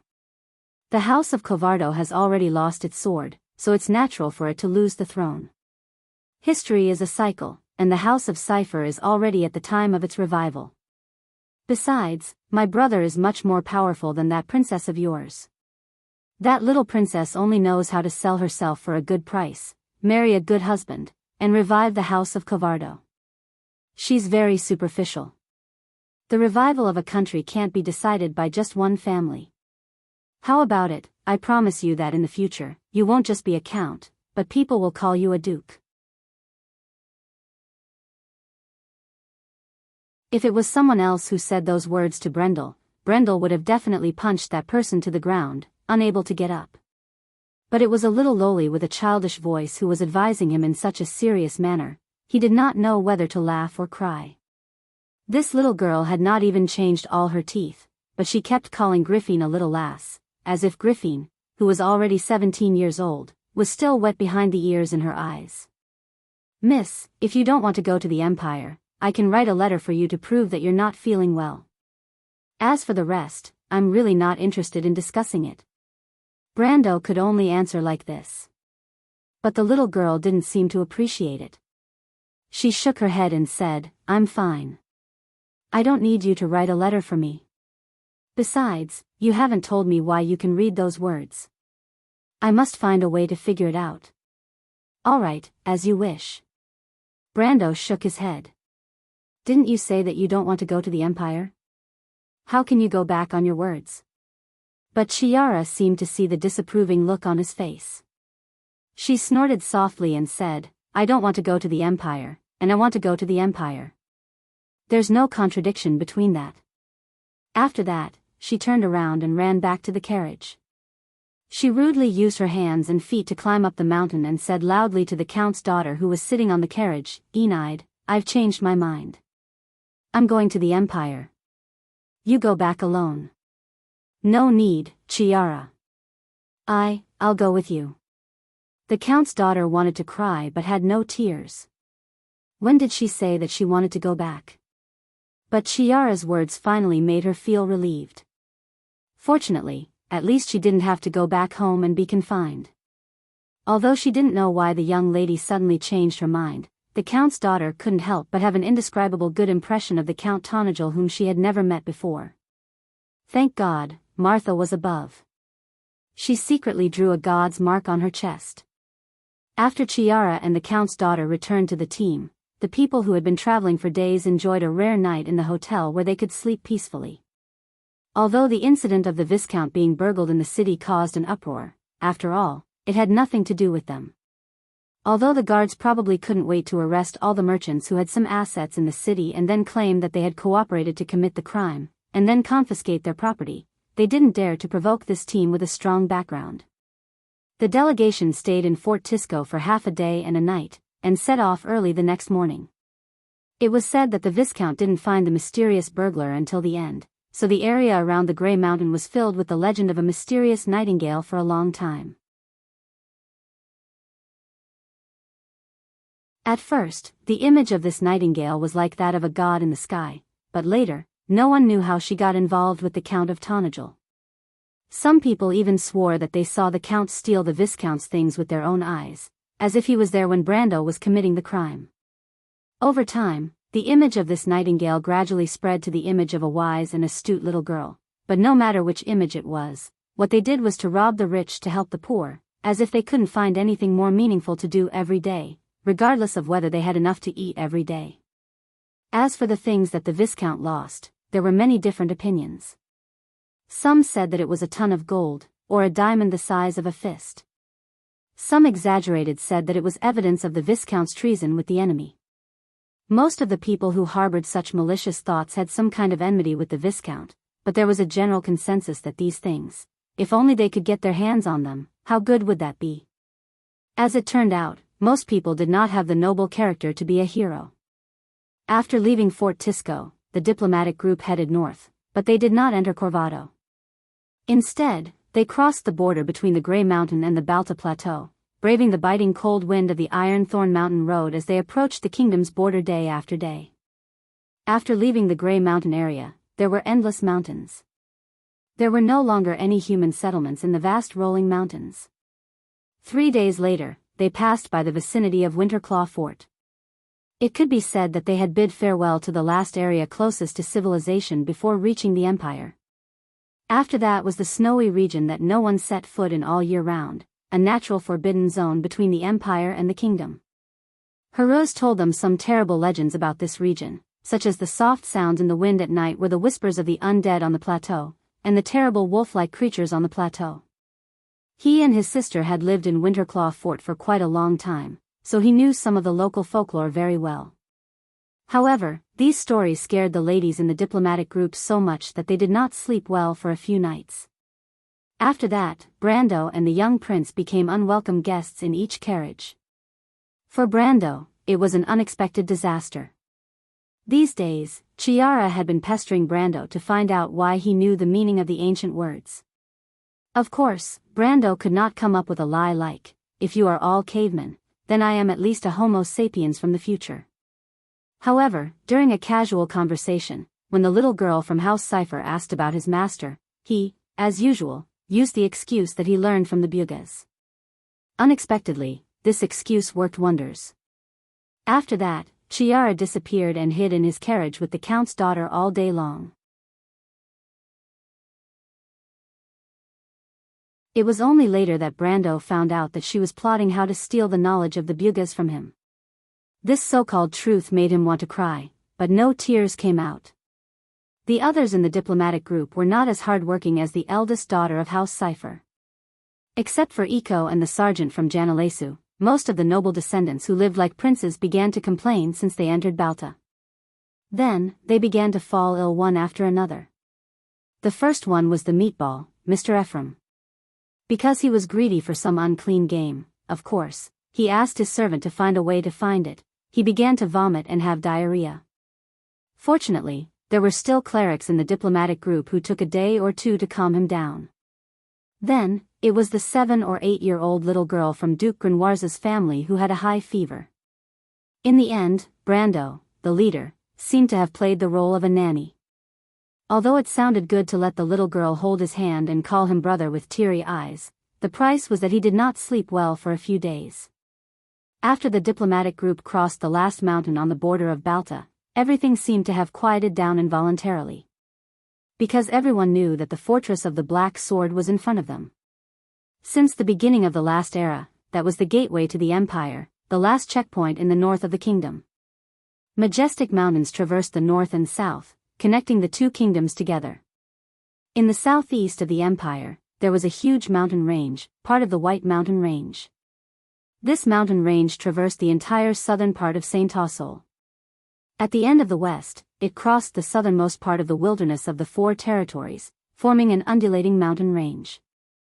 In the center of the mountain range, there was snow all year round, and there were even many large and small black forests.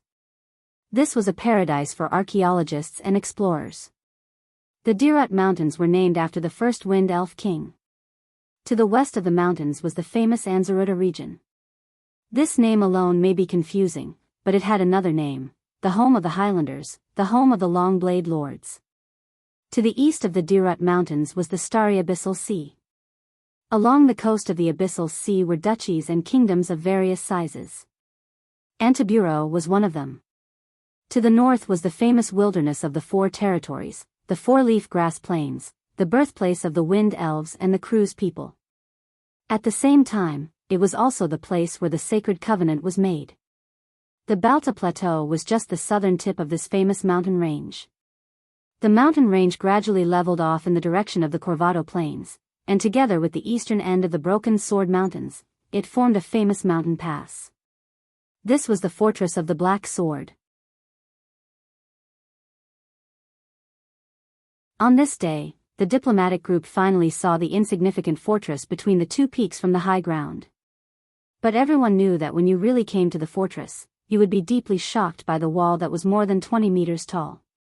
That was the Imperial Wall.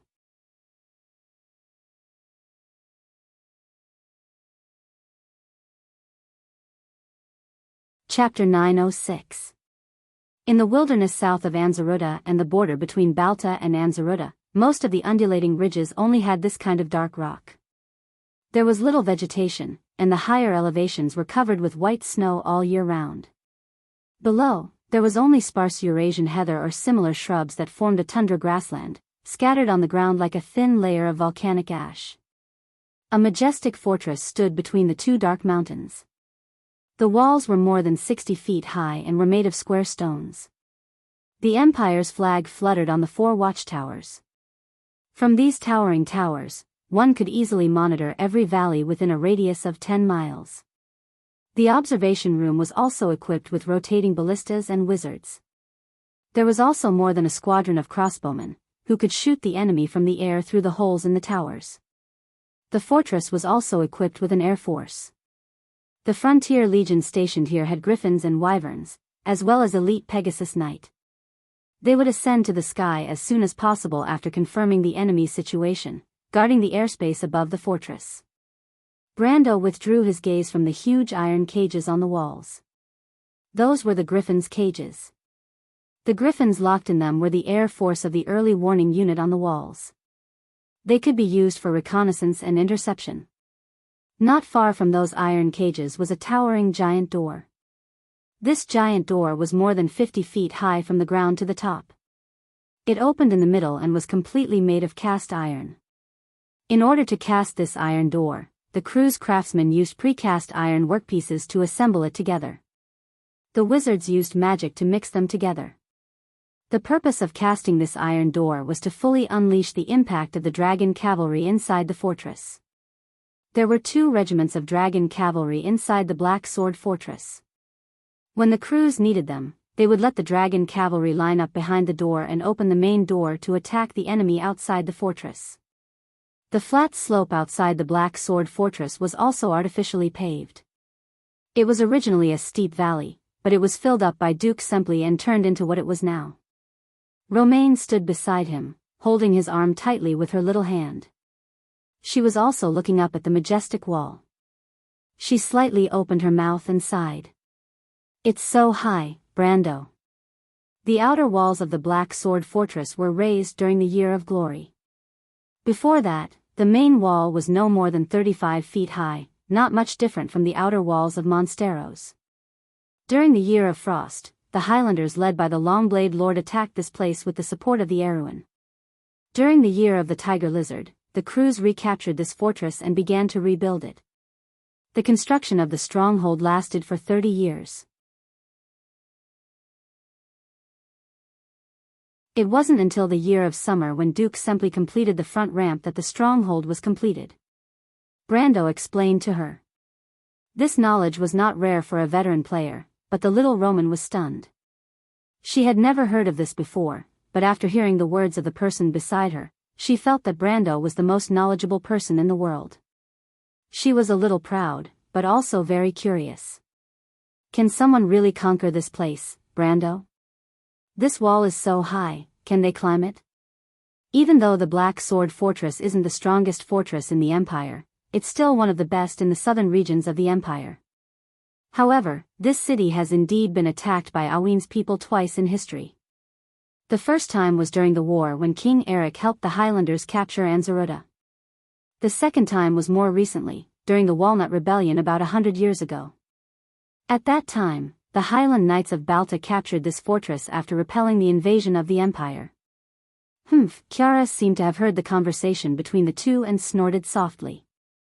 That was the time when the Corvado dynasty was at its strongest, but unfortunately, it was still too weak. If it were me, I would not return this fortress to the Kurluts. I would either give it to the Lion Beast men or the Wind Elves so that the kingdom would not have to face the threat from the north. Brando directly turned a blind eye to the childish talk.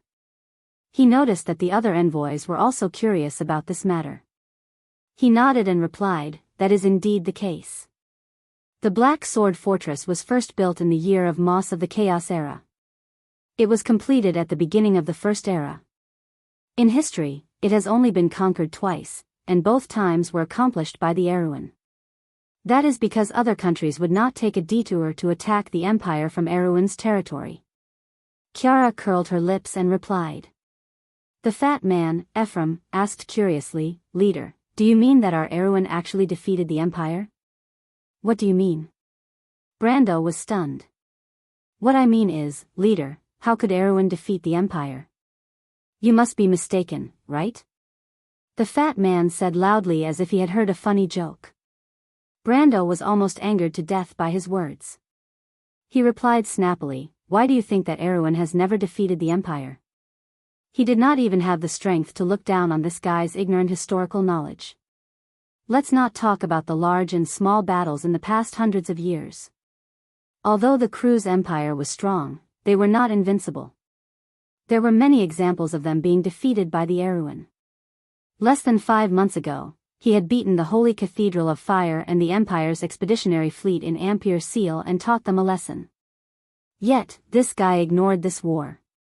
He could not help but feel depressed. He could not help but wonder what this guy, as a descendant of nobles, had learned in Karsuk. However, Ephraim was still stubborn. He spread out his hands and asked, "But the Empire is so big. Erewhon is just a small country at the border. It can't even compare to a province of the Empire. How can we defeat them?"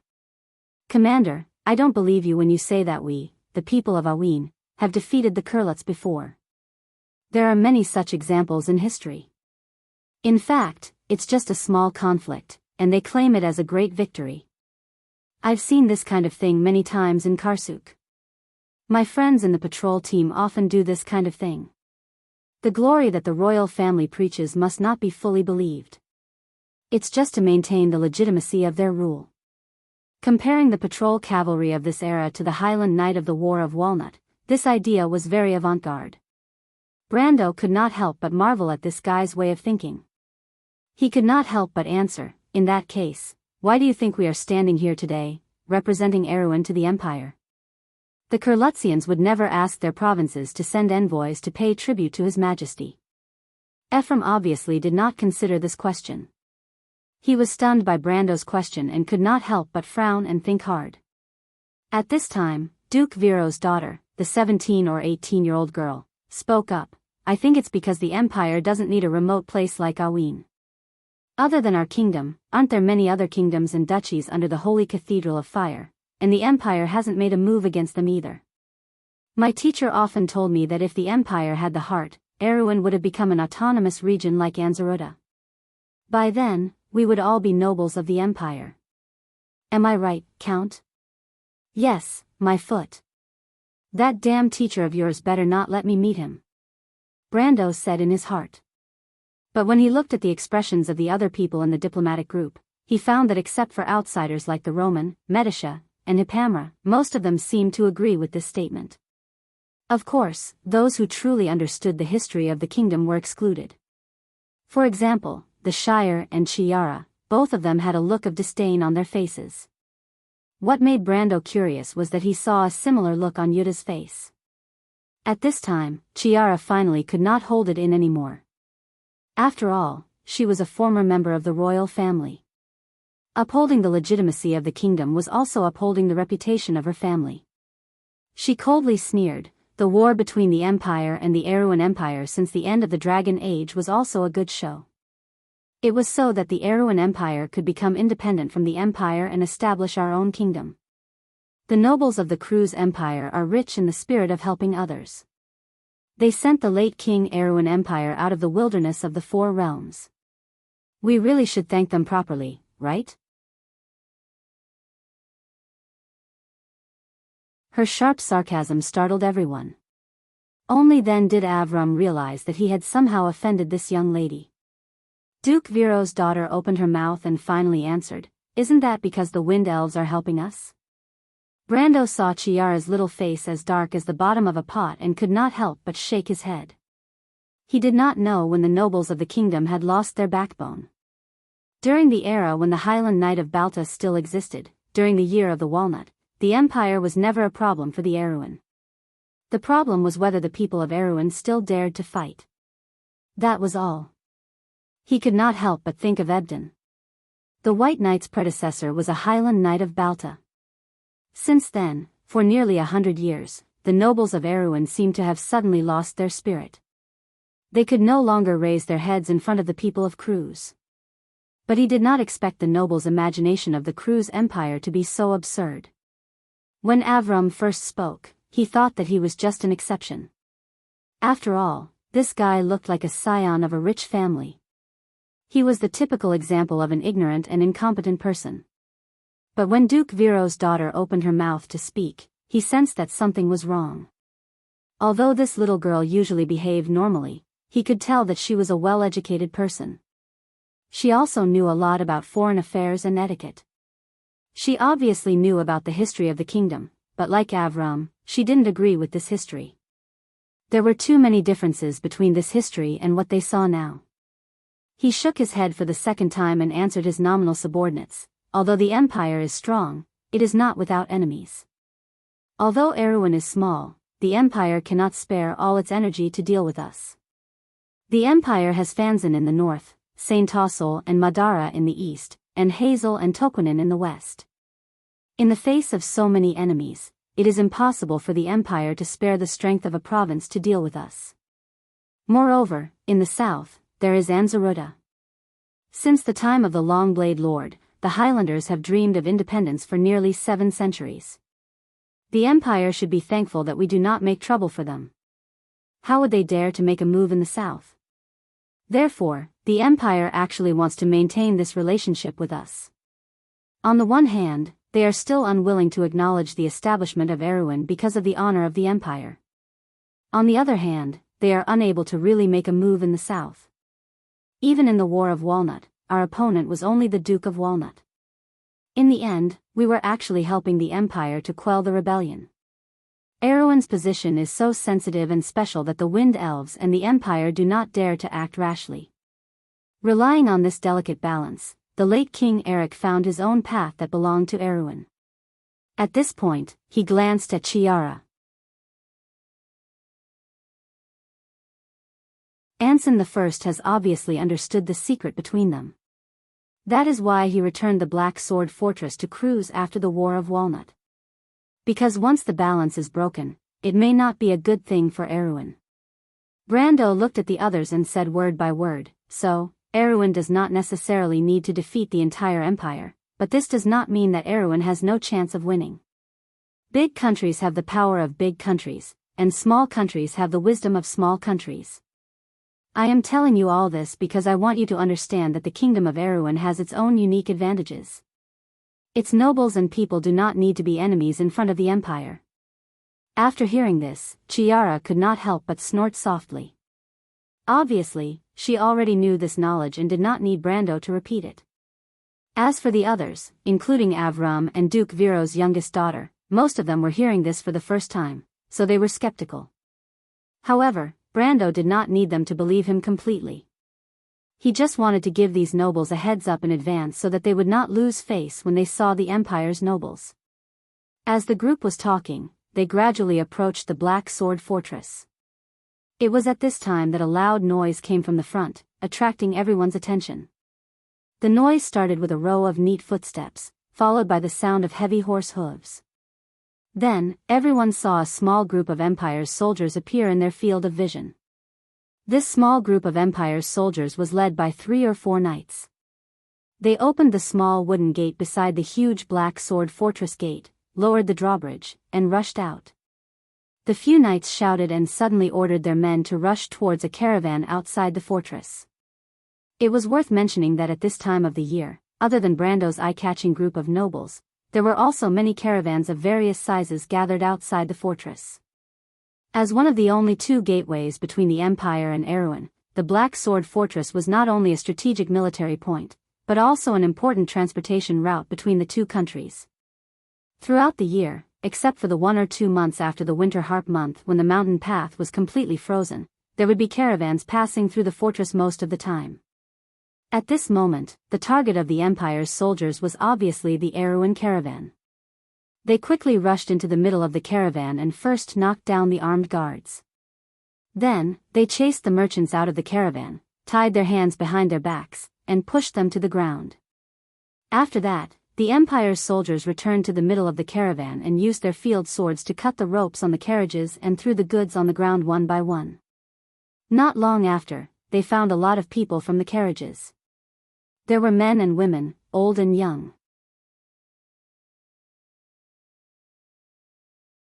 The Empire's soldiers herded these people together. Most of these people were dressed in ragged clothes, shivering in the cold wind. The women and children among them were so scared that they cried loudly. However, the Empire's soldiers were still indifferent, and a few of them even had a sneer on their faces. At first, Brando thought that he had encountered a melodramatic scene, but he soon realized that it was not the case. But before he could say anything, the Count's daughter behind him was already scared out of her wits. Miss Enide looked at the scene with a pale face and couldn't help but ask in fear, "What the hell is going on?" Seeing this scene, Chiara pursed her lips, but was unwilling to speak. Among all of them, Duke Viro's daughter was more knowledgeable. She explained to the others in a low voice, "These people are refugees." So that's how it is. Brando finally understood. Ever since Erewhon's royal faction lost power in the Frost upheaval, the kingdom had been in turmoil. This turmoil in the entire kingdom was manifested in the chaos of war. The struggle between the royal family and the local nobles was only a small part of it. When the central government gradually lost its binding power, the conflicts between the local lords became the first to become acute. Whether it was for the sake of competing for territory, population, or support, large and small wars always continued. This situation was not so intense in the south. On one hand, it was because of Madara. On the other hand, after the Battle of Ampere Seal, the north was temporarily assigned to the eldest son of the king. North of Cipher, the nobles seemed to have lost their order for a while. In these areas that were under the influence of the royal family of Covardo, the royal family of Cipher, the Wind Elves, and the Holy Cathedral of Fire, war seemed to have become a daily necessity. And with the war came a large number of refugees. A small number of these refugees were accepted by Tonajul, but more of them flowed to the north, to the Empire. For the Empire, this was not a big deal. The refugees needed to find a place to provide them with a livelihood, and the Empire was happy to accept this labor force. But the problem was, with the increasing number of refugees, not only did it bring benefits to the Empire, but it also brought troubles and burdens. The direction where the refugees migrated to originally had residents, and the nobles of the Empire could not accept all the laborers. The remaining idle people gradually became a hidden danger to the local public security. Coupled with the fact that the arrival of these refugees harmed the interests of the local residents, over time, these refugees became synonymous with unwelcome in the Empire. Since then, the people of Cruz began to refuse to accept these refugees into the country. What was happening in front of them was obviously such a scene. Sister, what will happen to them? Among all of them, the youngest Loli of the Grenoir's family looked at the scene with some fear and asked. They will be treated as thieves and vagabonds, tied to a pillar here and shown to the public, and then driven back. The descendants of the Erewhon nobles showed some embarrassment on their faces.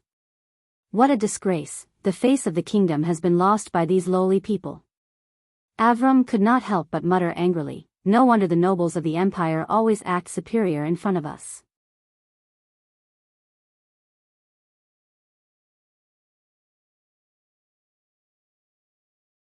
Chapter 907.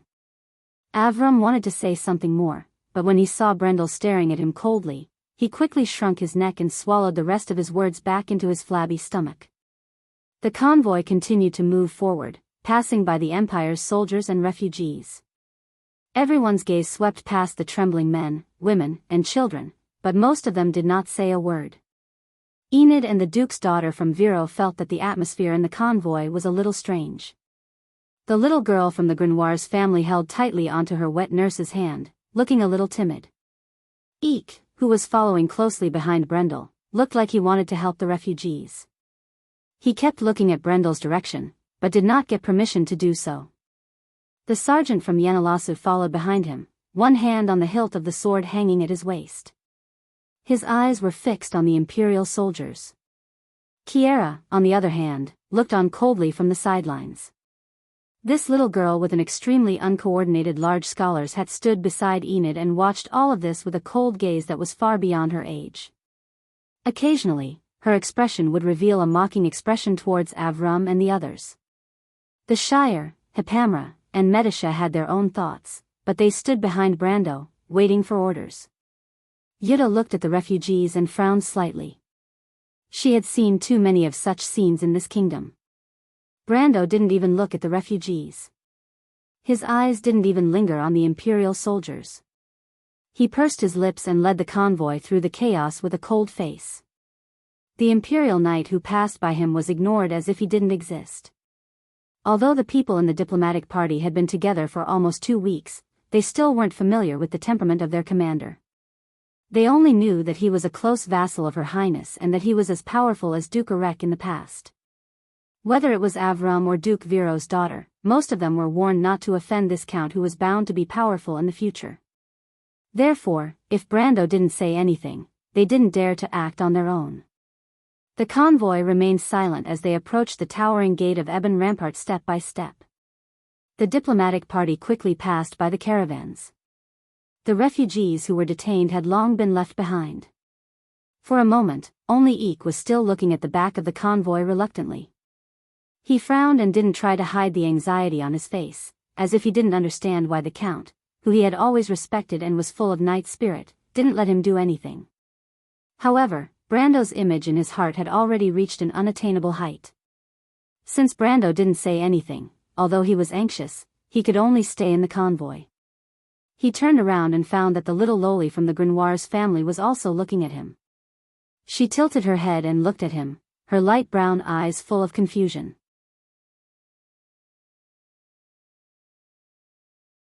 She didn't seem to understand why those people were arrested. She was only 7 or 8 years old. The world of nobles was still too far away from her. The scouts in front of the diplomatic party had already reported to the people of Cruz, so at this time, the people of Cruz also knew the origin of this noble convoy. The convoy slowly arrived at the Black Sword Fortress. Brando raised his hand to stop everyone. Not long after the convoy stopped, 3 knights of Cruz riding on land dragons came in front of them. The leading knight was wearing a silver-gray ceremonial breastplate full of shining metals. Brando saw the color of his ribbon and the long mane on his helmet and knew that this man was a knight captain. Behind him, the Grand Duke of Viro's daughter had a slight change of expression. According to the normal etiquette of the Holy Cathedral of Fire to communicate with the subordinate countries, the Empire should at least send the deputy of the highest official here to verify the identity of the official envoys and welcome them into the city. Now, Cruz sent a mere knight captain to replace them, which was blatant arrogance. This was not the first time such a thing happened. As early as 3 years ago, when Cruz's envoys went to the Empire to meet the Emperor to celebrate the new year, they were treated like this. Perhaps even earlier than that. Long before the Year of Frost, the kingdom's envoys seem to have been used to this kind of disrespect. But in the past, when the Grand Duke's daughter read about this from the history books, she only felt that Erewhon's national strength was weak and that it was natural for a behemoth like the Empire to be superior in front of him. But now, when it was her turn to experience Cruz's disrespect, she could not help but feel a sense of resentment in her heart. But she was sensible enough not to say anything. The others in the convoy more or less felt that the atmosphere was a little strange, but except for Chiara and the Shire, the others had limited understanding of diplomatic procedures, so they could only wait silently for Brando to make a decision. Brando had already expected this. He gently patted the still ignorant Avram's shoulder and asked the meatball to submit the document. It was only then that the latter reacted. He quickly took out the document and the seal ring, and respectfully presented them to the Knight of Cruz with both hands. He was so humble that even the sergeant behind Eek could not stand it and showed a look of dissatisfaction. But the Knight of Cruz did not appreciate it. He impatiently took the document, glanced at it, and then threw it back to Avram. These few movements made even the most ignorant Avram realize that the document in his hand was Erewhon's letter of credence. If the other party was a marquis of the Empire's border, he would not dare to say a word even if the letter of credence was thrown back in his face. But the other party was just a small knight captain. Strictly speaking, he was not a real noble. He could not help but stare at the other party with his mouth agape. He did not understand where the other party's confidence came from. But the Knight of Cruz ignored him. He looked at the meatball with disgust and waved his hand. "Come with me." Avram stood there and did not dare to move. He subconsciously turned to look at Brando. This was no longer the etiquette that the Empire should use to welcome other countries under the rule of the Holy Cathedral of Fire. Or rather, there was no etiquette at all. No matter how stupid he was, he knew that if he acted on his own initiative, the crime of a diplomatic breach would fall on his head. But the meatball found that Brando did not seem to see him and stood there motionless. Helpless, he could only tremble with fear and said to the Knight of Cruz, "Sir Knight, this doesn't seem to be in accordance with the rules." He hoped that it was a moment of carelessness on the part of the people of Cruz and forgot about diplomatic etiquette. But to his disappointment, the knight looked at him coldly. "It's a time of war now. We can't open the Knight's Gate to welcome you. If you are not satisfied with anything, you can choose to take a detour or go back the way you came." Note: the Knight's Gate was the name given by Duke Semple to the front gate of the fortress in honor of the soldiers of Cruz who died in this fortress. Go back the way you came? Avram was sweating profusely. At this moment, he had really seen the arrogance of the Kurlutzians. He used to think that this was natural. This world respected strength, and the Kurlutzians' fists were big and hard enough, so showing such an attitude was tolerable. But when he enjoyed this arrogance, he realized how hateful it was. If he could, he wanted to punch the guy in front of him in the face and then throw a punch at the damn Count Tonigel's face. Of course, this was just a thought. Even if he had 10 times the courage, he wouldn't have the guts to do it. But when he was in a dilemma, Brando finally opened his mouth. "Avram, tell him that we can't go back." Avram's voice was holy. He hurriedly looked back at the people of Cruz. The knight seemed to have expected this. He couldn't help but smile contemptuously. "Then please follow me, Sir Envoys." He deliberately emphasized the word, Sir Envoys. Coupled with his heavy Cruz accent, his words were full of sarcasm. This sentence made Avram's heart tremble. He was afraid that the arrogant commander would not be able to hold back his sarcasm. Other than him, the other people in the envoy group also frowned, especially Count Janelesu's right-hand man behind Eek. As a soldier, his right hand was already tightly gripping the hilt of his sword. Although Avram was famous for being a hedonistic aristocrat in Karsuk, he still had the ability to observe people's expressions. Naturally, he could sense the tense atmosphere. He wiped his sweat and kept glancing at Brando.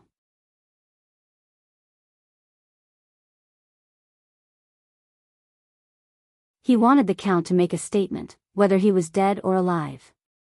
But unfortunately, Brando still stood there motionlessly as if he didn't hear the words of the Knight of Cruz. This time, the Knight of Cruz finally realized that something was wrong. He directly ignored the fatty in front of him and raised his head to look at Brando strangely. He realized that this was the leader of these Erewhon people. Although he didn't know who the other party was, it didn't stop him from speaking. He replied with some arrogance, "What's the matter, everyone? Are you going to stay here forever?" Brando glanced at the guy. He had already gotten used to the arrogant faces of these Cruz people in his previous life. Central nobles like Veronica, Lenoret, and Brund were slightly better, but these Cruz soldiers at the border had more chances to interact with the Erewhon people. It was as if the trembling refugees and the Erewhon nobles had already spoiled their temper. Therefore, this group of people was almost the most arrogant group of people in the empire. In their eyes, the Erewhon people were only a little higher than beasts. This attitude became especially obvious after the First War of the Black Rose. Later, during the period of Erewhon's resurgence, it even affected the Cruz players. Dealing with the Cruz Empire of that era was simply a matter of infuriating for the Erewhon players. Compared to the past, this attitude was still considered good. At least, he did not openly mock and ridicule Roland. But Brendel did not feel the slightest bit of gratitude just because of this better attitude, because he was here to look for trouble. To other people, going to the Empire as an ambassador was to participate in the mobilization ceremony before the Holy War, but to him, this purpose was actually dispensable. He stared at the Cruz Knight and could not help but curse in his heart. However, he still suppressed his emotions and replied faintly, "We came here to go to the Empire, so naturally, we will not stay here, nor will we go back the way we came." "Mr. Knight, do you understand?" "Very well, then what do you mean?" The Cruz Knight seemed to have heard the funniest thing in the world. He looked at Brando's group as if he was looking at a group of idiots. He thought that this group of country bumpkins must have come from some remote place and had never seen the world before. Otherwise, how could they be so dumb? "What we mean is that you must follow the etiquette and open the main gate to welcome the delegation into the fortress. This is related to the dignity of the Empire, and also to prove to the world that you Cruz people are at least not ignorant of etiquette." Brando replied concisely. The Duke's daughter opened her mouth in the back. This time, not to mention the Kurlutz Knight, even she felt that her commander had suddenly become so rigid.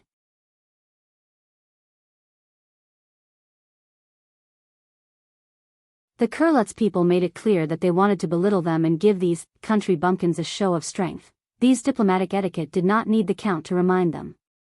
Obviously, the Kurlutz people were already well aware of it, but they did it on purpose.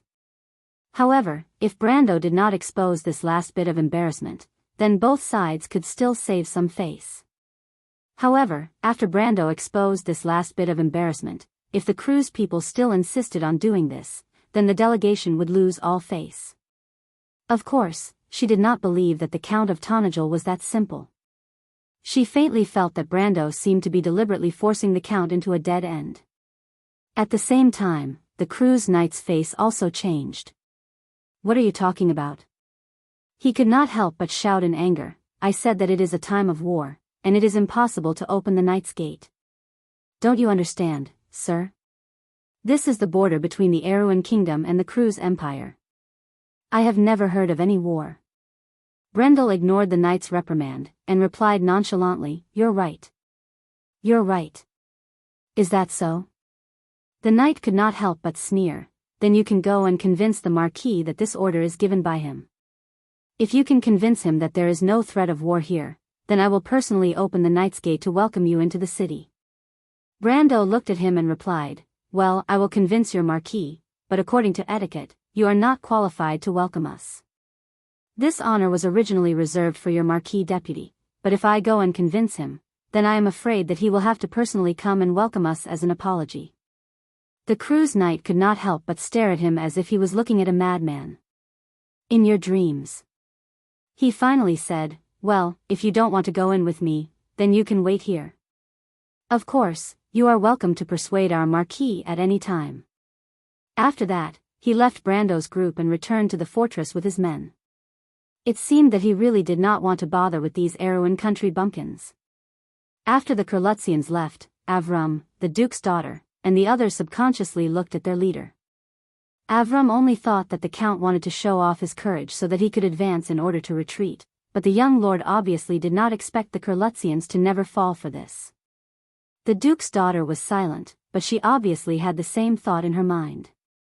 But the problem was that now that the Kurlutz people had left, they couldn't stay here forever, but whether it was going back or going to the Marquis, it would be a humiliating thing. This matter was obviously caused by their leader, so if someone had to come out and clean up the aftermath, it would naturally be the leader who should come out first. But Brando did not seem to care about this matter at all.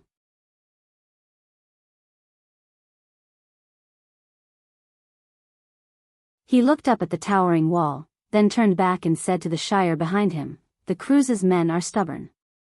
60 years ago, 60 years later, and even today, this has never changed. The Shire, go to my carriage and bring me my sword." Avram did not understand the meaning of this sentence, but the Duke's daughter, who was more astute than him, had already reacted.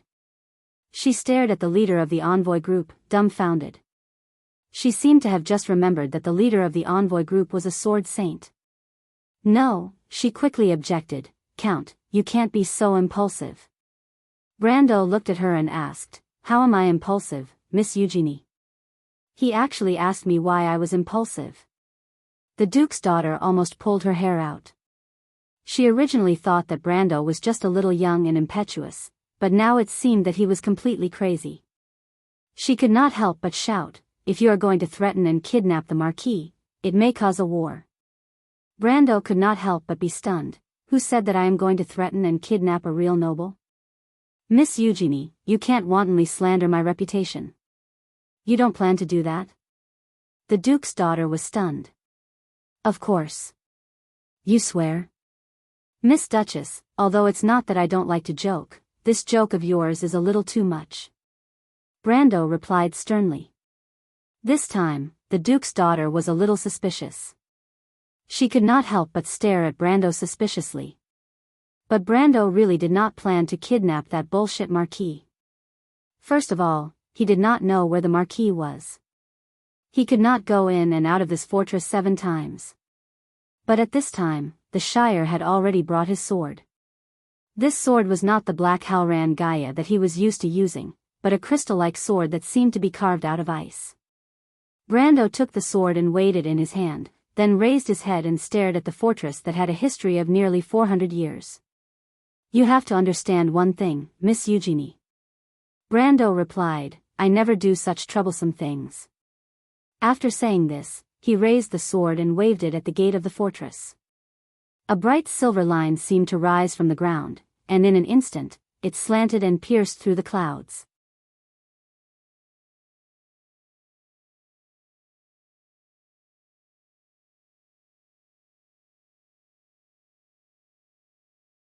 Chapter 908. It was hard to describe with words, but at that moment, the members of the Erewhon envoys under the fortress saw it for themselves. Brando's casual swinging of the sword seemed to be subdivided into several parts, and each of them could be used as a textbook example of swordsmanship. At that moment, swordsmanship was no longer just a skill to kill, but an art that was pleasing to the eyes.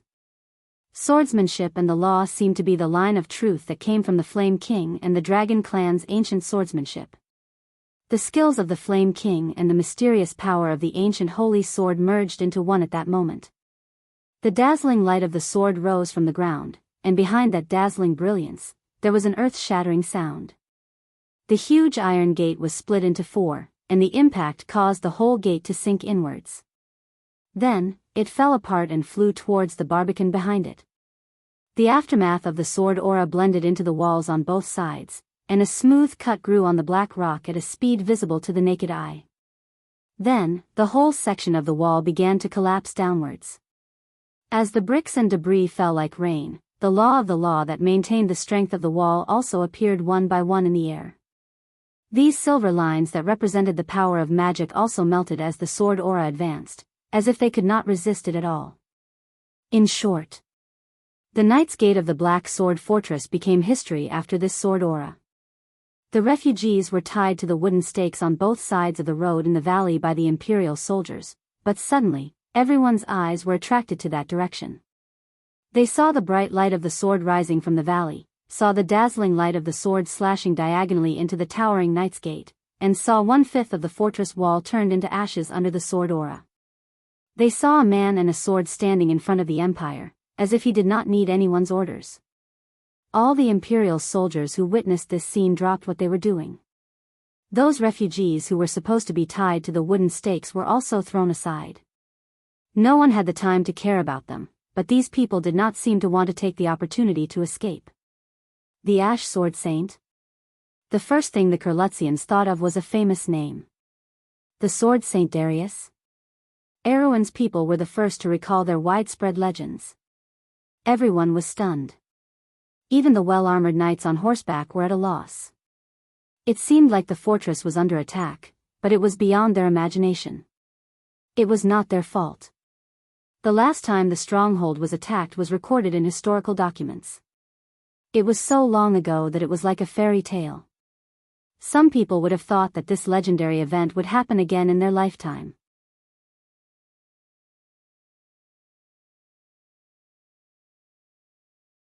The small group of imperial soldiers outside the fortress froze in place as if they had been bewitched, but the nobles around Brando weren't any better.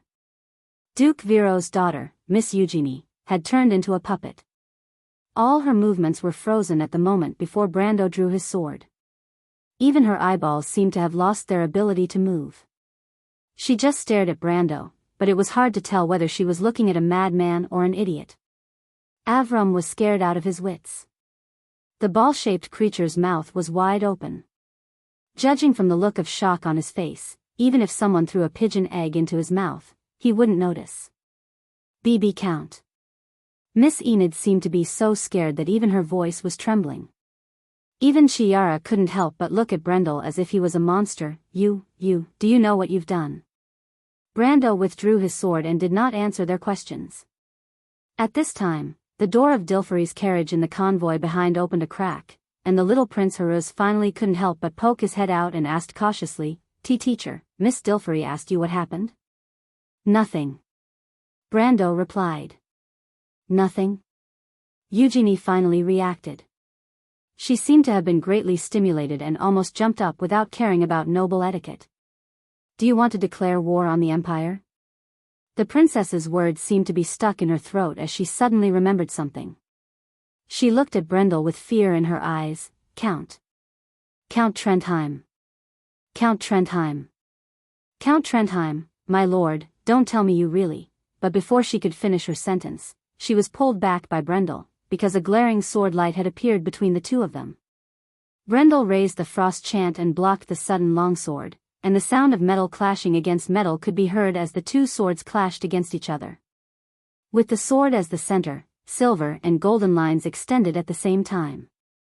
The lines of law were like a curved shield, completely blocking the attack on the other side. The golden raindrops fell on Brando's silver net formed by the lines of law, but did not penetrate it at all. Cruz finally reacted. This sudden attack was completely out of the Duke's daughter's expectations. She was shocked and naturally swallowed the second half of her sentence. Brando, on the other hand, understood the origin of his opponent in this short exchange. Golden Sacred Flame.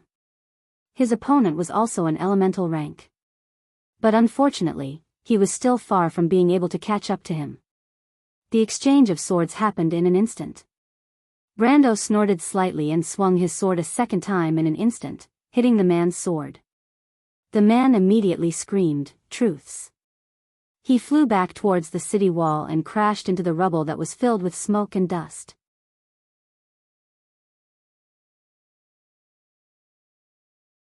There was another Kurlutz knight who was about to rush over from the direction of the collapsed walls, but when he saw Brendel's sword, his expression changed and he stopped in his tracks. He asked Brendel fearfully, "Who are you, and why are you attacking the Empire?" Brendel sheathed his sword and silently returned the frost chant to its slender scabbard.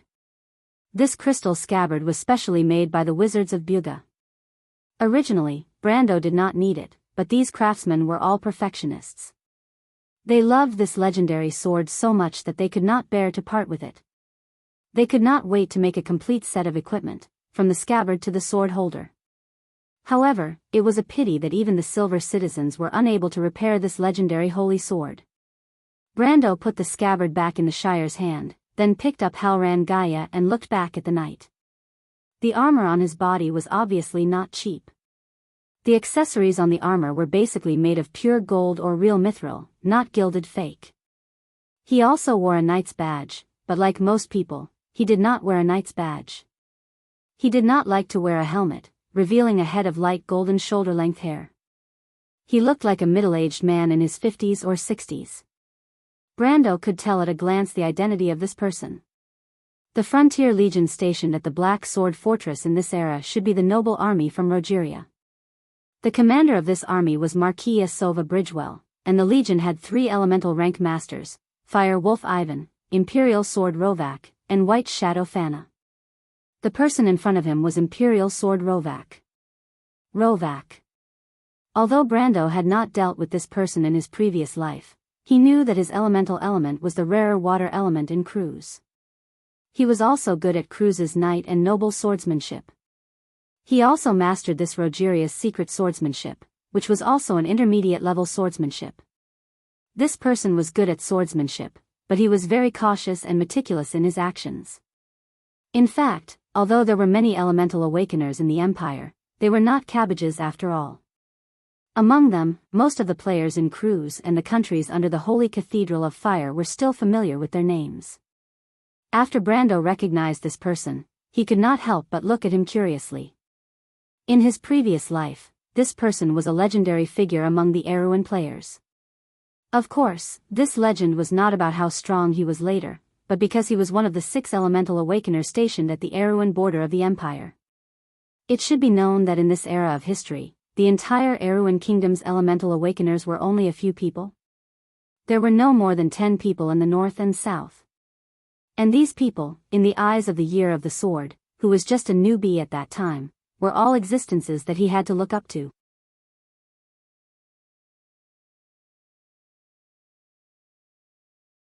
But today, one of these legendary existences was casually sent flying by him. If he guessed correctly, the guy who controlled the golden sacred flame element should be the Fire Wolf AI fan. Then, the Imperial Sword Rovak was also frightened by the power of his sword and did not dare to make a move. Brando looked at Rovak, who had a serious expression, and for a moment, he could not help but have such a strange thought in his mind. After sighing, he shook his head and replied seriously, "Mr. Rovak, you should know who I am. As for why I am doing this, Mr. Rovak, you should understand. But then again, now that things have developed to this point, if I want you to persuade your Lord Marquis, let him bring people to welcome the Kurlut's envoys into the fortress. Do you think you can still do it?" In contrast to Brando's understanding, Rovak was extraordinarily serious. His strength was on par with the Fire Wolf AI fan. Just now, when Brando counterattacked and sent AI fan flying with his sword, it revealed a certain meaning that made the alarm bells in his heart go off. That seemingly indestructible power of the law was obviously on another level. That was the level of the truth, the side of the truth. Rovak did not know that Brando actually borrowed a part of the power of the Frost Chant Sinna, and that his true strength was actually quite far away from the elemental truth. However, in this Imperial Knight's heart, he had already regarded Brando as his #1 enemy. He was stationed at the border between the Empire and Erewhon, so he was not as well informed about this ancient kingdom as the nobles of the Empire. Therefore, he did not know where the young man in front of him came from. He was inexplicably surprised. When did such a genius appear among the people of Erewhon? It was as if he appeared out of thin air. After listening to Brando's words, he was extremely regretful. Today, he and AI Fan were on duty on the city wall, so naturally, he was aware of what happened below. However, he did not think that the people of Erewhon's disrespect was a big deal. Before this, no one had raised any objections about it, whether it was the people of Cruz or the people of Erewhon. Everything was taken for granted. However, he never dreamed that things would develop to this point. This guy actually split the Knight's Gate in half with his sword. Rovak somewhat understood Brando's thoughts. If he was a sacred swordsman of the elemental truth level, he would also be furious when a mere knight captain made things difficult for him. However, he could not help but feel like crying. Who would have thought that a sacred swordsman would suddenly appear among the people of Erewhon? Furthermore, there was not even the slightest bit of news about this in the past few years. It was as if a freak had suddenly appeared in this year. Of course, Rovak did not expect that his thoughts were almost the truth. This world was just so crazy.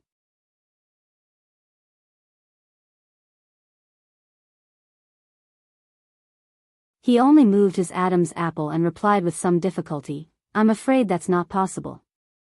"That's why," Brando replied, "our conversation is meaningless, Mr. Rovak. Since you can't do it, let me do it myself." After saying that, he raised Halran Gaia and took a step forward. "Your Excellency, you can't do that." The Duke's daughter seemed to have just reacted. She was a little numb as she watched Brando severely injure an Imperial swordsman in front of her. He also scared the other Imperial swordsman to the point of stopping. Of course, she knew these two people, but she was more willing to admit her mistake because everything in front of her was just too crazy. Even her voice was a little weak as she said, "We can't anger the people of Cruz anymore, Your Excellency. Are you going to declare war on the Empire?" Rovak was about to cry. He could not help but wonder if this person in front of him was a lunatic. Even if he was a sacred swordsman, how could he do such a crazy thing? For a moment, he vaguely felt that he saw the shadow of another person in Brando. In the hearts of the people of Cruz, that person was also a complete madman. A complete madman. That person's name was Mephisto. Declaration of war? Brando was a little amused. He glanced at Rovak, then at Eugenie, and replied, "Miss Eugenie, we are also believers of the Holy Cathedral of Fire. We are responding to the call of the Holy Cathedral to participate in a holy war. But here, we are being unreasonably humiliated by a group of ignorant people.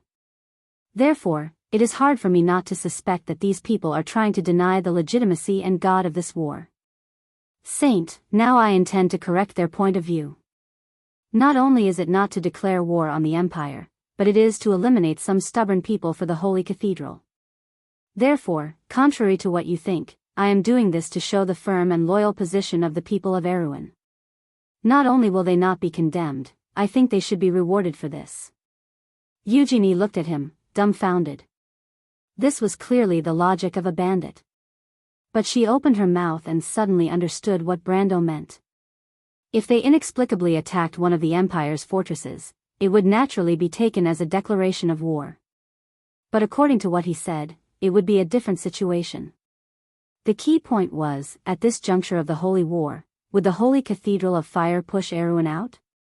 Would the Silver Queen suddenly let her south become the most unstable factor in the war? The answer was obvious. She suddenly remembered what Brando had said to them before. A big country had its strength, a small country had its wisdom, and Erewhon also had its own advantages. Indeed, compared to the gains and losses of the entire Holy War, why would the Holy Cathedral of Fire and His Majesty the Emperor be entangled in these details of dignity and face? Chiara obviously understood this at this moment.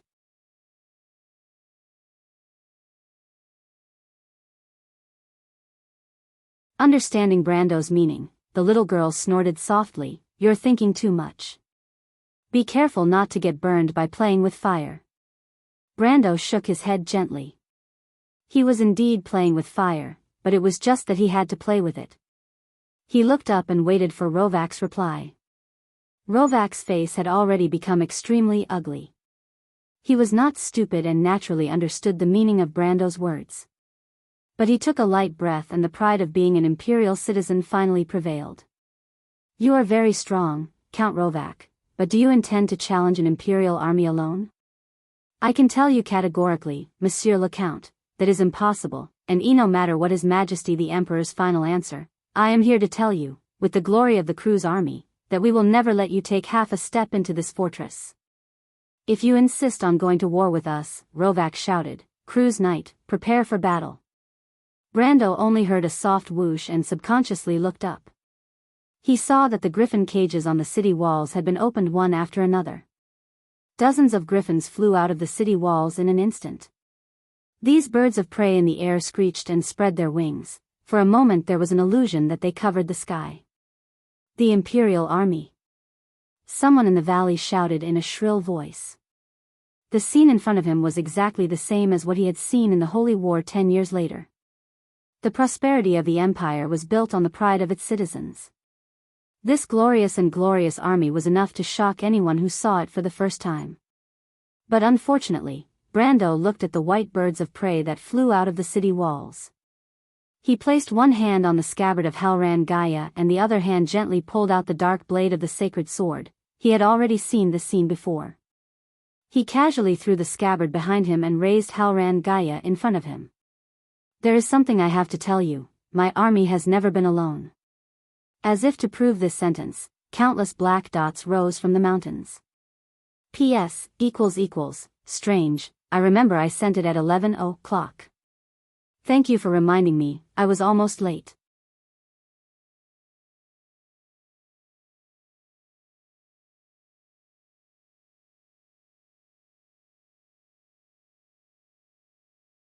Chapter 909.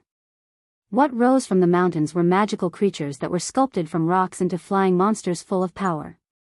They had the head of a goat and the body of a human.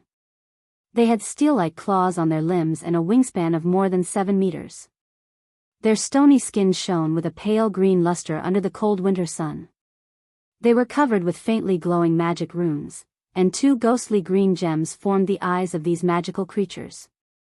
They were not the most primitive gargoyles, but a type of rune golem, rune gargoyles. Brando wanted gargoyles, and Tanya, the competent ant, got him the best one. As he said, these things were nothing to the Bugas, so the craftsman mages were happy to help Brando as much as possible without crossing their bottom line, so that he could take back the azure lance for them. The griffins that soared in the sky of the Empire never thought that they would one day face such a battle. The densely packed gargoyles were rising from the mountains into the sky, and in the blink of an eye, they occupied the sky above the mountains. The screams of these magical creatures came one after another, coming from all directions as if they were surrounded. However, the griffins let out a clear and melodious cry at the same time, as if a kind of pride was urging the brave and fearless birds to spread their snow-white wings and meet their enemy. That was the symbol of the Imperium. They took the initiative to attack the enemy that was dozens of times larger than them.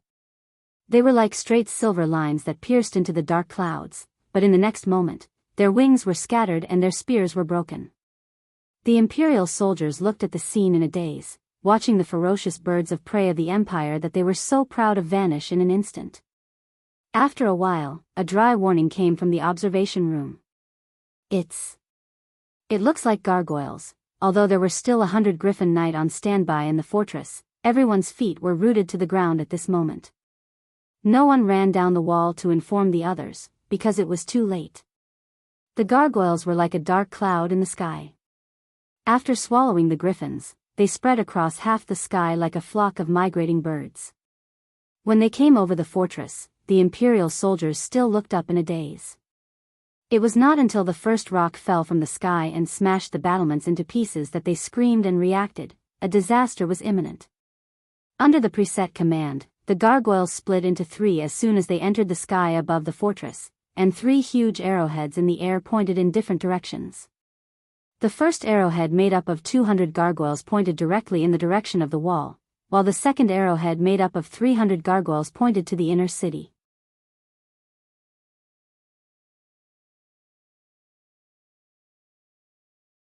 The remaining gargoyles made up of the largest arrowhead went straight to the headquarters of the Griffin Knight in the Black Sword Fortress, as if they already knew where it was.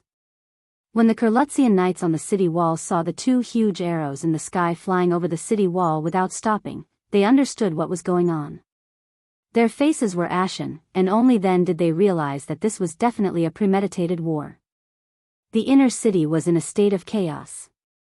The soldiers who were not on duty in the fortress area were being rushed out of their residences in the inner city, from various places of entertainment such as bars, brothels, and even lovers' houses. Some were even rushing out from the streets in 2s and 3s. They hurriedly put on their battle robes, put on their helmets, and picked up their weapons. They were either organized or scattered as they rushed towards the direction of the fortress to report. If it was during the Age of Glory, the Age of Chaos, or the half a century before and after the War of Walnut, such a scene would never occur. During that era, even when the Black Sword Fortress was at its most lax, more than 2/3 of the soldiers were on standby at all times. But now, this fortress had not experienced any war for nearly 100 years. Even the bandits of Erewhon did not dare to commit crimes in the area ruled by the Empire. After a long period of slacking, they had long developed a habit of being arrogant and condescending. The Empire's soldiers were gathering from all directions. Although they were not worth mentioning compared to their predecessors, the last trace of honor and discipline of the Empire's soldiers prevented them from completely messing up. Overall, their reaction was much better than the noble soldiers of the south of Erewhon. They were even not inferior to the Black Blade Squad and the Coast Guards that Brando had seen in Ampere Seal. These Rogelia soldiers wearing red and white battle robes gathered under the urging of the bugle and were about to enter the fortress area. It was at this time that they collided head-on with the gargoyles that were rushing from the sky.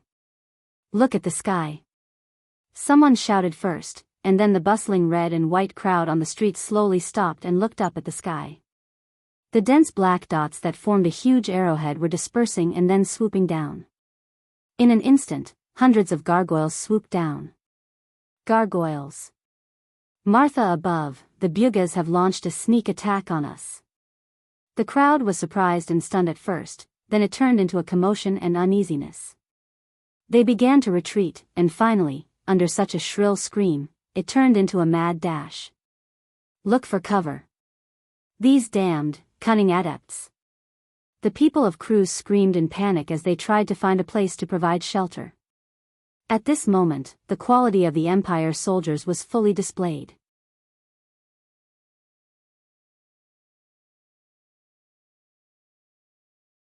They did not panic like headless flies, nor did they flee in panic like the noble soldiers of the south of Erewhon.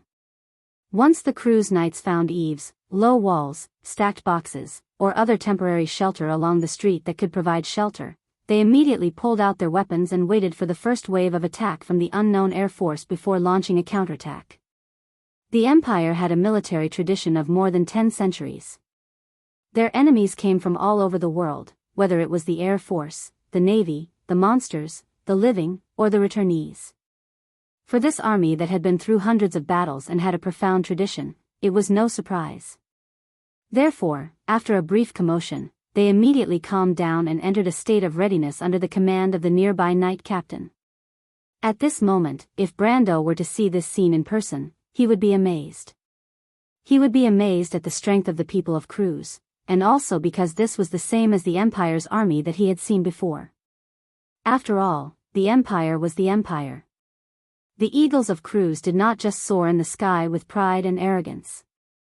However, the tragedy of the Rogelia soldiers came from the same reason. Brando had seen them before, in another era. Therefore, these soldiers soon saw that the gargoyles' dive was just an illusion. They immediately began to slow down when they approached the sky above the inner city, and then they landed on the rows of roofs throughout the inner city. What are they doing? The Knight of Cruz looked at this scene with inexplicable amazement. The Air Force, as the name implied, was their domain in the sky. If these gargoyles wanted to fight them on the ground, it was obviously impossible. Their doubts were finally answered when they saw the first wizard in a robe and holding a staff jump down from the back of a gargoyle. Wizard, in the nearby streets, every knight sergeant with command felt a little sour in his teeth when he saw this scene. He immediately understood what the other party wanted to do. When Mordenkainen jumped down from the back of his gargoyle with his duck familiar in his arms, he was full of pride when he saw the stunned Cruz knight. He looked back and saw that almost every roof on the left had 3 to 4 wizards ready. It was as if an army of wizards had arrived in the inner city of the Black Sword Fortress in an instant. He looked back again, and at this time, the people of Cruz below seemed to have just recovered from their state of shock. The knight immediately commanded the soldiers around him to attack the roofs. Although he knew that the other party could not pose any threat to him, he could not help but feel a little nervous. What a bold idea it was to let wizards come to the front line and fight the enemy soldiers face to face. Not to mention that he had never heard of such a battle before, he had never even thought about it.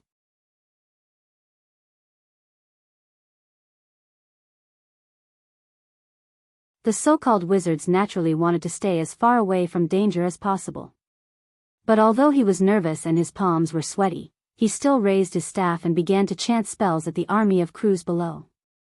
The average strength of the soldiers of the Imperial Frontier Legion was at least above the middle level of black iron. The low roofs of the inner city were not too difficult for them. In a short while, some Imperial soldiers climbed up the roofs with the help of the terrain.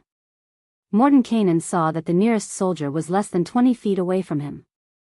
He could even see the ferocious face of the other party and the cold gleam of the long sword in his hand.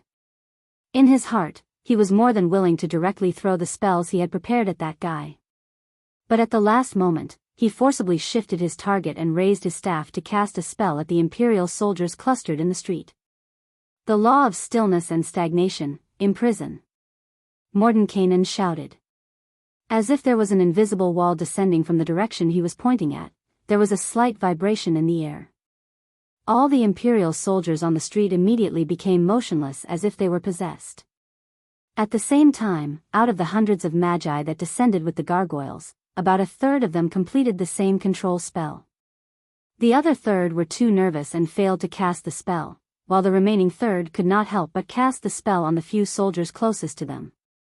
But even this one-third success rate caused almost half of the streets in the inner city to be completely controlled by the spell in an instant.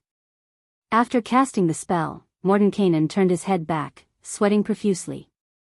Only then did he see that the soldier who had climbed up had already been slapped down by the gargoyle.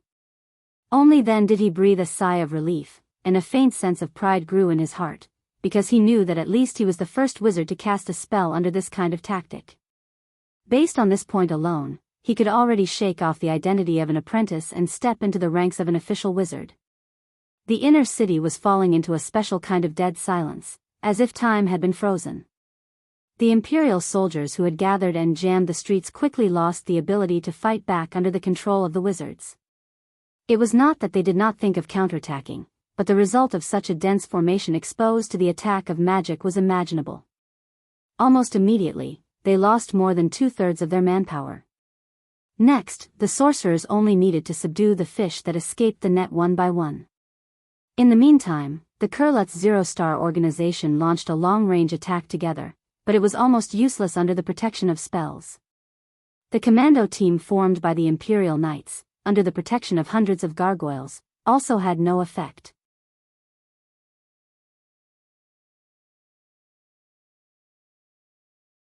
Instead, they fell into the trap and became captives. Of course, the Empire also had wizards, but wizards in 2s and 3s were basically no match for hundreds of wizards gathered together.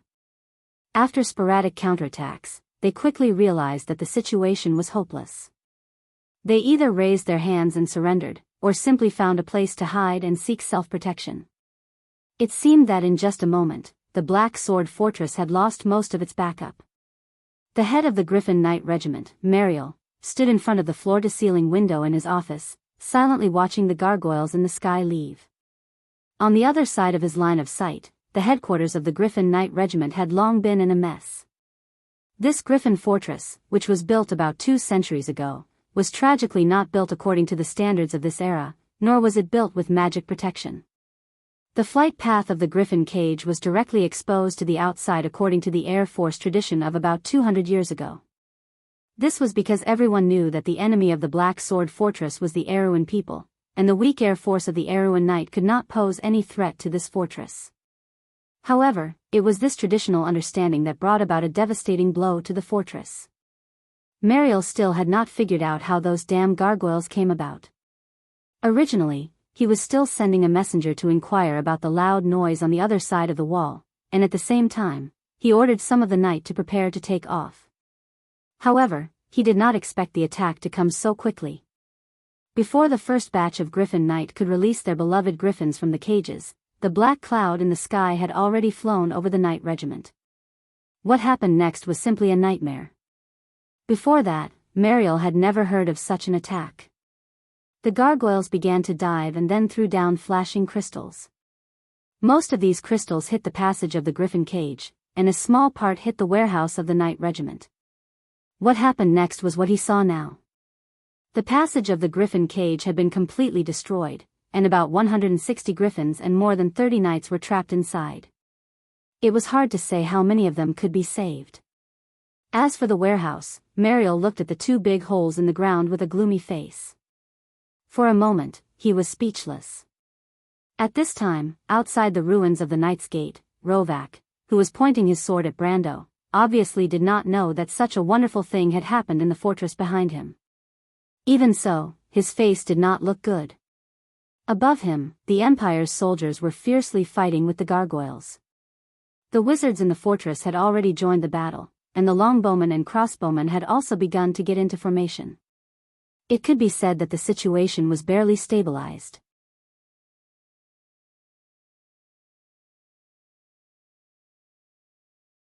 Behind him, more than 100 Drake Knights had finished their preparations. These Cruz Knights were wearing heavy armor, and they all raised their spears. The triangular flags on the spears fluttered in the wind, like a fiery red ocean. The Drake Knights were restlessly adjusting their footsteps, facing the uninvited guests outside the gate. It was as if as long as the order was given, all the knights would come out in full force. But at this moment, Rovak did not feel safe at all. This was because in his vision, Brando was approaching him step by step. This count was alone, and he was holding a sword in one hand. However, he did not seem to be at a disadvantage at all. He was only one person, and he was facing the Cruz Knights with a calm face. It was as if these glorious knights in history did not exist in his eyes. Rovak had seen such a calm look before. When the bear warriors from the Black Crow Principality charged at that man stood proudly on the battlefield with a sword in his hand. Rovak could still see that man standing proudly on the battlefield. Could it be that in less than 60 years, Erwin had another sword saint like that? Rovak's forehead was covered in cold sweat, and he suddenly thought of another possibility. Behind Brando, Medisha was looking at her lord's back. She silently summoned her unicorn and mounted it. The White City Vanguard, the Nightsong Tiger, Falerne, and the others were behind her in a charging formation, ready to attack. But at this moment, Brando turned around and said, "Medisha, go and subdue the Empire's squad and save the refugees." "My lord." Brando did not answer her. Instead, he turned to the Shire and said, "The Shire, I'll leave the wall to you." "No problem." Brando then turned around and saw Rovak charging at him. "Dragon Knights, follow me," Rovak shouted. But in the next moment, he could no longer make such a bold sound because he saw Brando split into two in front of him. He was dumbfounded as he watched the two Brandos casually walk past him. The two Brandos raised their swords at the same time. There were no fancy moves. They just raised their swords and walked forward slowly. Even a beginner swordsman would be able to dodge it easily. Rovak also lowered his head to avoid the attack, and at the same time tried to distinguish the real Brendel from the two of them. But just as he lowered his head, a scene that made his soul fly out of his body happened. He clearly saw that he had dodged the opponent's sword, but when he lowered his head, he saw that the shining blade was still in front of his chest. This is impossible. Just as this thought appeared in Rovak's mind, he felt a slight pain in his chest. There was a long gash in his armor, and he felt his vision go dark. His knees went soft, and he knelt on the ground. You're tuning into the Carefree Valley YouTube channel. Don't forget to subscribe and join us on this journey to catch the most captivating stories.